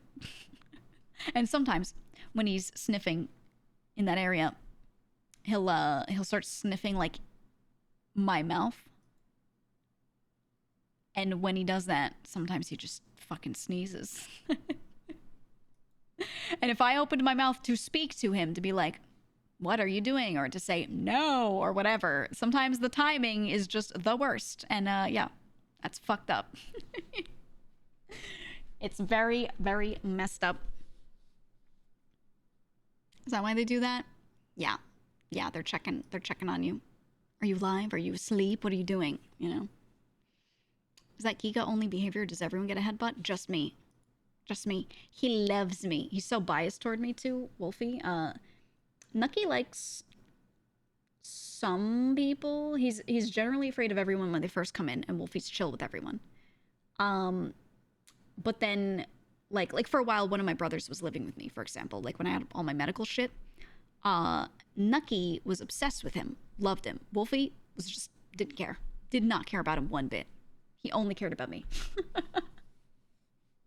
Wolfie's my son, my baby boy. My baby boy. He's very cute. He's very, very cute. Cat Headbutt is a way to say hi to the owner. Yeah, yeah. Well, I'm the food lady, so, you know. It's just how it is. He knows it's time to eat, and he's going to get what he wants. Or if he wants to play, he doesn't just do it for food. If he wants my attention for some reason, sometimes he'll start bunting me, and I'll be like, what? And he'll, like, jump away off my desk or table or wherever I am, and he'll start walking and looking back at me, and then walking and then looking back at me. So I'll follow him, and he'll always lead me to this one closet and lay down in the closet. And he'll be like, pet me in this closet. And he'll just await it. And now we have a routine, and he expects it. So he'll give me like a certain look, and he'll start bunting me and then running a certain distance. And I can tell based off of the distance that he runs if he wants food or if he wants me to go to the closet to pet him. The petting closet. Yeah, I have like one closet is like a pretty big walk-in. And I don't really put a lot of stuff in my closet. I don't own a lot of clothes or, you know, whatever. So it's the bottom, the floor is just like open. And it has a carpet in it, and he loves it. It's carpeted. So, you know, he just goes in there and like rubs all over the floor. And he's like, it's time, it's time. So he gets what he wants, man. What can I say? He gets what he wants. But okay, I'm gonna feed them, speaking of. I'm gonna feed my cats real quick, and then we'll play a video game. Sound good? Sound good? We'll play a video game. All right. All right. Here you go. Here's some music to vibe. Clicking two things I have to click. All right. I'll be back.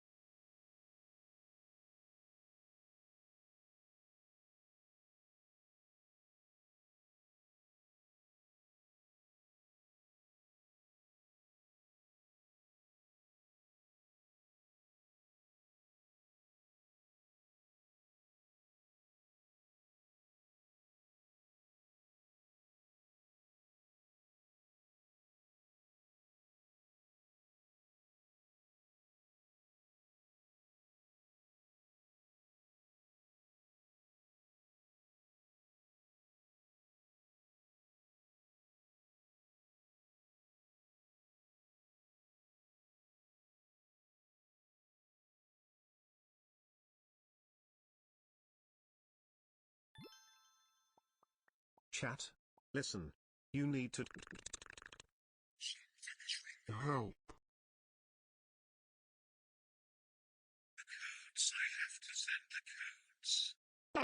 777.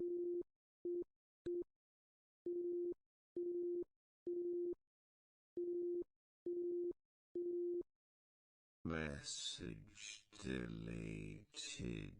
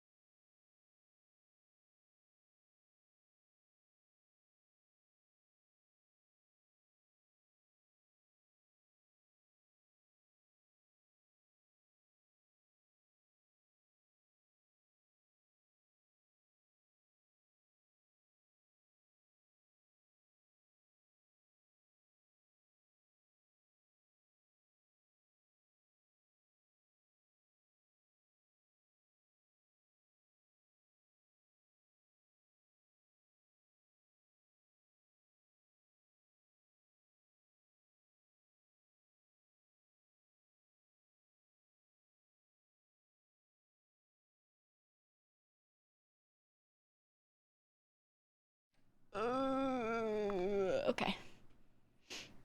Okay. Thank you for your patience. I return. I return. I got a snack. My cats are eating. I'm gonna keep whipping my head back to look at them. Make sure Nucky isn't stealing food. He's developed the habit of going over to Wolfie's bowl and, like, you know, sneaking some.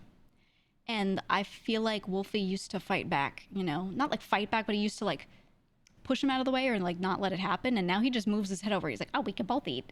Which is not good, because then Nucky will eat too much and he'll get fat. He'll be a fat, fat boy. And I reduced their food a little bit. So they're, like, looking real good. And I don't, you know, we don't need none of that. We don't need none of that. All right, let's play our video game, at least for a little bit. I don't think it'll happen. There's a chance that maintenance will come and need to do a thing. But I don't think so. I think they're coming tomorrow. They just... I need, like, a thing replaced in an AC unit. And they were like, oh, yeah, we'll probably do it tomorrow, but, like, there's a chance that we'll just show up. And I was like, please don't. And they're like, okay. Probably, wink, you know? Like, they always say okay, but do they mean that? Questionable. Questionable. So, sure hope they knock. They usually do. Kind of. I'll fix the music.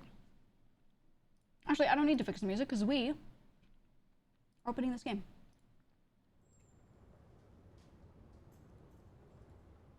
Now, the last time we played it, we got through one of the, like, worst areas, apparently. Not through all of it, but, like... I have to reopen it. Got through some of the most painful stuff. And there's definitely going to be, more painful stuff, but we'll see. Oh boy, okay, no one's stealing food, that's great. Hey, Miss Legal Name... Yeah, no, dude. The good news is, they just knock and they're like, maintenance. That's it. They're just like, maintenance. And that's enough for me to be like, oh, okay. I'll just go take care of that, you know? Thank God. Thank God. But I know, like, I have some friends where, like, people will do that. So they have to know exactly when they're coming and make sure they're never streaming around it or anything, but... The dude I always call is super chill. Super chill, and he's like, I'm here to fix your shit. So, it's pretty good. It's pretty good. Ugh, it keeps not wanting to take my controller input.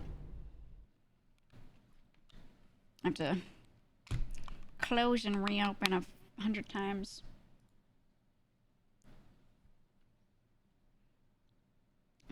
Heard about the huge caca in the bowl. I just hate... Like, I understand it. I get it. But I hate that,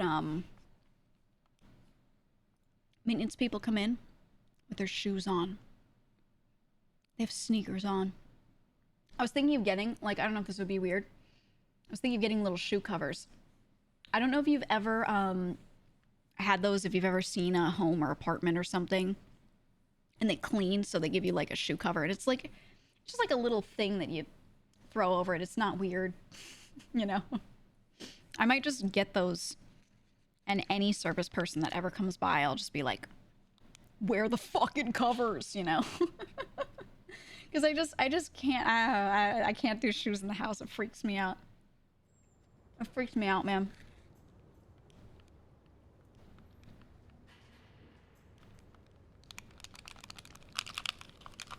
Ugh.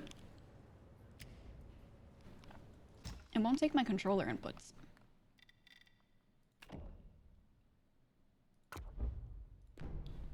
Oh no. Sir, I need you to wear shoe covers or take off your shoes as you fix the flooding toilet bowl. I mean, if it was an issue like that, yeah, I'd let them wear shoes. I mean, whatever. But, you know, they're just coming in to inspect a thing, or I'm like, hey, can you replace this part of this thing? No. No, I don't want shoes inside. No. Yeah, it's the ones that look like shower caps, those little shoe covers. I don't know. I'm going to do it. I'm going to get them. And I'm going to be like, hey, guys, you have to wear them. You have to. You have to. Okay, I'm going to close this. I'm going to do this. I'm going to... How do I force Steam to let this game take my controller in? But usually just closing and reopening fixes it right away. Hold on. Hold on. I'll figure it out.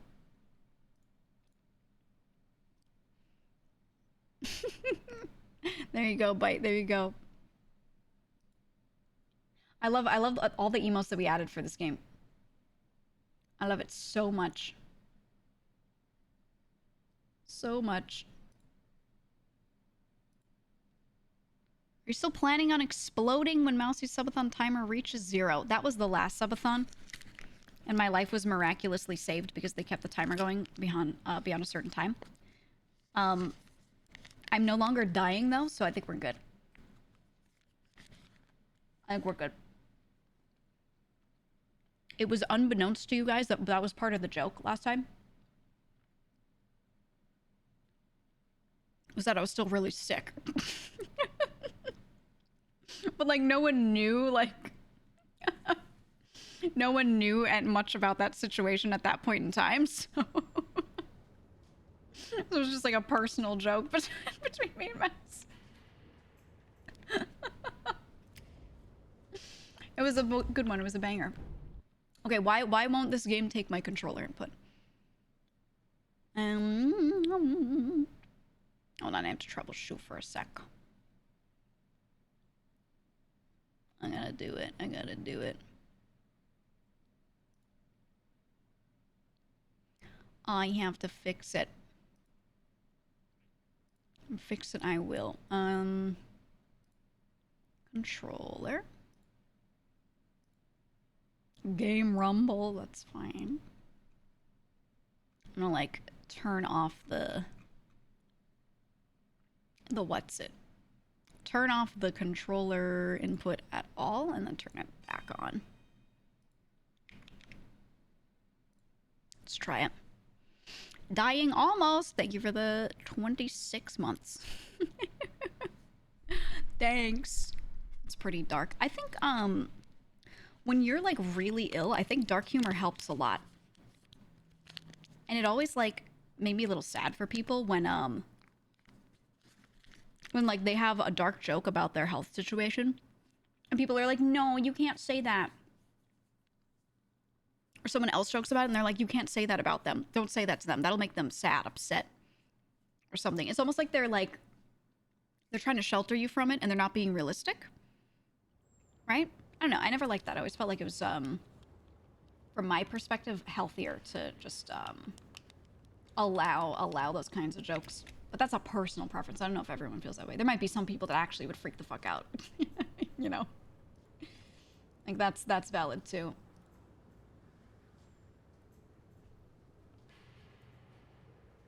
Okay, my controller works in the little Steam menu. Easy. Disable Steam input. Enable Steam input. Ha ha ha. Ha ha ha ha. It worked. It worked that time. I don't know why that exact scenario did not work last time, but it did this time. And I will take that as a win.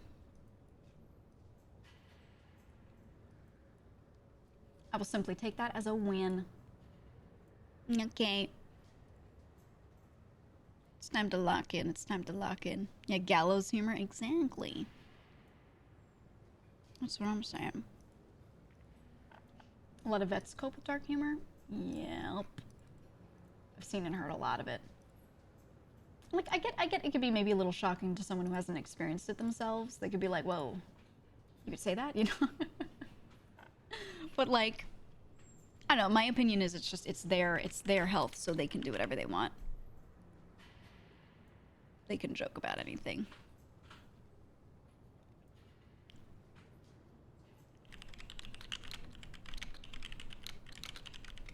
All right, title will be Leave Your Best Haiku in Chat. Oh! That was so loud. We are continuing our journey. Exactly, Ryuko. That's why I'm like, joke about yourself, man. Joke about yourself. For sure. Me calling the MRIs of my wife's brain condition ultra nudes. Wait, that's really good. That's really good. Dude, I got an MRI as well. I got a few. Let's pause for a second. I'm finishing my snack. I made so many jokes about it. So many dark jokes. All right. Okay, I'm not going to give you too much detail in what was going on with me, but I will say the following. When I first showed one of my MRI scans to one of my brothers, the thing I said to him when I like opened it in front of him, I was like, let's play a game of where did my organs go? And I was like, because things did not look right, is what I'll say. Things did not look right. So I said that, and he was like, what do you mean? And then he looked at it, and he was like, I don't know, you just gotta have humor in situations like that. You just gotta.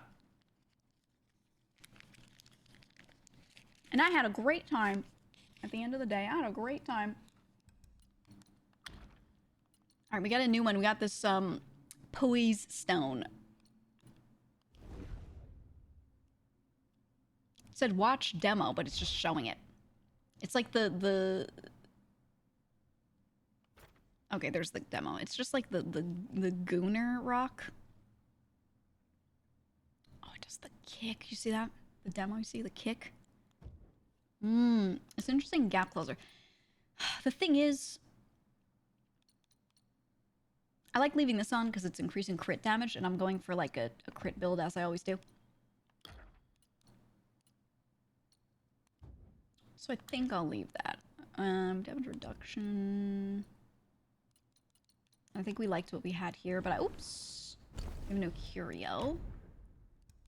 You. Chill resistance. I know it's super cold above ground. Oh, that's right. Okay, so you get the red eyes black dragon thing going on. And you have to get not seen by these. And what else? I don't remember what else. Last time we killed that one boss that was like the worst slog of a fight ever. So we got through that and that was cool. I'm just gonna wait this out. I'm gonna wait it out.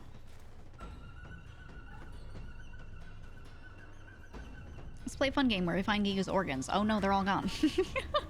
Yeah. There you go. Lucky, I hear you. Hey. Lucky, look, I'm waiting out the scary red eyes moment.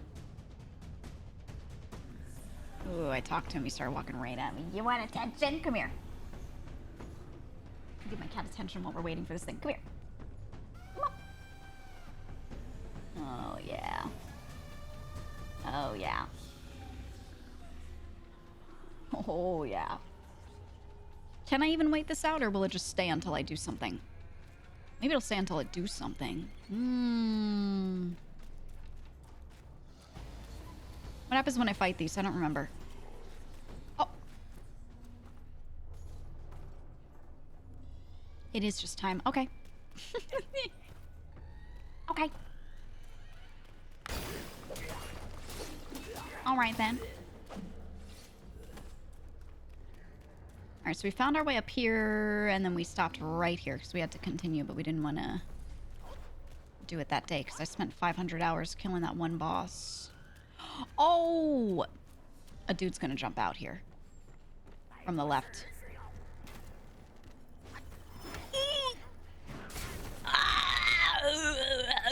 Okay, let's do that again. Maybe I should do the walk, the spin, the one on left trigger, you know. Said, I come back from work.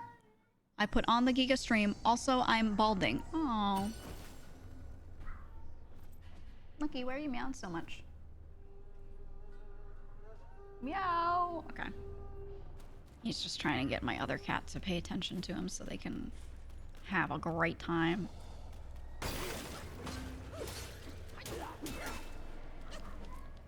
Oh! There we go. The Widow's Peak claims another. More common than you think. Were Widow's Peaks one of those things that are like nearly 100% hereditary? Not 100%, but like... Or is it just male pattern baldness in general? Oh! Oh yeah, it moves you. I forgot that doing that move just makes you sidestep. Oh, we can't do it. We can't do it. Hi, May! How are you, May? I went to the dermatologist the other day and she was like, yeah, Lamel.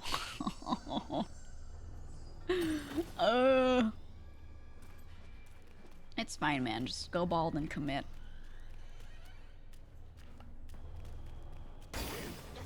Bald is beautiful.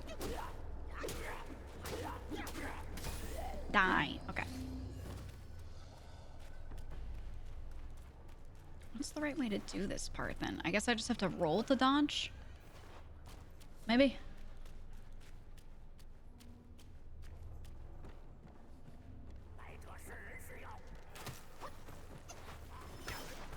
Ooh. Okay. Okay. Oh, it's these fucking bats, dude. I couldn't get up. Stop shooting at me! Okay. The fuck is that?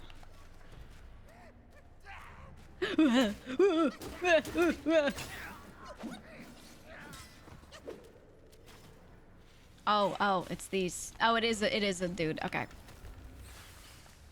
Ah, he's poisonous. Ah, oh. No, no. What is this, like, Legend of Zelda ass move? Okay. All right. I hear stuff to my left. Is it still those ranged attacks? Oh.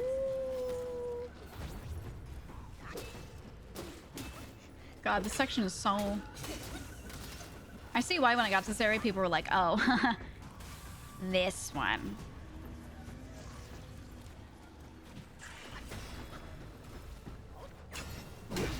Okay. He has a lot of health. My God. Alright, we're chilling. Ranged attackers. He's trying to... Oh! Oh, we can absorb him. Oh my God, Nucky, you're going crazy. Do you hear him to my left? You hear that crashing?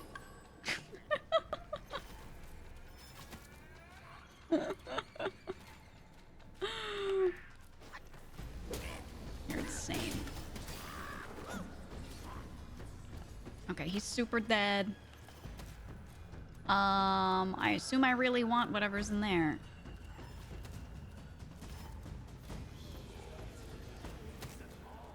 Come here. Fight me out here like a man. Oh. Oh.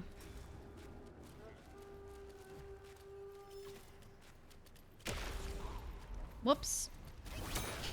I meant to immobilize.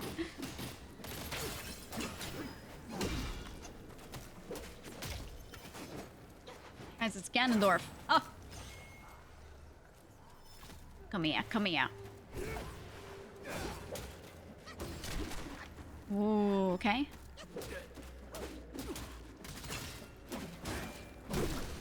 It feels like fighting, like, Tears of the Kingdom Ganon.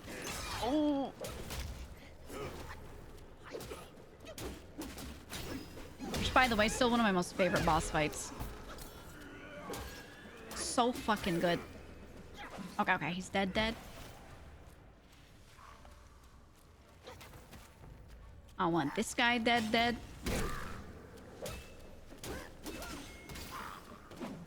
And then I want this guy dead. Okay. And someone's still outside. I think it's the middle guy. Do I care about him dying? I kind of think I don't. I'd have to, like, go across that again to get to him, and I don't feel like doing that. He's not blocking anything I need, so... Whatever. Oh!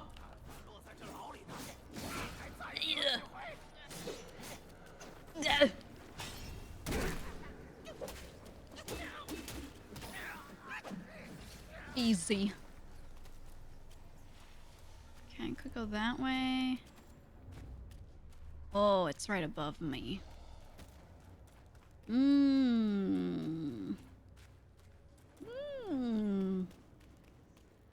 We're almost to the surface. I'm gonna heal once, just in case. We're close. Make us just says mrr. Her keyboard is too crusty for haiku writing. Like that. Like that one. Yeah. I like when the old guy goes at you. This is said old guy. So it's funny, he goes. And you know, he does sound a bit zombified, but he also kind of just sounds like an old guy.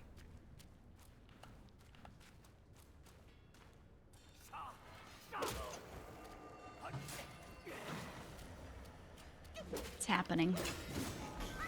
There it is. Oh!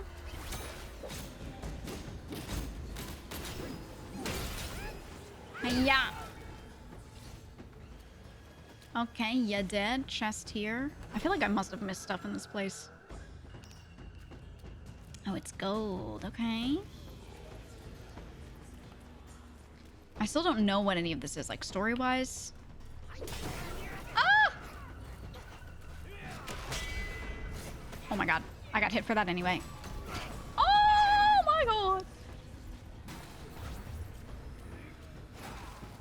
I've been given no context clues so far on, like, why this is happening. I just know I woke up in a real bad place and this shit keeps happening.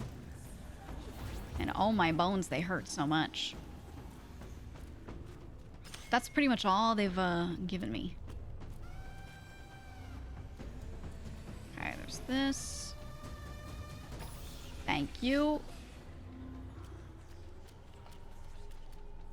2. Oh, wait. I want him to walk over here. I don't want to fight both.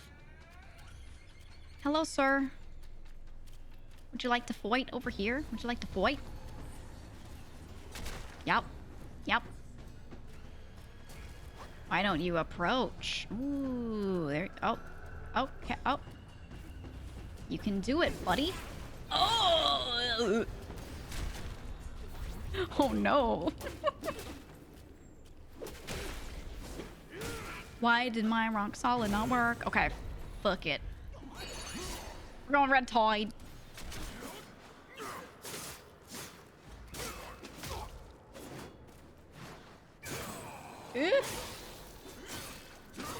This dude's mob, yeah. This is the one that was saying felt like Ganon. He hits really hard. Oh! Okay. He was on fire because he stood on, like, the brazier. Like a fool. Hello, sir. Would you like to fight? Oh my god. Couldn't dodge that. No, you're not gonna do another one? Okay, well, oh, alright. I'll just die to this dude. Jesus. Simian tauntings. A painful lesson learned. Struck from above. Ooh. That's a good one. I like that. That feels like a haiku. Some haikus that people write in the chat feel like they're just like really trying to make the syllables work, and then others feel like, I don't know, actual poetry kind of thing. All right, we got it. This time for real. This time for real. And I got the stuff, so I also can just run past if I need. Which I might do. Ryuko's BBL butt. Ass big, it makes me dizzy. Watch me hit gritty. Wow.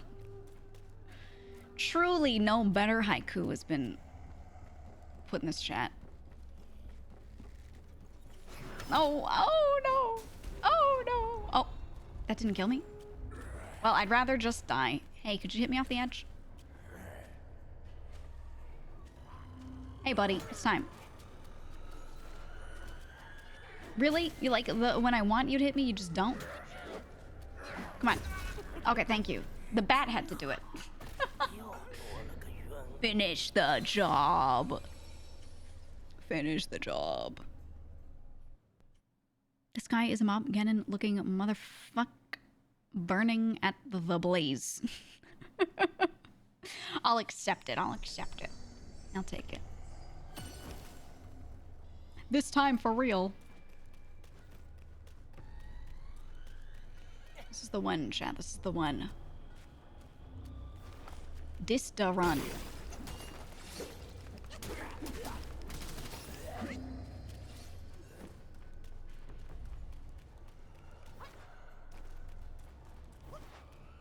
Dista run. Hello, thank you for the raid. Ooh, miss me, miss me. No! No! I don't want to die to headaches. Oh my god, okay. Okay, we're chilling, we're chilling, we're chilling. We're not really chilling, but like I need to get away. I can't get away. Okay.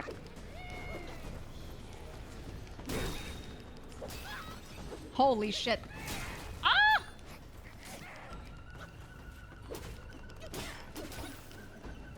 Alright. Dude, putting the bat at the end of that sequence is the worst. The worst.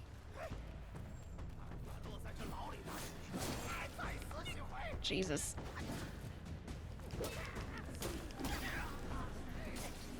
Oh! Alright, and then we go up.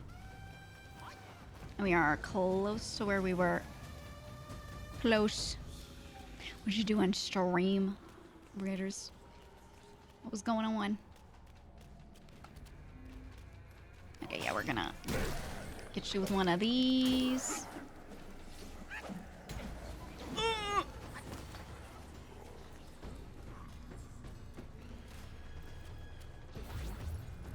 And then we're gonna get you with one of the... Ah!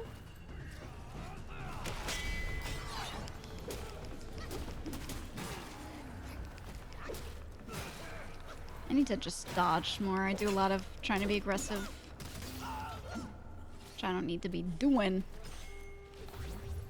Okay. Now we have this guy again, this motherfucker.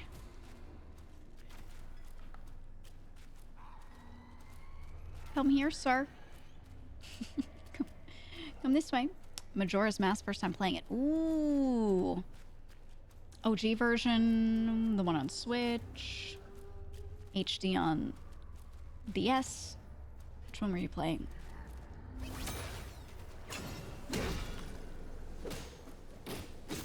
It's one of my most favorite games. Oh! I like Zelda a lot, but specifically Majora's Mask and Wind Waker were my favorite ones. Ooh.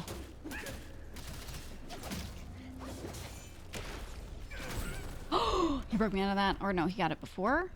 I don't know if he broke it or what. Oh no. Oh no. Oh no. Oh no. I can feel it. My camera. My camera. You're excited for Echoes of Wisdom? Me too. Me too. It'll be really good. I'm confident it's gonna be good.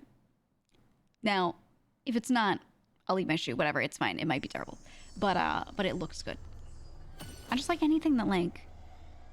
I've noticed Nintendo does this a lot. I've said this before, but they do a lot of, like, making a game in a new format from an old IP and then taking that same IP and doing something in, like, a really traditional format for that IP, right? And they kind of flip-flop.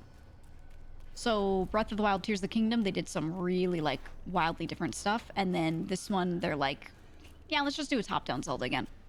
Right. Okay. I'll just die. Kill me now. Kill me now. Okay. But yeah, there's a lot of flip-flopping, and I find that when they do go back to like the OGs, they tend to just do a really good job of implementing new stuff in it. Integrated Breath of the Wild, Tears of the Kingdom mechanics into it too. Yeah, it looks like they did that with like Ultra Hand and stuff like that. Looks nice. Dread and Prime 4 like that too. We assume, yeah. We don't know anything about Prime 4 yet. Because it says Prime, I kind of trust Nintendo will do it like a proper Prime game. But we don't know yet. If it's not like Prime, if it doesn't play like a standard Prime, I'll be so upset. But I think they will do it like that. And yeah, Dread was so good. It was basically just Metroid Fusion 2. In like the best of ways. Oh, okay, I need to not die to this fucking bat. So I'm just gonna get in here. I'm very much alive.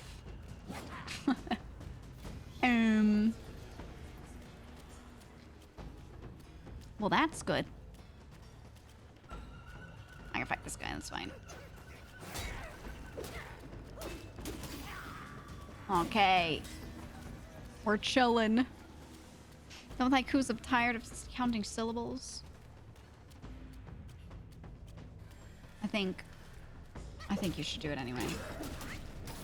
I think you cannot escape this prison. So long as I am stuck in this place, in this game, you must also be stuck in haiku land. Oh! It's our mutual suffering contract. Oh. Wind up on the move takes 10 years.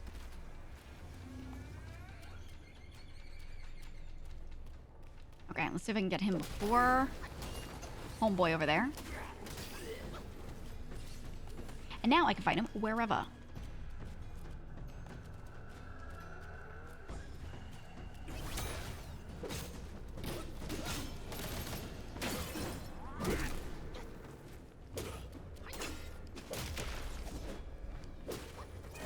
I can't see anything.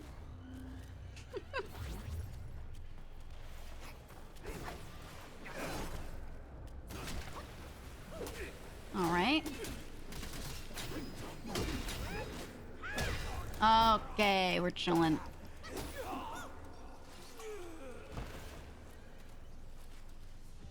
Oh, I want that.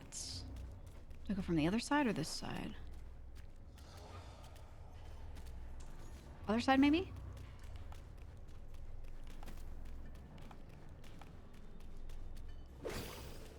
How go in? I'll figure it out. Oh. Iron Mouse Wait, no.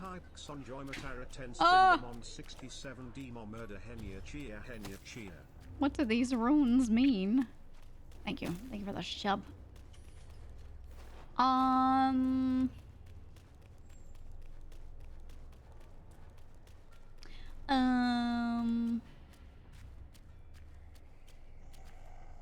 That's the ramp up that I came up from.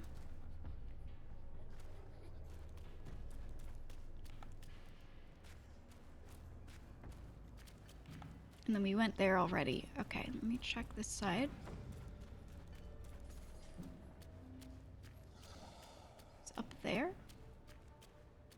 Oh, it's not even connected here. What? What? So then how would I get to, maybe I drop down into it? I was thinking it would be here.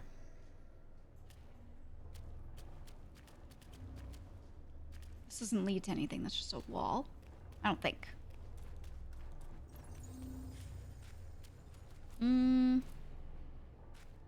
Is that a hole back there or what? Oh. Well, I guess there's nothing in there. I guess it don't matter.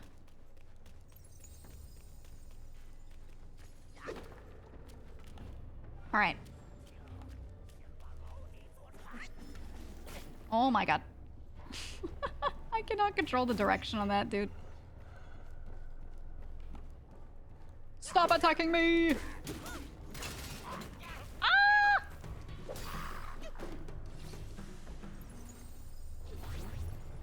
Okay. Surely there's nothing at the top of this to knock me off. I see you, rat bastard. I see you. Oh, it's like a giant hand. Oh, okay. And what's over here?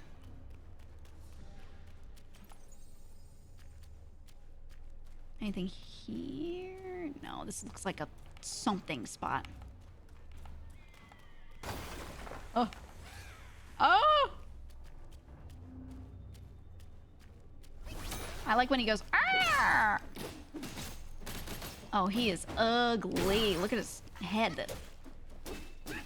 Is he a vulture? I can't tell. Oh!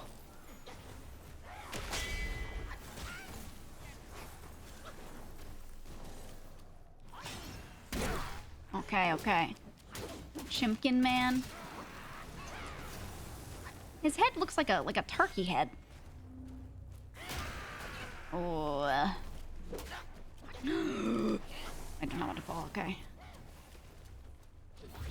Come back. Come here. Stop using wind. Stop it. Stop it. Okay, what if I use the bane of your existence, my wind thingy? Anti-wind. Ow. Fucking come here.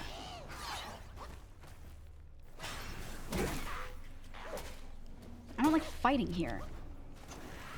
This feels cursed. Come here. Oh, I'm so far. You have to move closer. Oh. Oh, I'm so far. Oh, however will you get to me?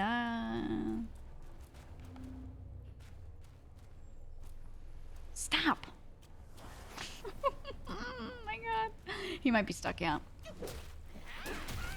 Oh. Okay. We just gotta do it. I'm gonna keep, like, gingerly, you know, smacking. Oh, I'm frozen! Okay. I'm good. Okay. Oh, I got an anecdote about him. Ooh. Cold iron leaves. Okay. Well, I lived. Barely.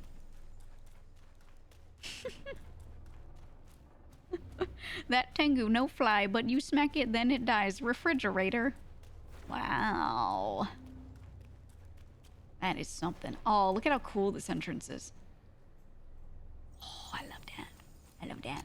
Oh, it looks so good. Butternuts. Thank you for the 16 months.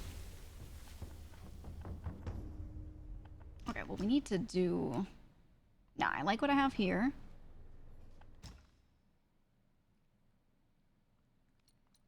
I guess I could... Since I'm leaving him on, we could give him a little cultivation. I have 38k will? Oh. Jesus, not a voidness. Okay. Jesus Christ. We'll rest, and then I'll check my sparks. We can get a few new things. Shit mites in my hole. I must spread sheets to show you the glory of Kaka. That was beautiful. That was really nice.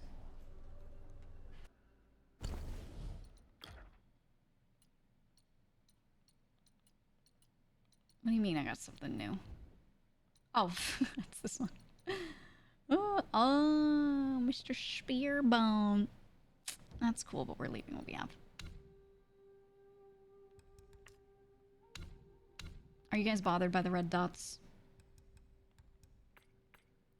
I don't know if I like the, like, new item notification kind of icon system that a lot of games have.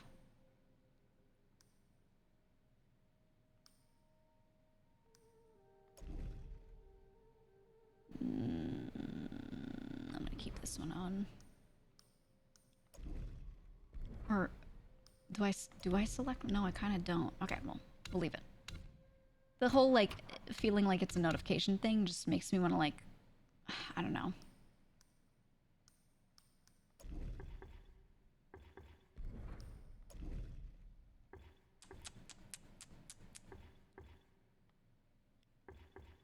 I can just awaken one of these. Attack after perfect dodge. Window of rock solid.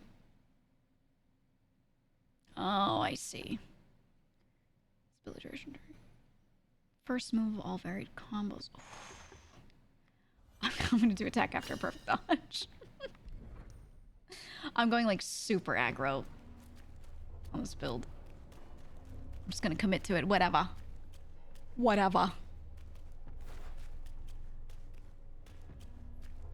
I wonder if I would have registered that this was a giant hand if I didn't look at it from afar. Right? Like, looking at it from this position, not really. But then if you back up a little and look from the side, you're like, oh my god, that's a hand. I like that. I like that. You hereby declare all emotes count as one syllable. Okay. Fair. Yeah. Thank you, Breakflame. Beautiful. What is that? Huh?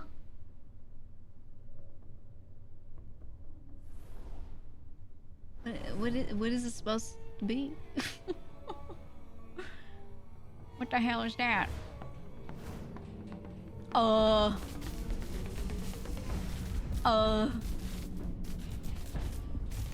Well, that sure is something.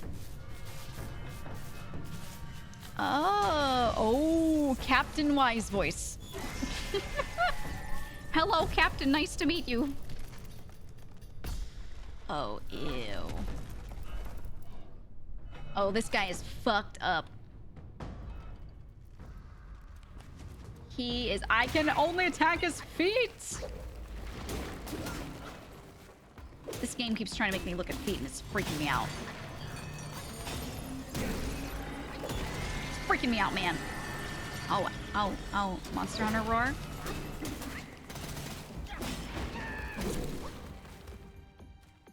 Oh, I have the debuff. Do I always have the debuff in this fight? Oh, no.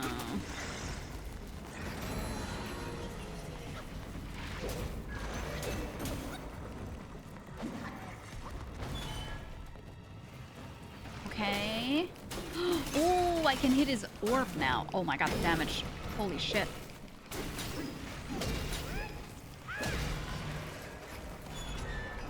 Wow, okay.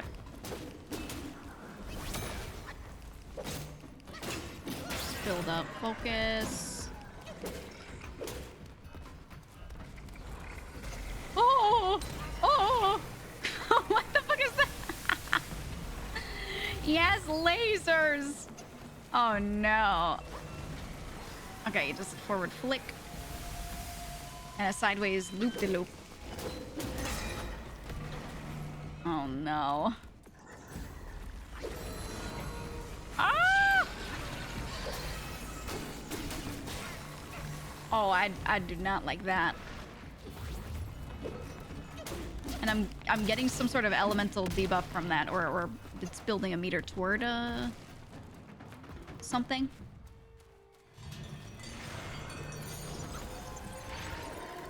I do like the bell sounds though. It's a really cool thing for him.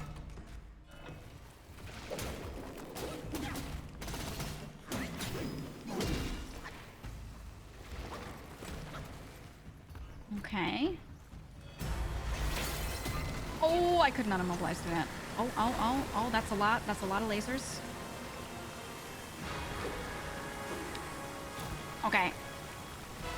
Cannot hit him through this. Okay.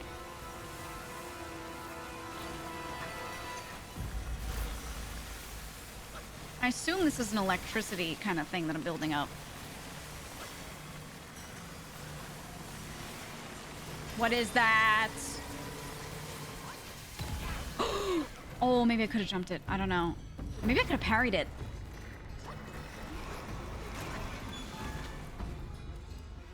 Okay, okay.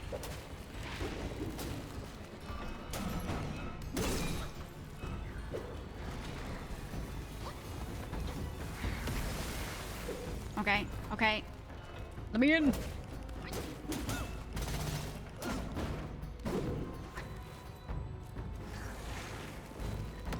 He has glowy hands. I'm not damaging him there at all. He's kind of cool. Like, now that I've seen him more. Oh. New move.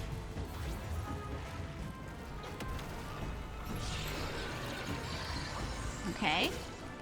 I don't know if I like fighting him against a wall like this. I think that's kind of not good. Oh! Oh! Oh! Gassy I may be, a bathroom it calls for me, a mess it might be. Oh. May, that was beautiful. No. I thought surely. May, that was gorgeous.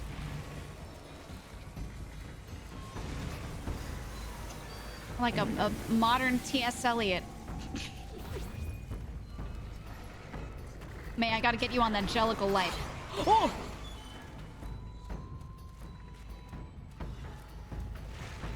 I'm gonna put you on the Jellicle grind set, okay? I'll explain later.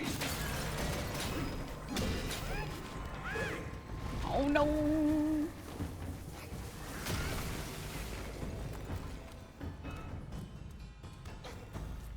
Alright, we just gotta go.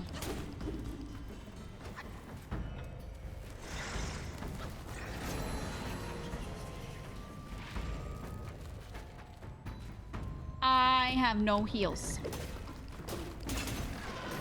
So we're kind of gonna be roughing it. Oh. Oh, halfway. Oh, no, he's just falling over. Okay.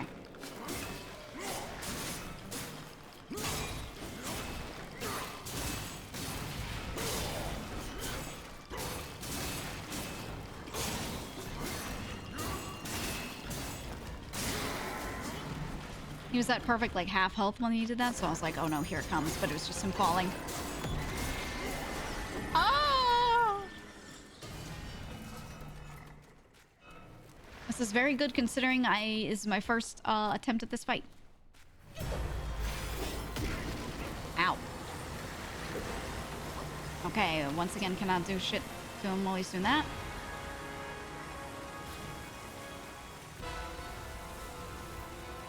I think when I first saw this thing, I was really fucking confused, but now I like the design, actually. Oh, it's freaking out. He's freaking out. Okay. There we go.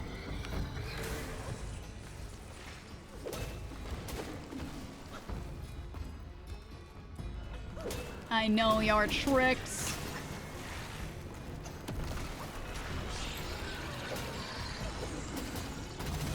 I just want you to fall over. Ugh.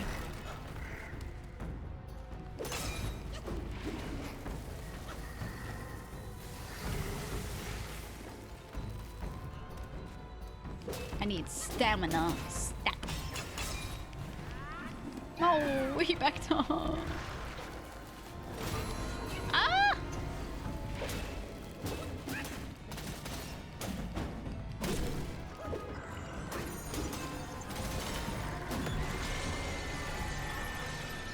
Ow.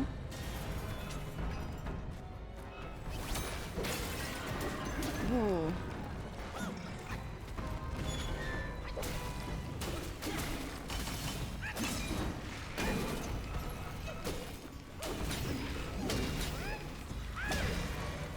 Oh.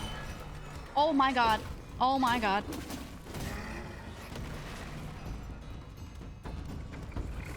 Get away from me. No, don't laser me. Okay.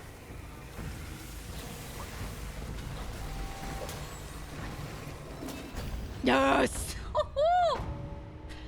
First try. Locked in. Killed his ass. Killed his fucking ass. I still don't know what he is. He's got deer legs and a fucked up head. Also, he's a tree. Also, he's a lightning ball. Also, he's a metal orb. Oh. Oh.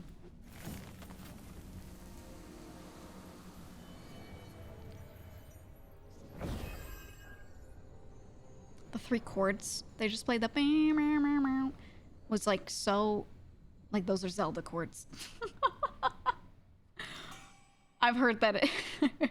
I've heard that many times before. All right, yeah, new relic. Let's see. What do we got? Spirit of Captain Wise voice. We can do this at the next spot. Oh, I killed him. I killed him dead.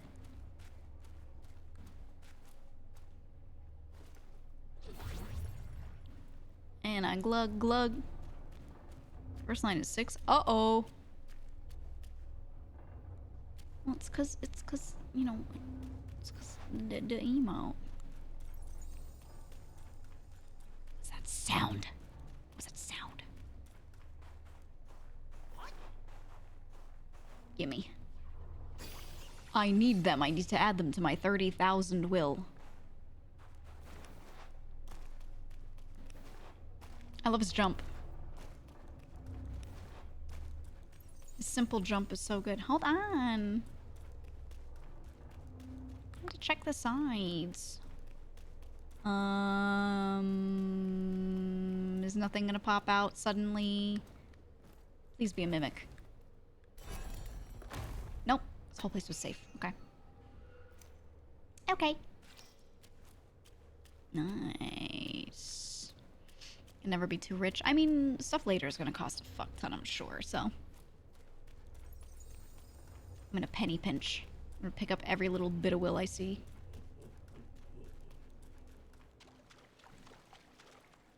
Ooh. I like it. Alright, let me do a little checkpoint. Wow. Sir Bite, tell your wife to come up with a haiku about poopy shits. Okay,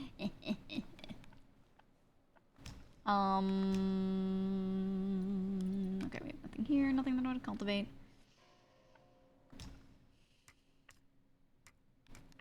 These I want to keep the same.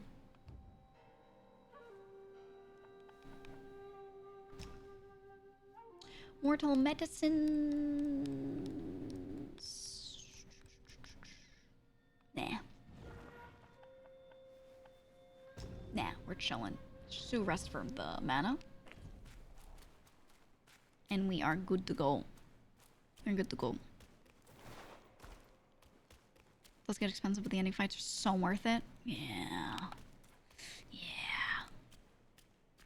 A vine. Do I have to fight for this one? I have to fight for the last one. Oh. Had to load in all that water real quick. No fight? Yes. Yes. Okay. I guess we go here. How is this not frozen? Is this a hot spring? Oh, imagine just sitting in there. Ooh. The best feeling is being in a hot tub or hot spring when the air outside is like really cold and you're in like the super warm water. Oh my god. Oh my god.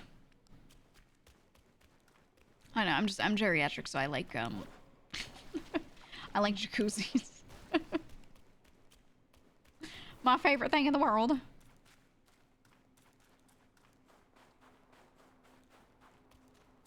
Oh, I love the snow. I love just going hot, cold, hot, cold, hot, cold, right between, like, two water temps. Oh. Some people hate that, but I love that. I love that. I love that. You get, like, a little overheated, and then you dunk in cold water. And you shrivel up for a second. Aw, yeah.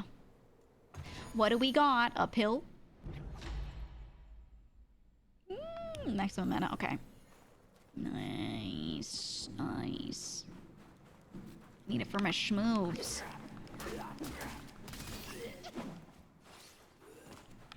Okay. You're fucking next.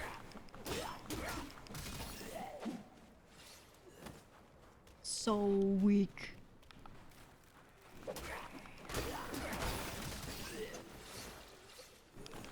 Yeah.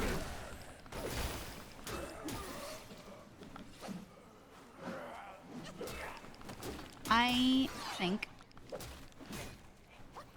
think they feel easier than they did down below, and I don't know if that was just because of the weird condition that was happening, or if they're actually easier here. I feel like they should be the same. Perfect dodge animation? Yeah, I like it. Hello, sir. You look fucked up. Ow. Oh, I don't like him. Oh, ew.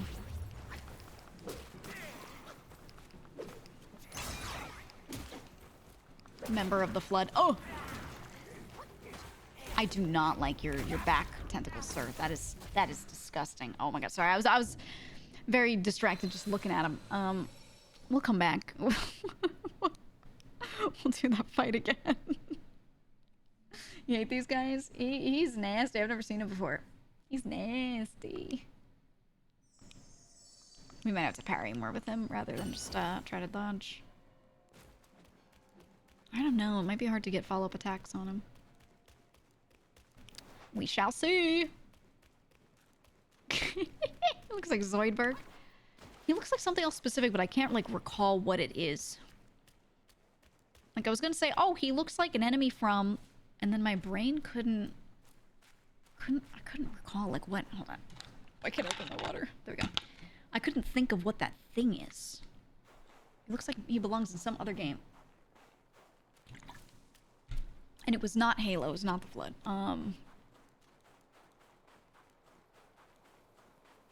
There's another game where all the enemies freaked me out because they just looked gross. I don't know, doesn't matter. Anyway, he's disgusting. It's the moral of the story. He's disgusto. Not Dead Space. Something else.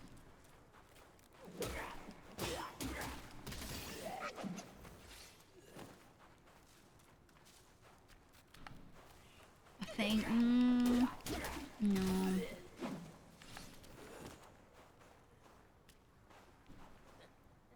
Some sort of game where a bunch of people became zombified. Big surprise. And they had a lot of really weird traits like this guy.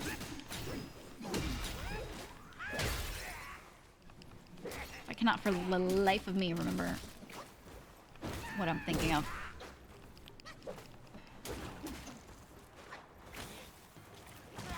TLDR, he's nasty. And he's dead. What was he doing? Was he trying to gather up these? Well, it's mine.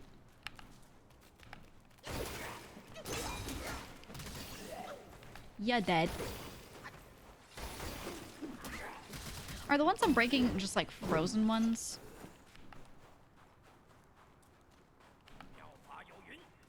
Hello, Ganon.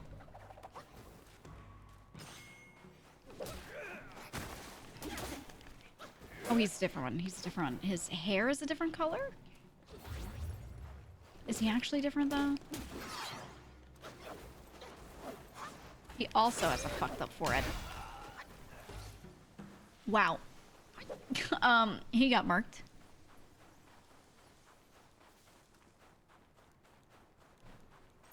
Okay, I am through the ravine. To a staircase? Where am I even going? I don't know. Green Zombie show on Netflix? Oh, yeah, no. But there is a resemblance as well, for sure.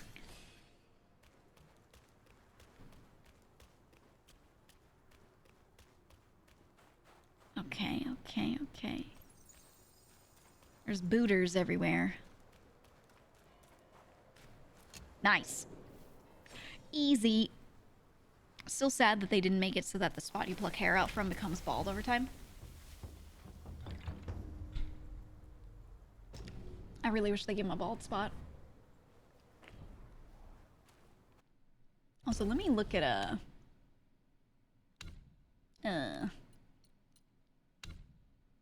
what am I thinking of? This. Okay. Just got the same tooltip as always.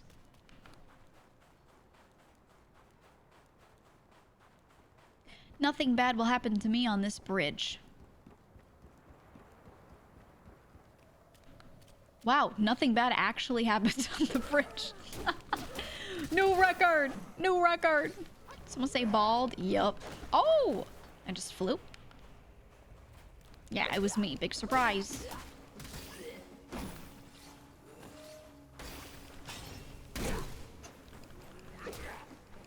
And he's dead. And he is dead.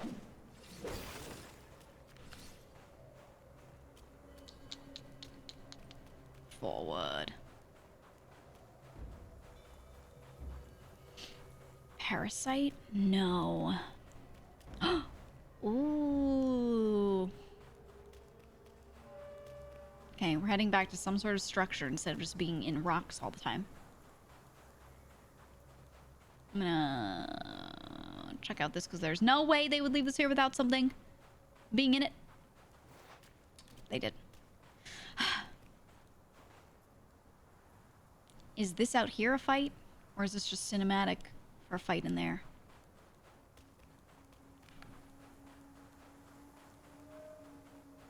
Am I gonna do this and then fight it out here? What is this?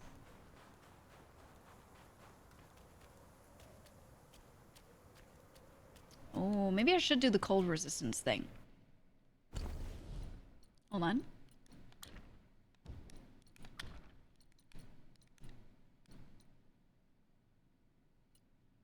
Wait, was it one of these? Or was it something else that I'm thinking of? It was something else. It was one of these. Chill resistance. Yeah, yeah. Go. Go where? Okay. Okay, he just touches it and he glows and he goes in. Okay, I'll, all right. Whatever you say, buddy. Whatever you say, buddy.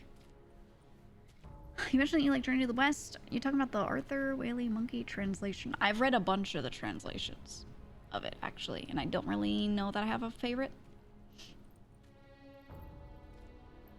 I don't remember the names of which, but there were a couple that I really did not like. What is here? Ooh. Alright, I sort of phased through this wall. Got it. So I'm inside the big tower now. I'm inside the one that I was in before. Hell yeah. Hell yeah. This is endgame content. Is it? Oh. Sorry. Okay, we have nothing to do right there. Please have a roguelike mode. Can I just say, I want a game like this or a proper Souls-like to just be a roguelike. Now, I know I say that about every game. But imagine if this game were a roguelike. Oh, dude. Fighting through areas with a boss rush at the end. Oh, dude. Can I not do anything here yet?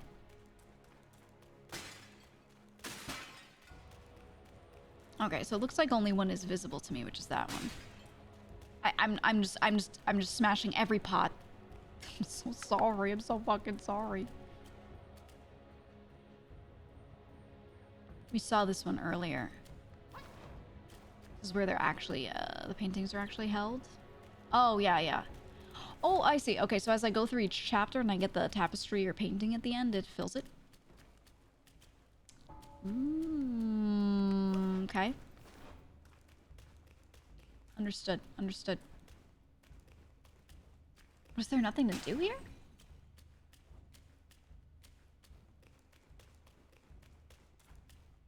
Nothing here yet. Yep. Okay, we can travel. Wait, where do I go then? That felt really linear.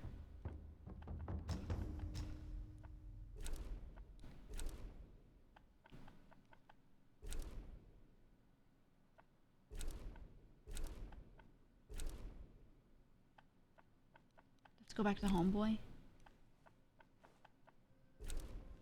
That's where it just was. Okay. Okay. Monk that Journey to the West Monk is based off of. Their recorded journey to bring back the sutras from India is pretty amazing to learn about. Incredible he even made it there and returned.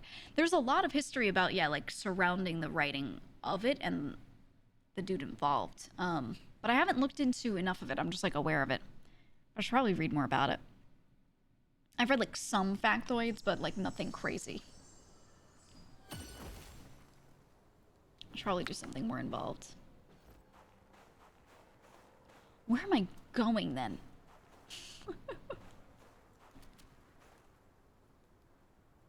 So I went there, I went up to it, and this is where I came from. Wait. Is this where I came from? This is where I came from. Oh, so I could have gone... Did I go here?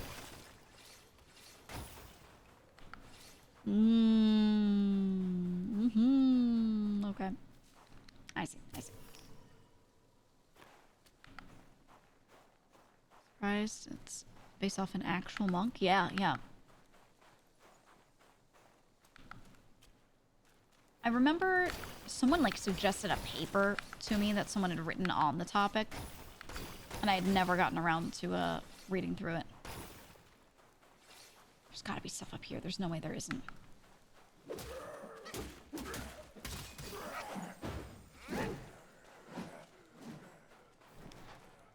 Why would this area exist if there weren't something really cool at the end? Right?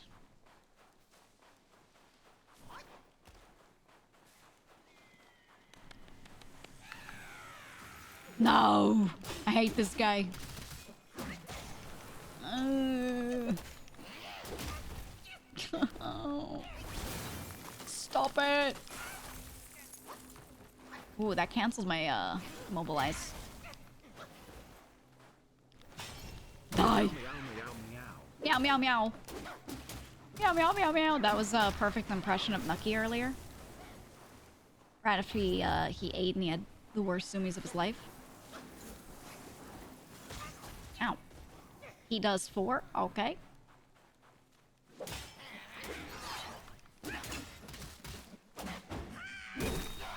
Okay. Surely there's something cool up here. It's totally worth getting. Right?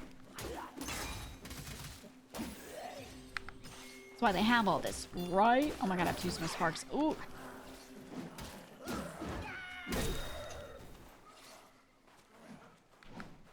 What is that? Ew, it looks like asparagus. Oh. Like demon asparagus. Oh, that's nasty. Oh. It does look like it. That sort of like scaled pattern of the vegetation. I guess I could have gone one way, that way, or this way. I heard that. Yeah, I heard your bird sounds, brother. Oh! He's glowing. Let's go, brother.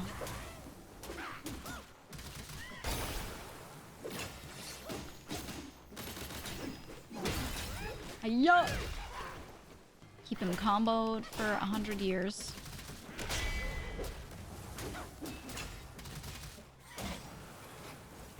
Okay.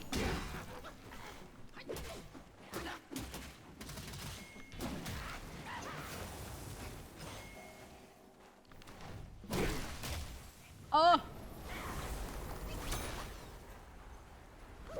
Okay, wind, go away. Come again another day. Nice. Beautiful. Beautiful.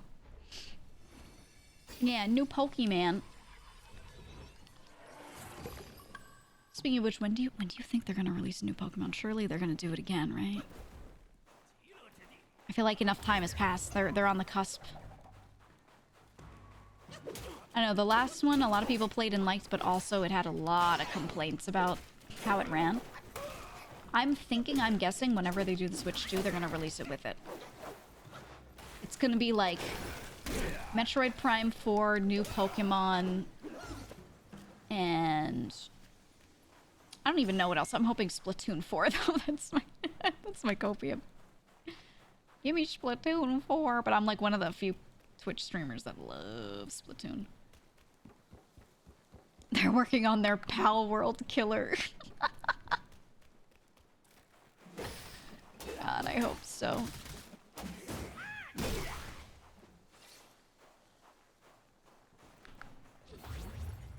God, I hope so. Oh my god, it's this dude again. Ugh. You are so disgusting.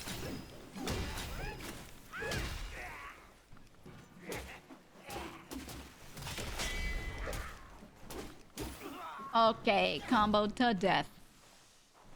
Didn't stand a chance. Switch to like first half of the year, right? And Pokemon seems to be consistently quarter 4. That's the other thing. Maybe they could do a remake. So they do a lot of that, right? We've got like Alpha Sapphire and Omega Ruby and, you know, whatever. Maybe we'll get another remake? I want a really robust Pokemon Snap. I actually liked the new one. Oh, that whole area was just for that item. Okay. I liked the new one, and I think they could have done better. I would love it if they put the effort into it that they put into mainline games and really, like, give us an insane Pokemon Snap. I want, like, Pokemon Snap plus, taking care of the game. Honestly, Chow Garden. Who is this? Oh, it's him.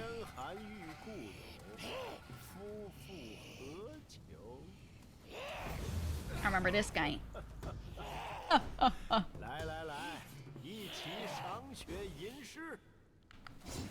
Okay.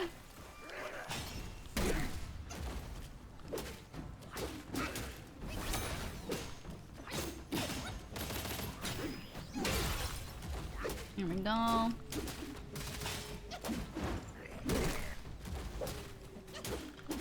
The gourd guy? Yeah, it's that guy who's like, oh, hey, Wukong, with your little baby gourd.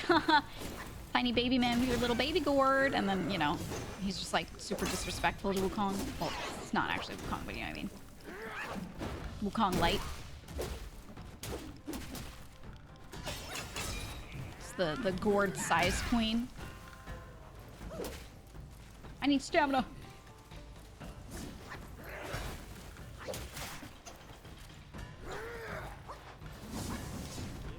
Ooh, ooh! Almost.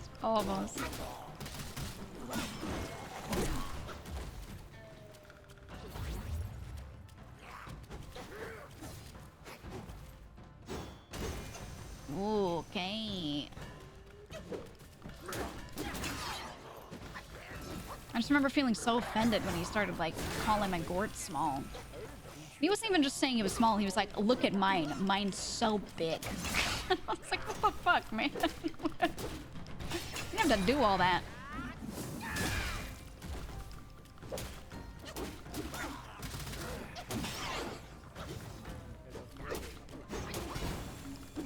You'll never be strong unless you have a gourd like mine. Come here. Come here. Macaque chief.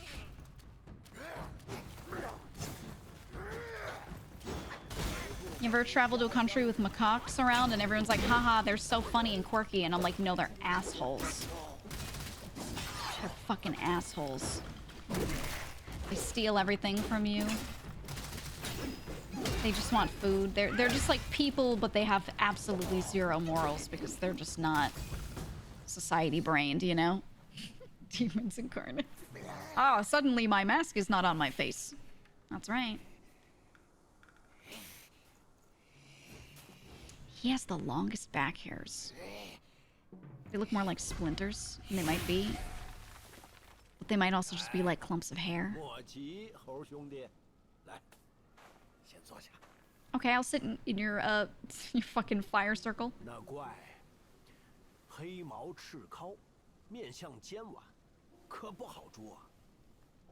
Okay.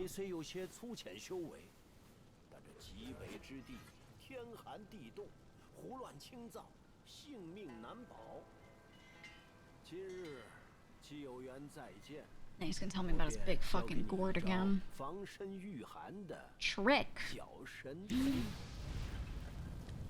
Oh. Oh. Do I get the Ring of Fire?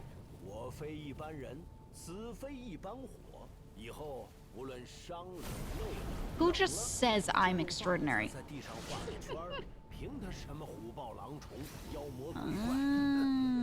Oh, he's gone. Ooh, fire circle drawn by the staff can provide rapid recovery within it. Oh, wait. Oh, I need to go somewhere for this. Okay. I need to go to a spot. I need to go to a thing. Yeah, I'm gonna have to put that on. Oh, here you go. Yeah, Healy Circle. Seems OP. Well, that means I'm gonna use it. What does it go over, though? It goes over immobilize? Oh, okay.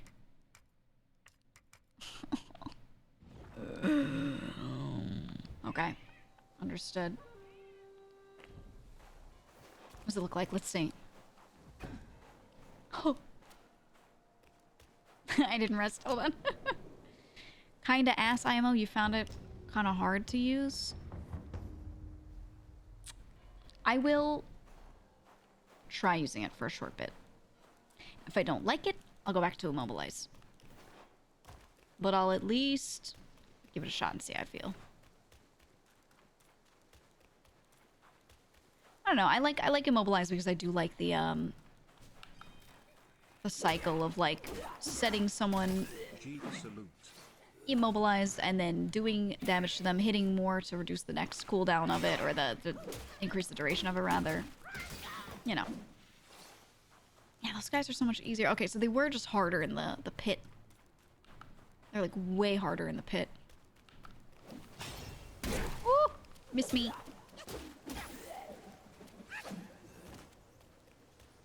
Okay, give me that. Only heal, or is it a barrier? Yeah, I don't know. I don't know. That is the question, really. Is this nothing but that? Okay. We continue.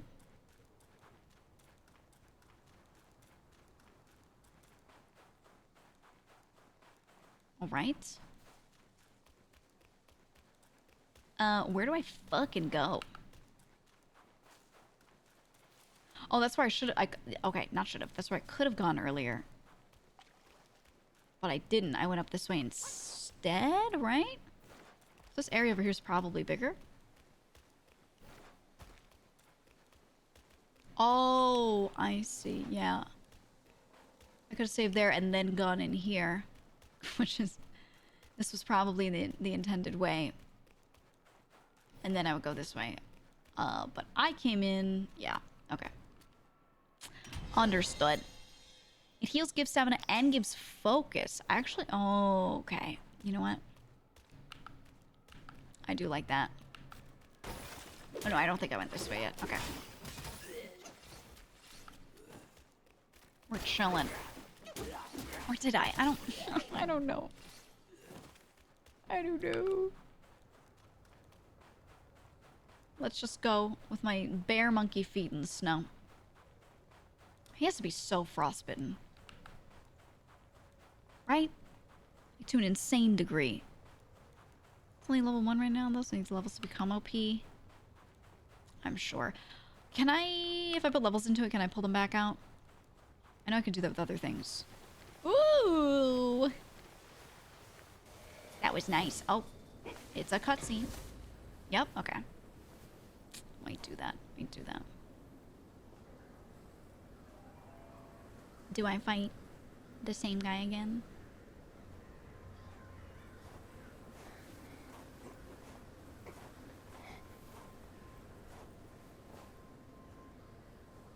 I need to claim my mountain. His feet are calloused, so they're basically leather boots.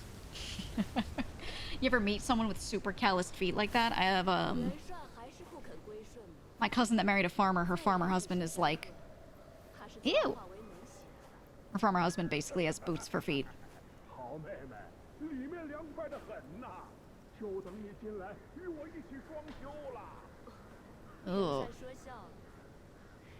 你若放下执念，我自然会劝师傅放你。到时，便可同修大道。哎，我可消受不起。看来那老贼得了师兄的玩意儿，果然功力大涨。 Wukong's relic. I need it. 中间小官都被训得服服帖帖。不过听这动静，天命人已平了塔下的精神。 What? 估着这金疙瘩要等不到你师傅来开喽。这金挠是祖师爷的法宝，小小天命人。 She called me a puny monkey. I'm about to kick her in the head to death. To death. Meow. Oh. Uh-oh. Uh-oh. What is that?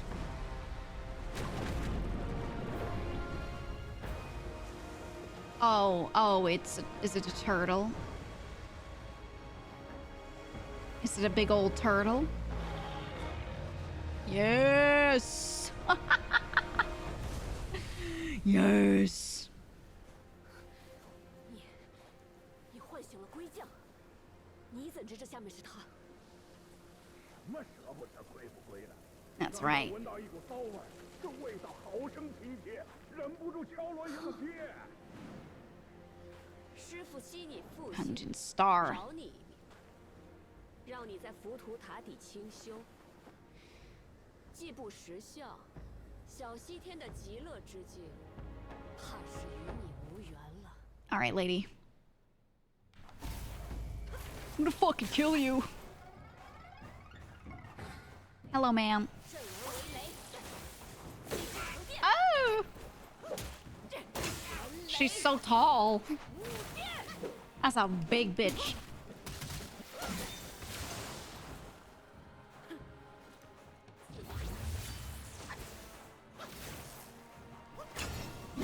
Oh my god. Oh my god.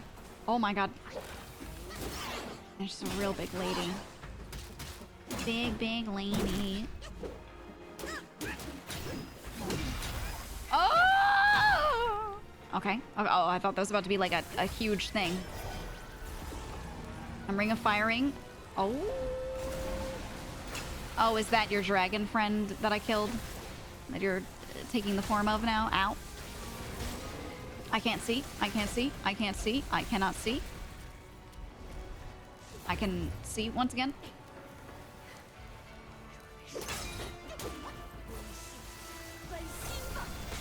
Ah! Oh! Ooh. Ooh. Tall lady indeed throws lightning and she pray for sight. You... Why'd you say instead of and? You didn't even save a syllable. Yeah, the firing was actually okay there. Hello, man. I'm here to fight you. I'm here to win. Hey. Hey. Okay. It's time. Fun fact, that woman is 5'11". 这般想象， She's a solid 6 feet. Ow. 寒雷，Was Kangjin Star the name of the dragon? Is this just her? I don't know. I don't know anymore. Ow. Yeah, it is it. Yeah. What I thought.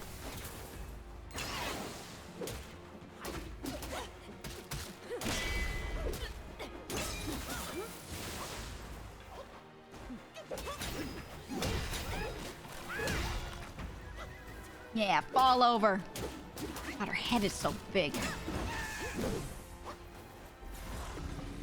Who's will be like, I want a big woman to crush me, but then they forget that she just has a big head.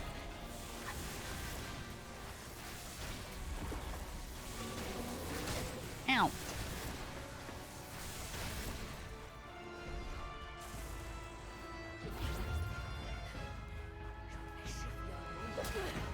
Stop talking!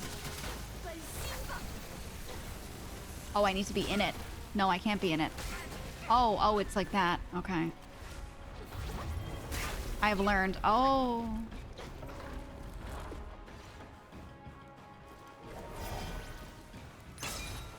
I do not want to fight your dragon form again, lady.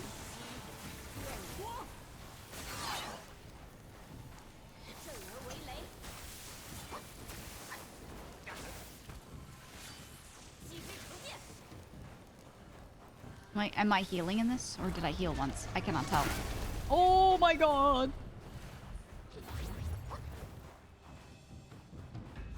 Let's just do this for good measure.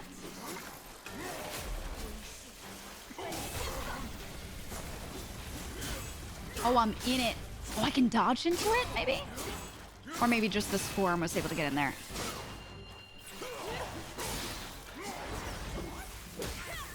Ow. Her teleport animation there was kind of stupid.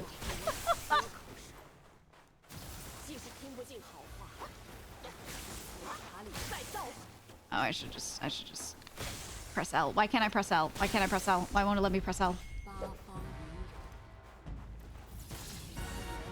Let's try and do this. I think you need so much time before you can do that. Oh my god. It's dark. Ah!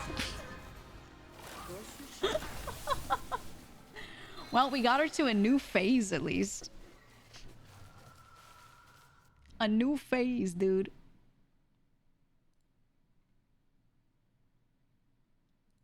Alright, we'll give her like a couple more tries, I gotta keep an eye on the time. Because I do have a schmeeting. Need a baddie to tase me affectionately? I think that sounds really good, and then when it happens, I don't think you're gonna like it very much.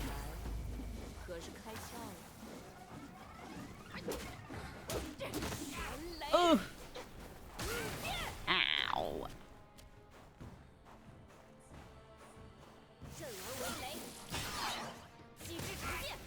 Oh, did not mean to do that.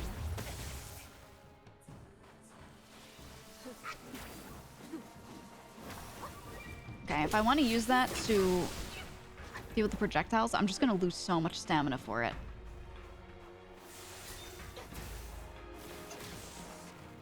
Come here.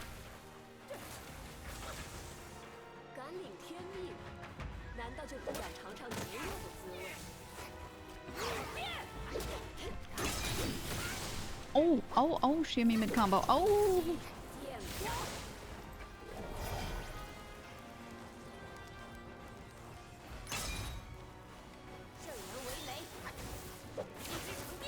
Okay. Nice.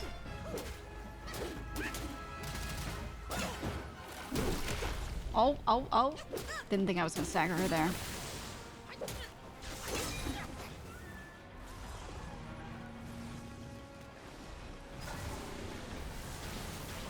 Oh! Oh my god.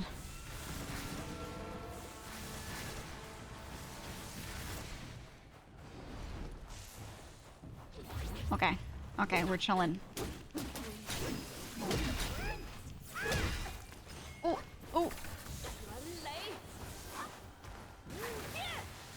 Okay.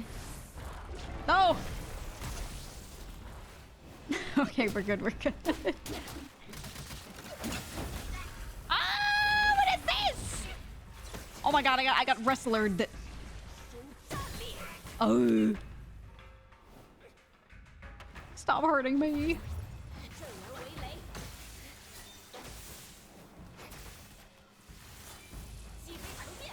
Okay. Chillin'. Dragon mode. Tail slap.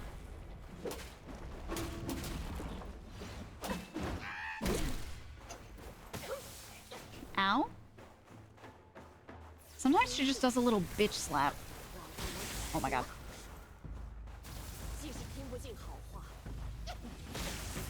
Oh, I cannot do that for those. Okay, okay, okay. The clouds surge and shiver with thunder. Oh, oh. You look great, lady. She's got the heal. Ow! But I was running.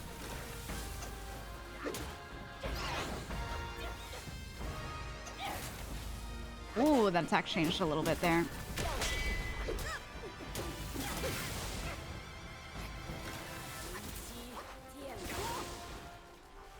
Okay.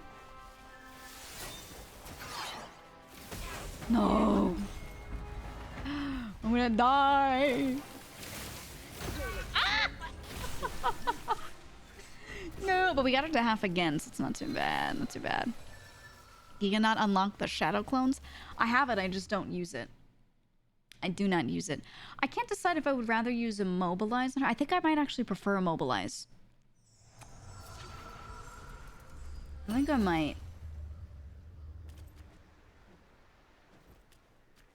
Can I do that here? I don't think I can. Oh, no, no, wait. Wait. I didn't get this shrine. Okay. I was gonna say, there's no way there's no shrine for me.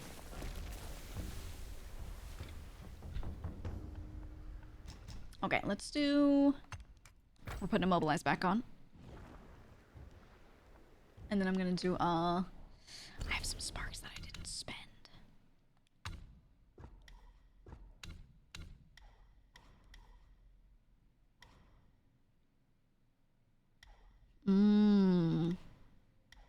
While within. Ah, okay, okay, okay. I understand. You know what? We don't have much for mana regen, so that would be very useful.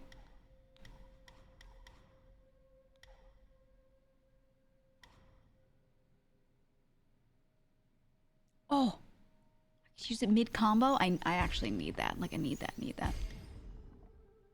Massive extend mobilization. Oh. Not yet. Not yet.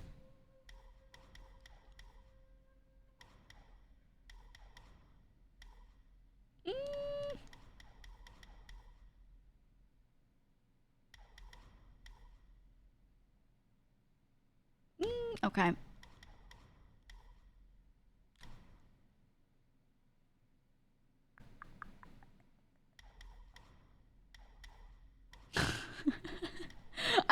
I dumped everything into crit.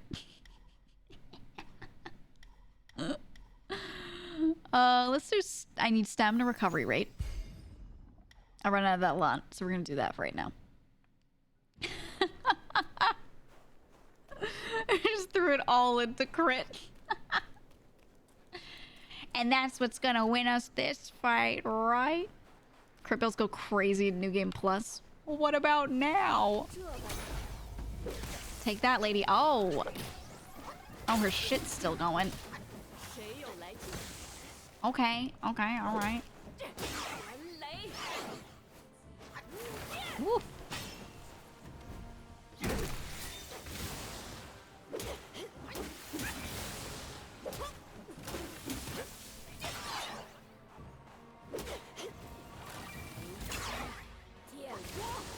Okay.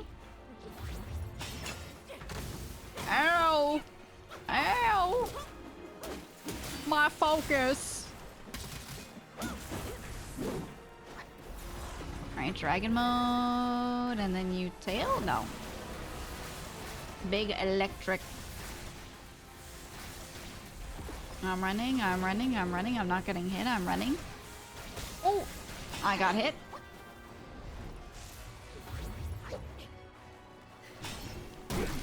Okay. No! Okay. God, the way she like auto went into the tail slap, a little... I'll let all freaky.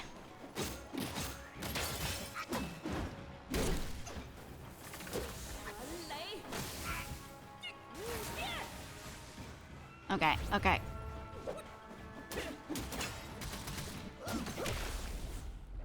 What? Ma parry. I hate this lady.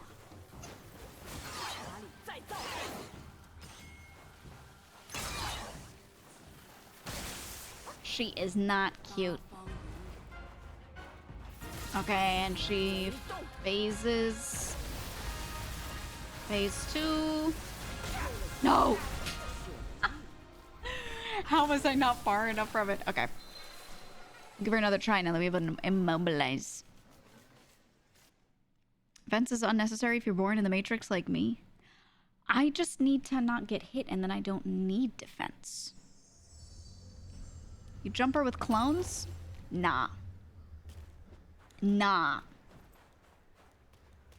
I'm gonna parry. I'm gonna parry. Also, is like the guy in there just watching?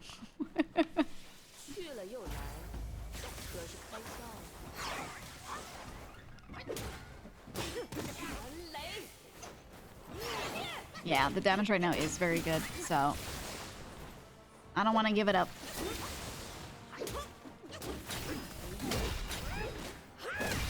Oh, I hate that you still get hit through that, but it makes sense.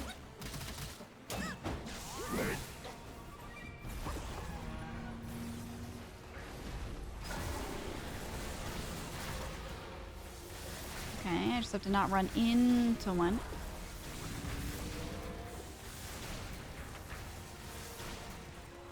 Okay.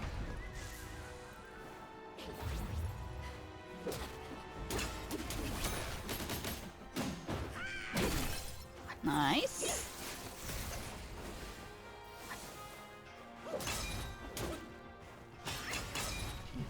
There we go. Okay, okay. I'm afraid of using that one because it's so much of an animation sometimes that I feel like I'm just gonna get wrecked.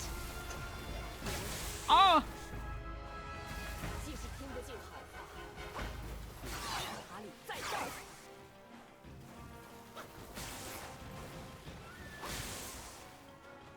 Come here, lady. Something, something, surge and shiver, thunder. It's electric.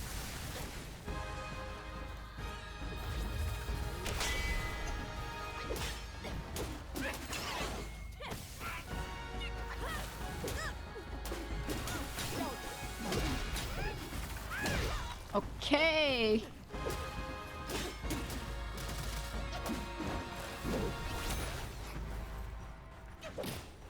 It's about to Kamehameha me. Okay, okay. I need stamina. Oh my god, oh my god. The combo hurt so bad. I didn't mean to heal twice, but you know what? It is what it is. What the fuck is happening? Oh. No! I really like this animation.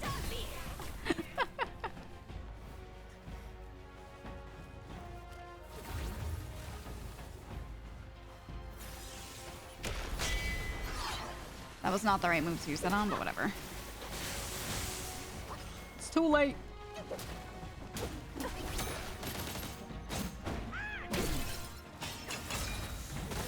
No, I can't get out of that.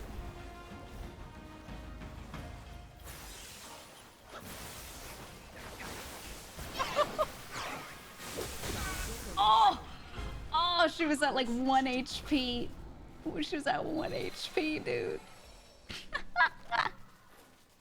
I was hoping she wouldn't spam that move again. If she did any other move, I would have had a window to like hit her, but that one, I don't know. Just put her in the microwave. Ooh, that's how you get her. That's how you get her. Bad bitch fumbled. I'm gonna get that bad bitch if it's the last thing I do. Put the Jellicle Mob Zoodle requested in offerings. Oh yeah. Ow! Jellicle life or Jellicle mobs. That's what I'm talking about.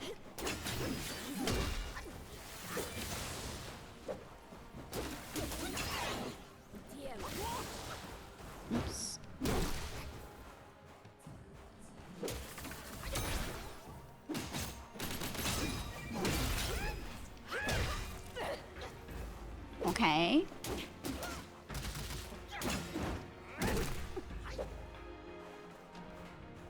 Need stamina. Kind of an insane combo there at the beginning, though. Like, just a lot of damage that we got on her for, no punishment. Oh my god! Jesus. Oh, I broke her out of it instantly? A little scary.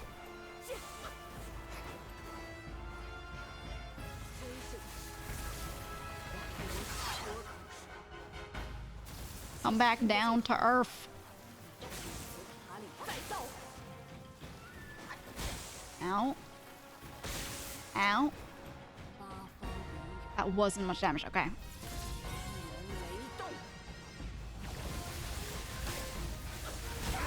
Oh my god. How? You have to be so far from this. Okay. Other than getting murked right there, that was a really good run. Really, really good one. Really nice. I'm gonna get the cyan loon on the right side of the island. Did I ask you to tell me where things were? Everyone, you have to tickle that chatter. The worst punishment imaginable. The worst. The worst. Oh. Oh my god! Oh my god! I'll just take all of those. It's fine. I'll just get hit. It's okay. Yeah, it's fine. Come here, lady. Hey, Hootie! Hootie, I'm fighting a big woman. Look at her, she's so big. Oh.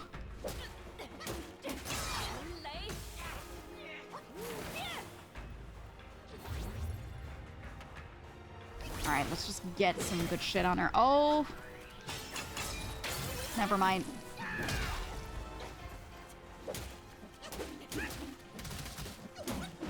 I feel like my damage is so good.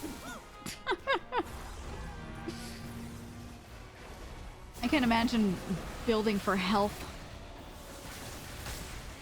Oh.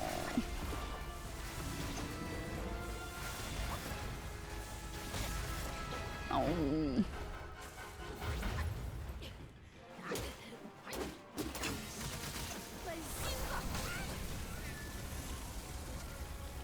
No, no. What do I even do there? I don't even know. Oh.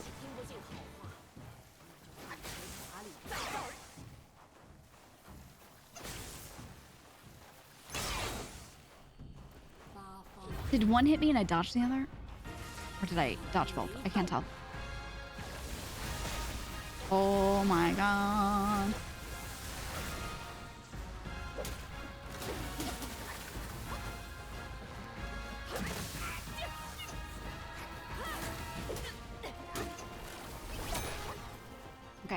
Okay, heal. Oh, what? Oh my god. Hi, Scotty. Bye, Scotty. Oh no, not bye, Scotty. Welcome to stay, Scotty. That's right, that's right. You have transformations? I mean, I could, but I like to not rely on them too much if I can. I'll just use it like once per fight. I could pop it right at the beginning, but I don't know. Something satisfying about doing the fight without it. Like full monkey mode. Ow.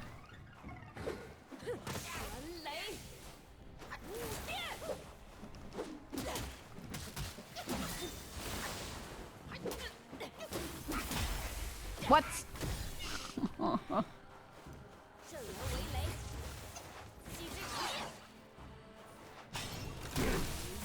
I should do that to gap close more, honestly.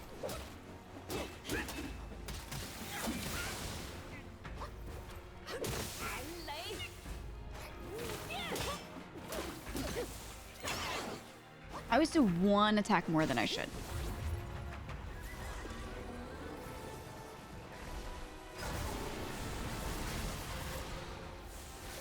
Okay, I'm running. I much prefer this over pressing the dodge button constantly, but after a certain point you just have to.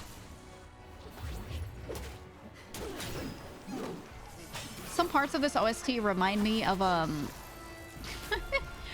Kushala Daora's theme. Do you hear it? It's in the same key to start with, but there are a couple mini progressions that like sound a little similar. Not too much, just tiny bits. I just want to immobilize you.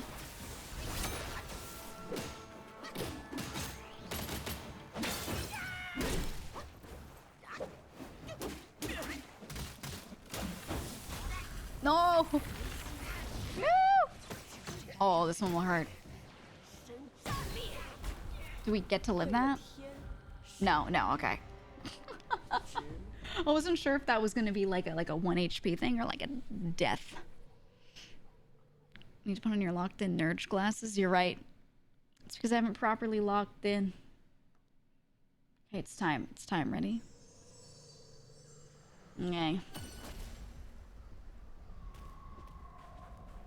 No lock in. I mean, we already got her to 1-1, so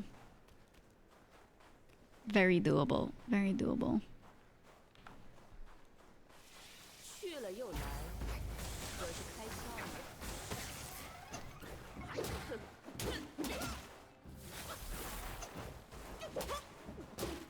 传雷，无电。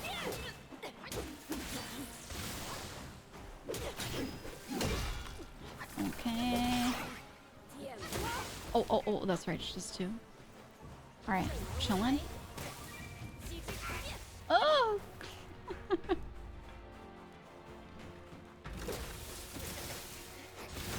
How? Oof. I'm locking in. Ow.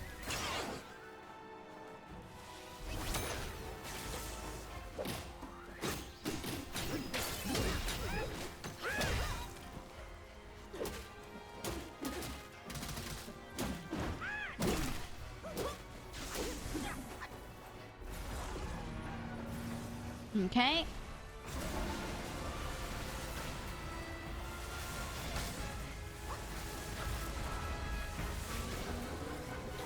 No.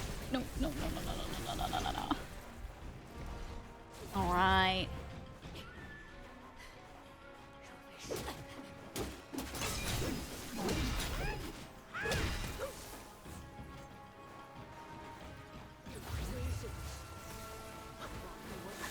Okay. Oh, thank you for the raid. Hello. I'm locked in. Okay. Yep. You know what? Just gonna do this. Unlock the cam for a sec.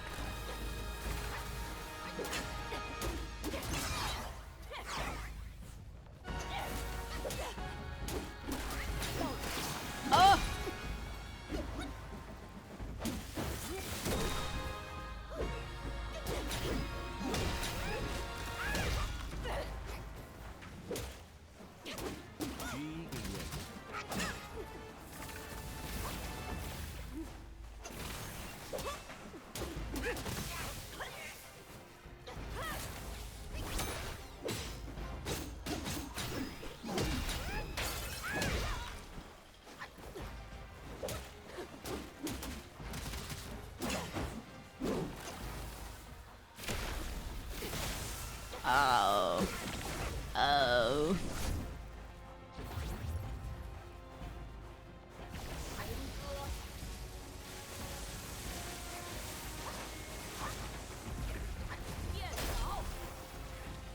Alright, I'm doing it, whatever.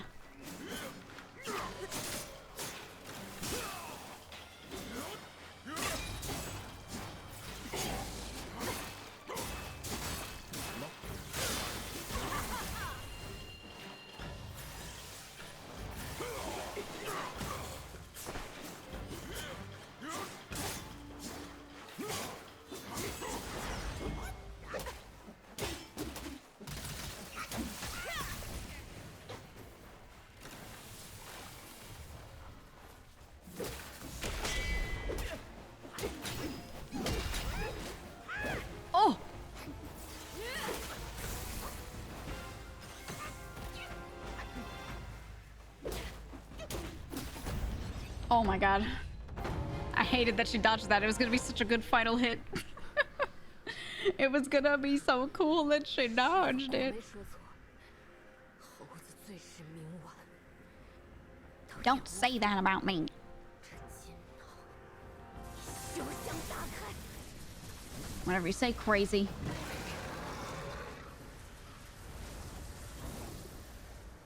You lost.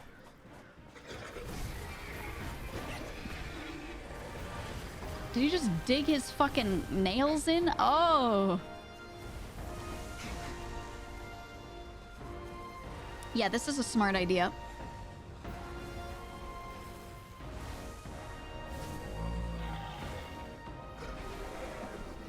Cinema.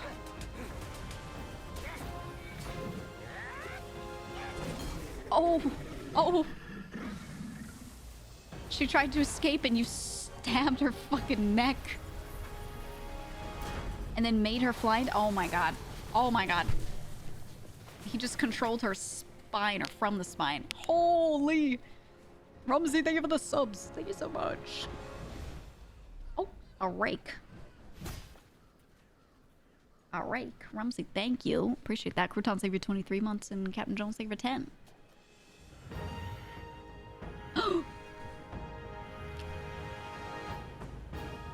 Oh, it's gonna be a big boy. Nope. Oh, look at him! Oh my god. He looks like Boris. Oh my god.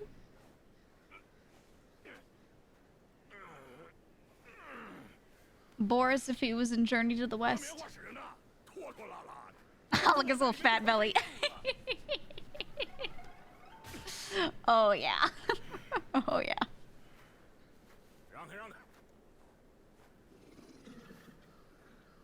Finish the job. Oh. Kill it with the rake. I think she's dead. Eyesore. Ooh. 我岂是拿正眼看过的？又是这模样，毛脸毛眼，尖嘴缩腮，全长着命大。Damn. 又是个哑巴。算了算了，正事要紧。这只老龟，我倒有几分交情。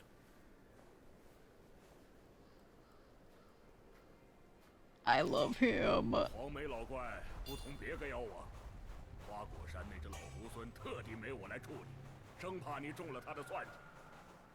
他和我说，只要凑齐6根，便能救活大师兄。Oh, we're working together. 我且信他一回。我先去叙叙旧，你四处查看一番。Okay. Can I save right up here? Is there another thing? Is there a shrine? Oh, what is that? Is there a shrine here?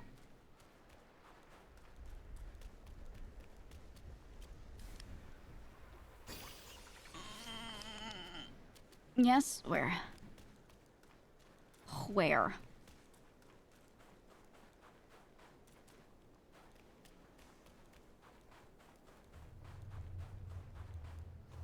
Restart it. Oh, true. Okay, let's tap that one. Let's tap that one. I need to heal and do all that stuff. Look at it. Is she just gonna be... Go back. Yeah, I wanna hit the shrine. I'm gonna hit the shrine. I love being on the big turtle, though. I love this so much.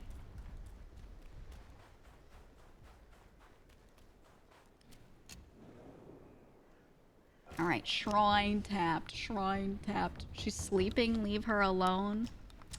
She's just napping. She's fine. And I guess we have... Ooh. Okay, we have a new set that we could possibly do if we wanted. Alright. Well, that's a good spot for me because I have a schmeeting in 3 minutes.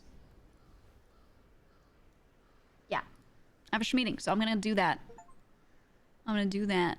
Hopefully next time we can game a bit more, yap a little less. What the fuck? We'll do more. We'll be back tomorrow. 100%. So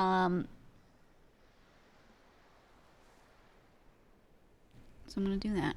Yeah, I'm going to schmeaning.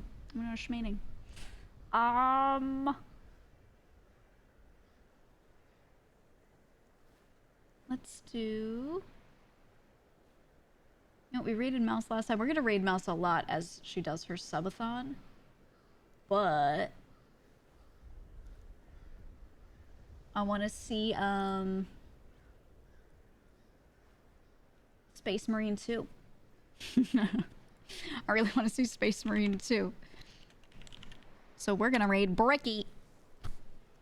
We never get to raid Bricky. We're gonna raid Bricky. Big Warhammer enthusiast. Currently playing pre-release of this game. I think. Looks like a couple people are playing it right now. I don't know if that means... I thought it released tomorrow, right? So I guess some of them have a pre-release access kind of thing.